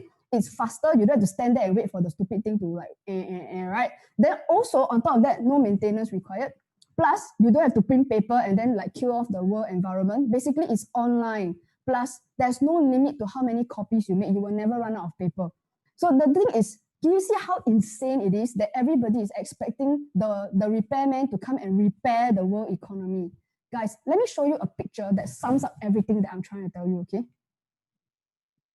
Guys, when the cup is broken, rather than think of how to fix it, because when the cup is broken like that, when you go and take the blue tack, everything, you try to plug it, right? You know what happens, right? It's a temporary solution. Eventually, it leaks again. Correct or not?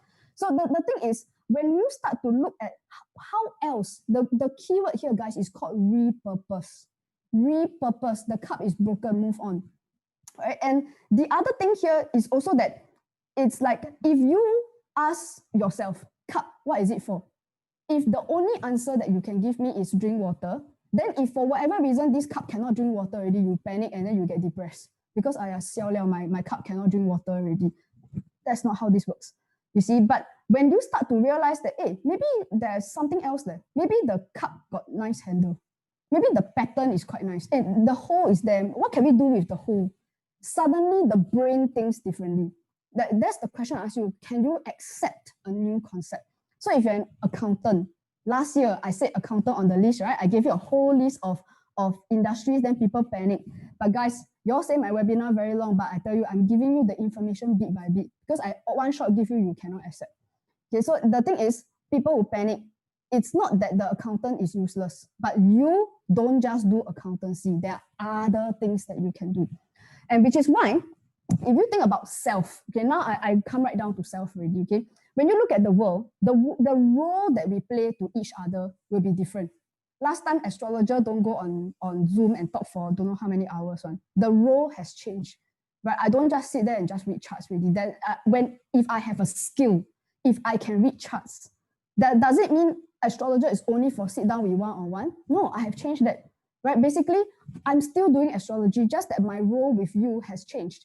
Okay, so you need to think of a different role. The world is different. Okay, so that's why I also want to get everybody, right now, I want you to be selfish and think about yourself, okay? But here's the weird thing. If you want to make it in this new world, when I say make it, I don't mean money. But if you want to be relevant, you still want to be involved. Therefore, here's the irony. When you draw that line here, the only people who will make it, look at all the examples I showed you. You know, they are people who are not thinking about themselves. They have to think further. What will be good for everyone? If we grow vegetable, is it good for everyone or just good for me?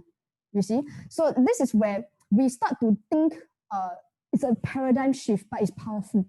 Okay, and the examples that I've shown you, people like Sing Hong, who didn't come to ask me questions because of her dating company. This one wasn't trying to save her Korean barbecue. She understood her Korean barbecue is gone. Derek, when he came to me, he already know people buy ticket, go theater, see show, gone already. They were not trying to save the broken cup. In fact, what they're interested in is what is next. And when I create something that's next, how does it benefit more people? Right? And the kind of people that I deal with nowadays are all these kind one. And it's like, and I tell you something interesting. Sing Hong did not do dating because she's trying to find boyfriend. She don't need boyfriend. She only dated one person for her entire life. And you find that Sylvia could very easily have done the online sell food herself. That's what most people do, right? They just go online and then they just do by themselves. Why bother to set up a platform that benefit other chefs as well? Derek could also do just by himself. Why bother to work in as many people as possible? He go and apply for funding. He go and like do all things just to get as many graphic designer, effects people. The more, the merrier. Because why? It helps other people to transition as well. These people don't just think for themselves. And this is the new era. And what I want to tell you here is that history's top astrologers in all of history have always served kings. And let me tell you that the kings of old used to wear crowns. The king and the queen. And the kings of old used to lead corporations in the old way, the boss, everyone follow him. But what are the kings of the air era? Lead people. You must create something that has social impact, not necessarily the highest revenue. You need revenue, you need to eat, but not for revenue, but for people. Okay, so that's where the reality is, it requires you to see your cup from a totally different perspective.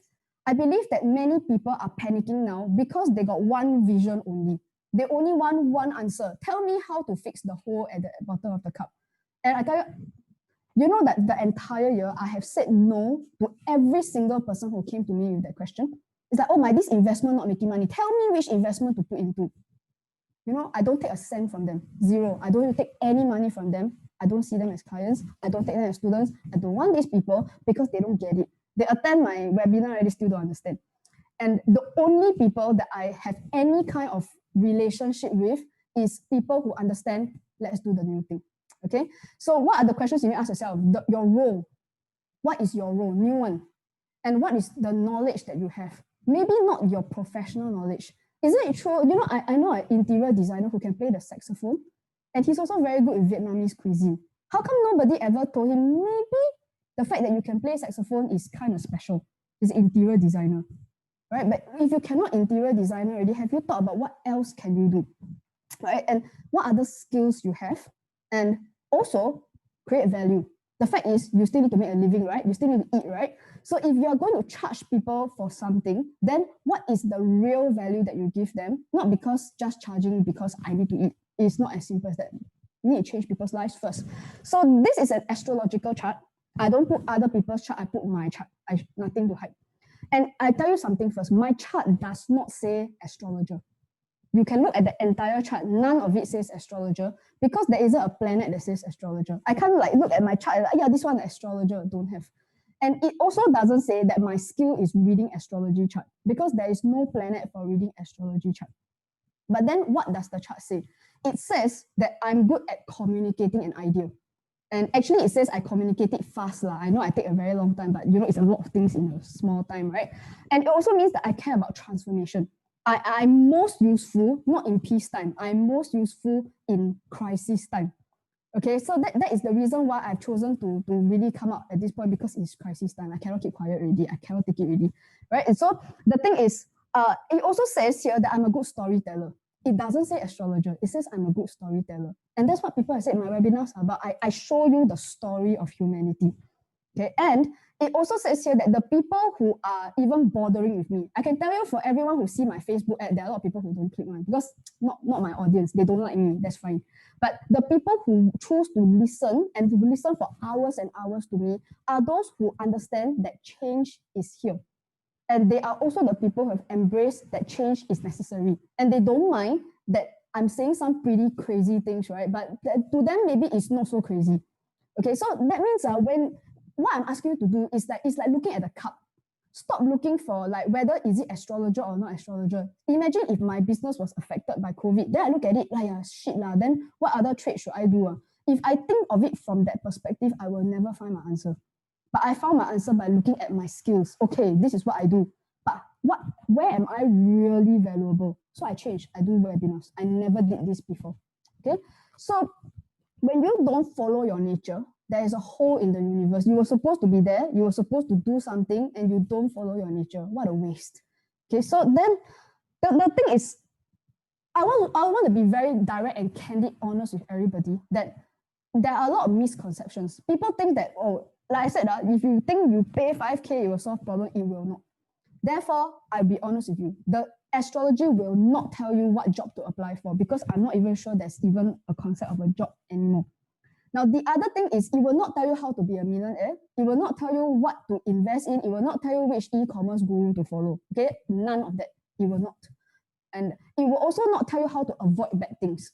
Like, oh, this thing very bad. Buy this crystal, put one corner. That's not what I do. Okay, and it also just studying this. A lot of the people watching this are actually my astrology students, and I don't make these people into fortune teller. Right? It takes 16 years and years of doing very boring calculation to present this thing that I showed to you all. Trust me, nobody needs to do this, okay? It's years of work.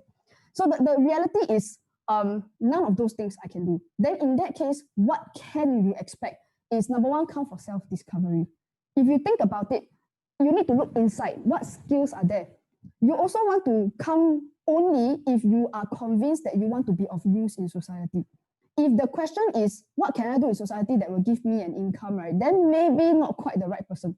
I'm looking for people who, if you say, I want to know what is it that I can do that can make a social impact, and that your top priority is not like, which one can make more money? I want to win, okay?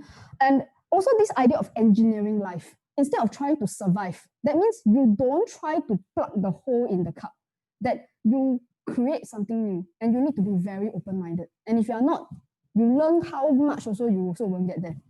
And the other thing also is that it's a holistic approach. It's an understanding that just because you go and buy the DNA kit, I want to understand more about my body. Then you buy the DNA kit, you thought your cancer will disappear. That doesn't work that way, what? Right? You have to change your lifestyle. You have to go and change the way you eat, how you behave even. Because you get angry all the time, of course, your diabetes is very bad, your heart is very bad. So you have to change everything. Okay, so this is where what you really can expect here is the truly holistic thing. So the thing is, some people have asked me, and I'm going to be very direct here, okay, I don't really see clients anymore because I told my line. I tell people that pay and get an answer is not it. Like, I can tell you right now, lots of people are watching this. If I wanted to open for consultation, I can make money. Guys, It's easy. I've proven from years and from hours of talking, I really do know my astrology. But if I wanted to make money, I could do this the easy way. Okay, but what I'm saying here is I truly believe that that method doesn't work anymore. So what if I read your chart? So if I tell you, oh, you do this industry, then after that, bye-bye, you're on your own. Doesn't help you. Right? In the end, what happens is that you need to go on a journey. It's like being in a group of people. Be ready to share. Be ready to look at it and see what you see, and then look at what other people are good at. So be in a group and show appreciation for, oh my God, this guy is very good at this. Appreciate it. Because then only when we can see that, hey, everybody got different skill. And then he's an accountant, but actually he's very good at this. And this one is a lawyer, but actually not very good at talking, but very good at something else. You see, so this is where we look into the core of the person, what is really useful about you anyway. Okay, so if you are thinking about doing my course, the course is called Beginner's Intro to Astrology, but it's not for the purpose of training people into astrologers, but it is mainly for the purpose of looking at your own chart. What kind of superhero are you? If you are going to be a superhero team, can you at least be clear about where can you contribute? You know something, I may be the so-called boss of my team, but I'm not really the boss. You know, they always tell me what to do, right? My sound guy is like, can you turn around? Can you like don't talk so loud when you're don't talk so soft here? I get told off by my people, and because why we are a team. The sound guy does the sound guy job, right? Jeremy you receive emails from him. Jeremy does the email job. My job is to talk. My job is to do the calculation, make sure everything is correct and present it. That's my job. So you find that the team, you yourself must be very clear, what do you bring to the team? And you also must be very clear where you are not so good. I can tell you IT, I'm not good. For all the things I say about technology, I'm quite rubbish with technology, right? My brother laughs at me all the time. But the fact is, that's why he's so important to me. And that's the reason why you must be very clear where you are not strong. So you know exactly what kind of superhero team you need to be a part of. And together, you are strong. And together, you don't need a big boss to protect you. You don't need a way, you don't feel scared. If you look at some of the examples I showed you, they are not like other people. Most people are like very uncertain, xiao liao, what's happening in the new world. But you look at Xing Hong, Sylvia, Derek. You know Derek has his projects all full for the whole of 2021. He's totally booked full. And Xing Hong has things scheduled on a weekly basis, and so do I. So what I'm saying here is that when you are very clear that we have a new mission, then you are not lost anymore. Please find a new mission and understand the new mission is different from the last time make money. Okay, so I want to be very, very clear that this is not going to be a sales thing. Here's what's not going to happen in the next slide. Okay, yes, the slide has my course title. It has 2 dates on it. I'm teaching the course twice. I'm limiting the number of people in the class because why? Because we have to look at charts. And if there's 200 people in the class, how to look at charts, right? So the ultimate truth is, even if anybody decides to go and click, do whatever, there isn't a payment link. You don't go somewhere, you take out a credit card, you pay. That's not going to happen. What is going to happen is that we want to ask you why you want to do this program. Tell me what group of people you want to make a change to. Right? What is the background here? What is the challenge? And what is the solution that you are exploring, that you're looking at? Because I can tell you, when Sylvia came to me, she was not like a lost little lamb, like, hey, tell me what to do. She already was telling me the chefs. The chefs is something that I think is not fair that these people are lost. Xing Hong says, it's not fair that women are lost. It's not fair that theater people are lost. So the thing is, I have criteria one. That means I need to see that you are an air person before we do this. Okay, because here's what I hate. Okay, honestly, I tell you, if there's someone in my class who keep asking me, yeah, May, stop telling me about my skills. Tell me, just give it to me straight. Just tell me what industry I should be investing in. Or it's like, hey, recently I put 50K in this stock. Can you see whether the Bitcoin will go or not? Now, if you belong in that category, my team will be very polite and will say that maybe you are applying for the wrong course. Because the biggest criteria here is, that's why the webinar is important. I need to make sure that people understand. So if I'm going to teach something, I need to make sure I'm an effective teacher. So if you actually go and click on something and then you start telling my team, like, I want to know where to invest or how to make my company plug the holes, basically, then I know that after listening to me for 4+ hours, I was not an effective teacher. So now I don't want to take your money, because the thing is, it's quite clear that I talk until I got no voice really, then you still don't understand, right? Then I think you don't come to my class better. Okay, so I just being totally transparent with everybody. Okay, so what's going to happen is, yes, I'm teaching the class. It's a 2-day program. When you come, you'll receive your birth chart. And I won't teach you so much astrology until like you can become an astrologer, because that's not your end game. The end game here is to understand enough about yourself, to know the role, to know the knowledge, what is valuable about you. Do you have skills to offer or not? Are you what kind of superhero are you really? And that's what this is about.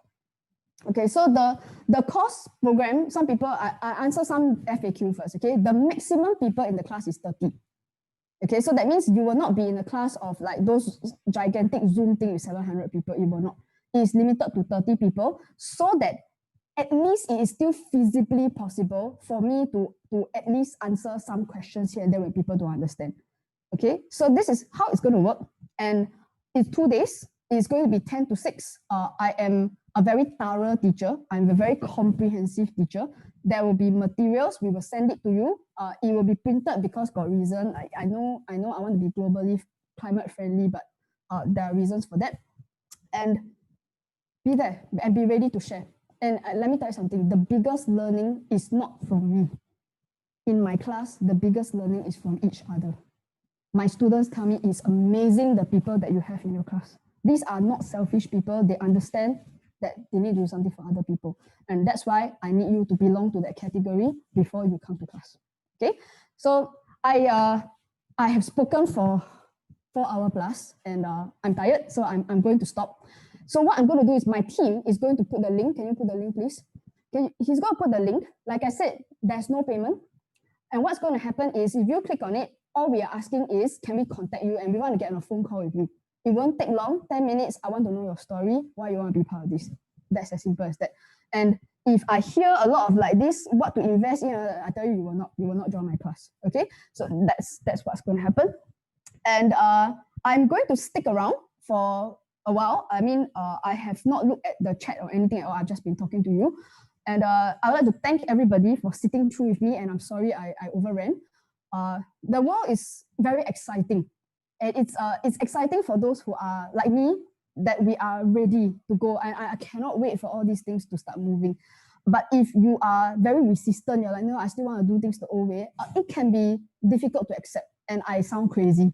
Okay, so this is 2021.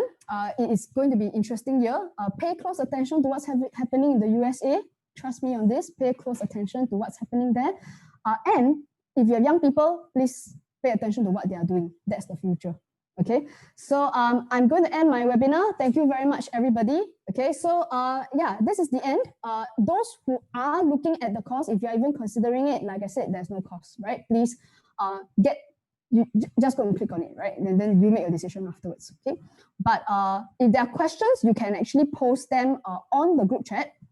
And if I can't answer everything, okay? I'm just going to stick around for about 10 minutes. And yes, thank you, everybody.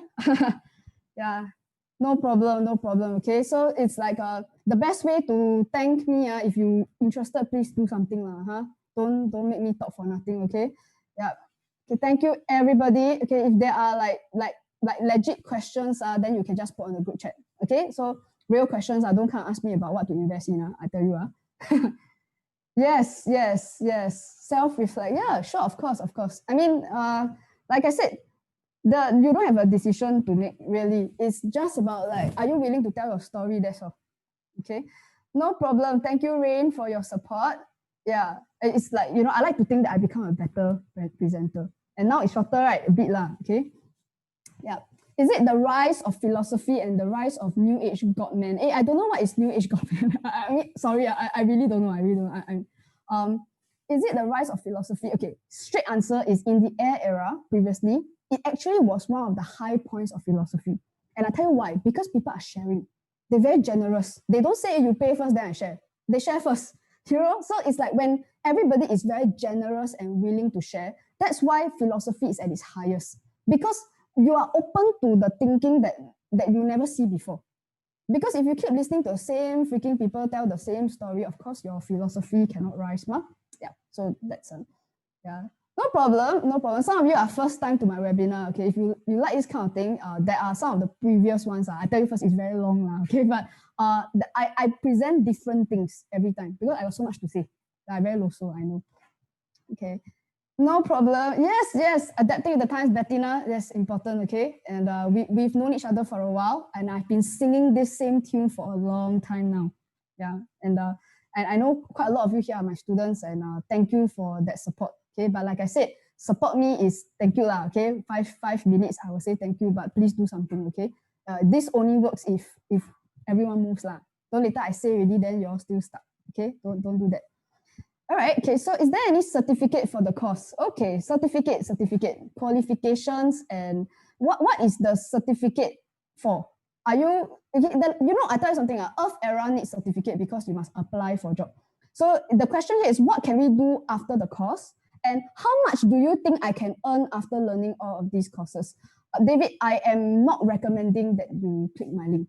I honestly don't think so because for those of you who understand what I'm saying, it's like it is very important to me that I'm an effective teacher. That means when I say something, the person must understand. And I think in some cases, it's not recommended.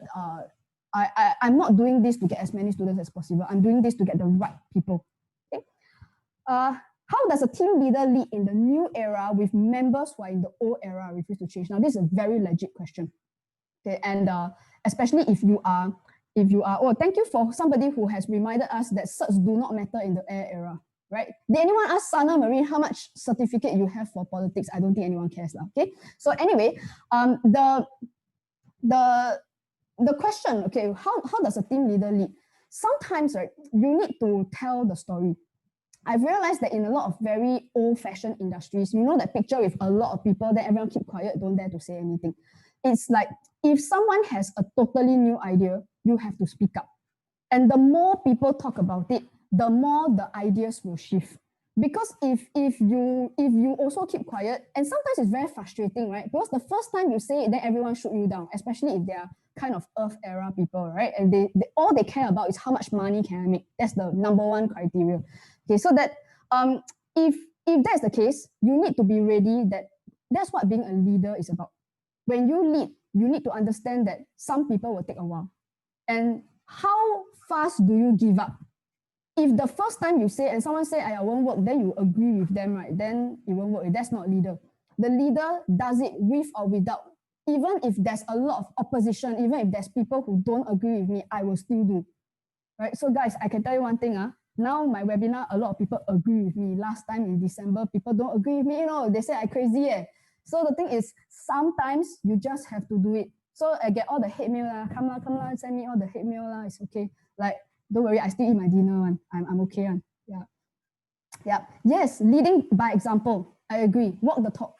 So that means if you want people to really believe you, don't you yourself go and do some earth thing. If you believe in the air era thing, you have to do the air era thing first. You want to form small elite teams, then you have to operate like a superhero. You want to be in a superhero team, first criteria, be the superhero first. Now, the person who asks superhero, like that, this job salary, what? Then that is not superhero. The moment that question shows up, that person is not superhero already. Yeah. How will tiny house help people with ownership of homes around the world? I love that question. Oh my God, Ellen, this is great. Tiny house is, you see, a lot of people think tiny house is about living small. Actually, no, tiny house is about reducing your carbon footprint so that you don't go and affect others. And the other interesting thing about tiny house is that, it's actually considered quite cheap to live in a tiny house. That means tiny house is a movement. I know Singaporeans don't understand it because I think not very possible in Singapore, no space.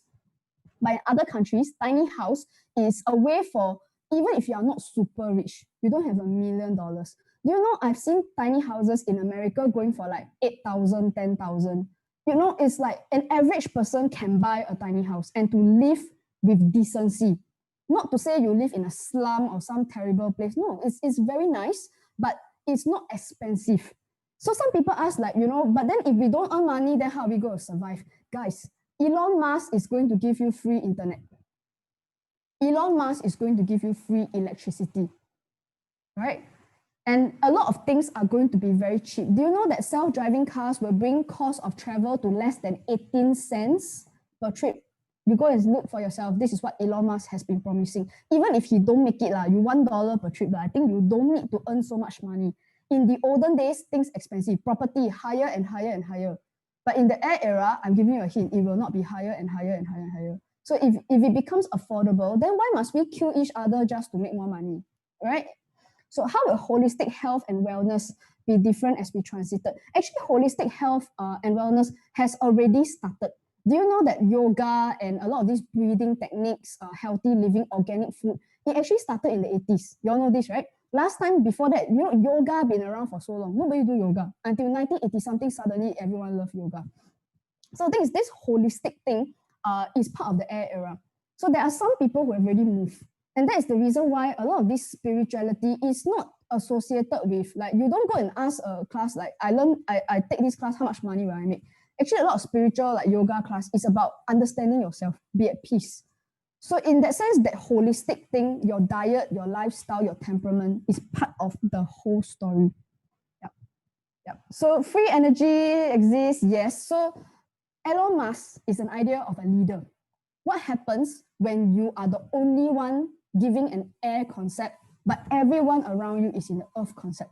They don't agree with you. In fact, they're hoping you drop dead so that they can continue fleecing people for things that you are offering to give free. Right? So the thing is, when you are a leader, there will be opposition. People will say things about you. People will not agree with you. They will say you're stupid and you're futuristic, too crazy, too advanced. So that's the question here. If I have moved anyone at all here in this thing, like, how ready are you to be that person to say the alternative thing? Right? And if you say enough, and guys, this is my 8th webinar, number 8.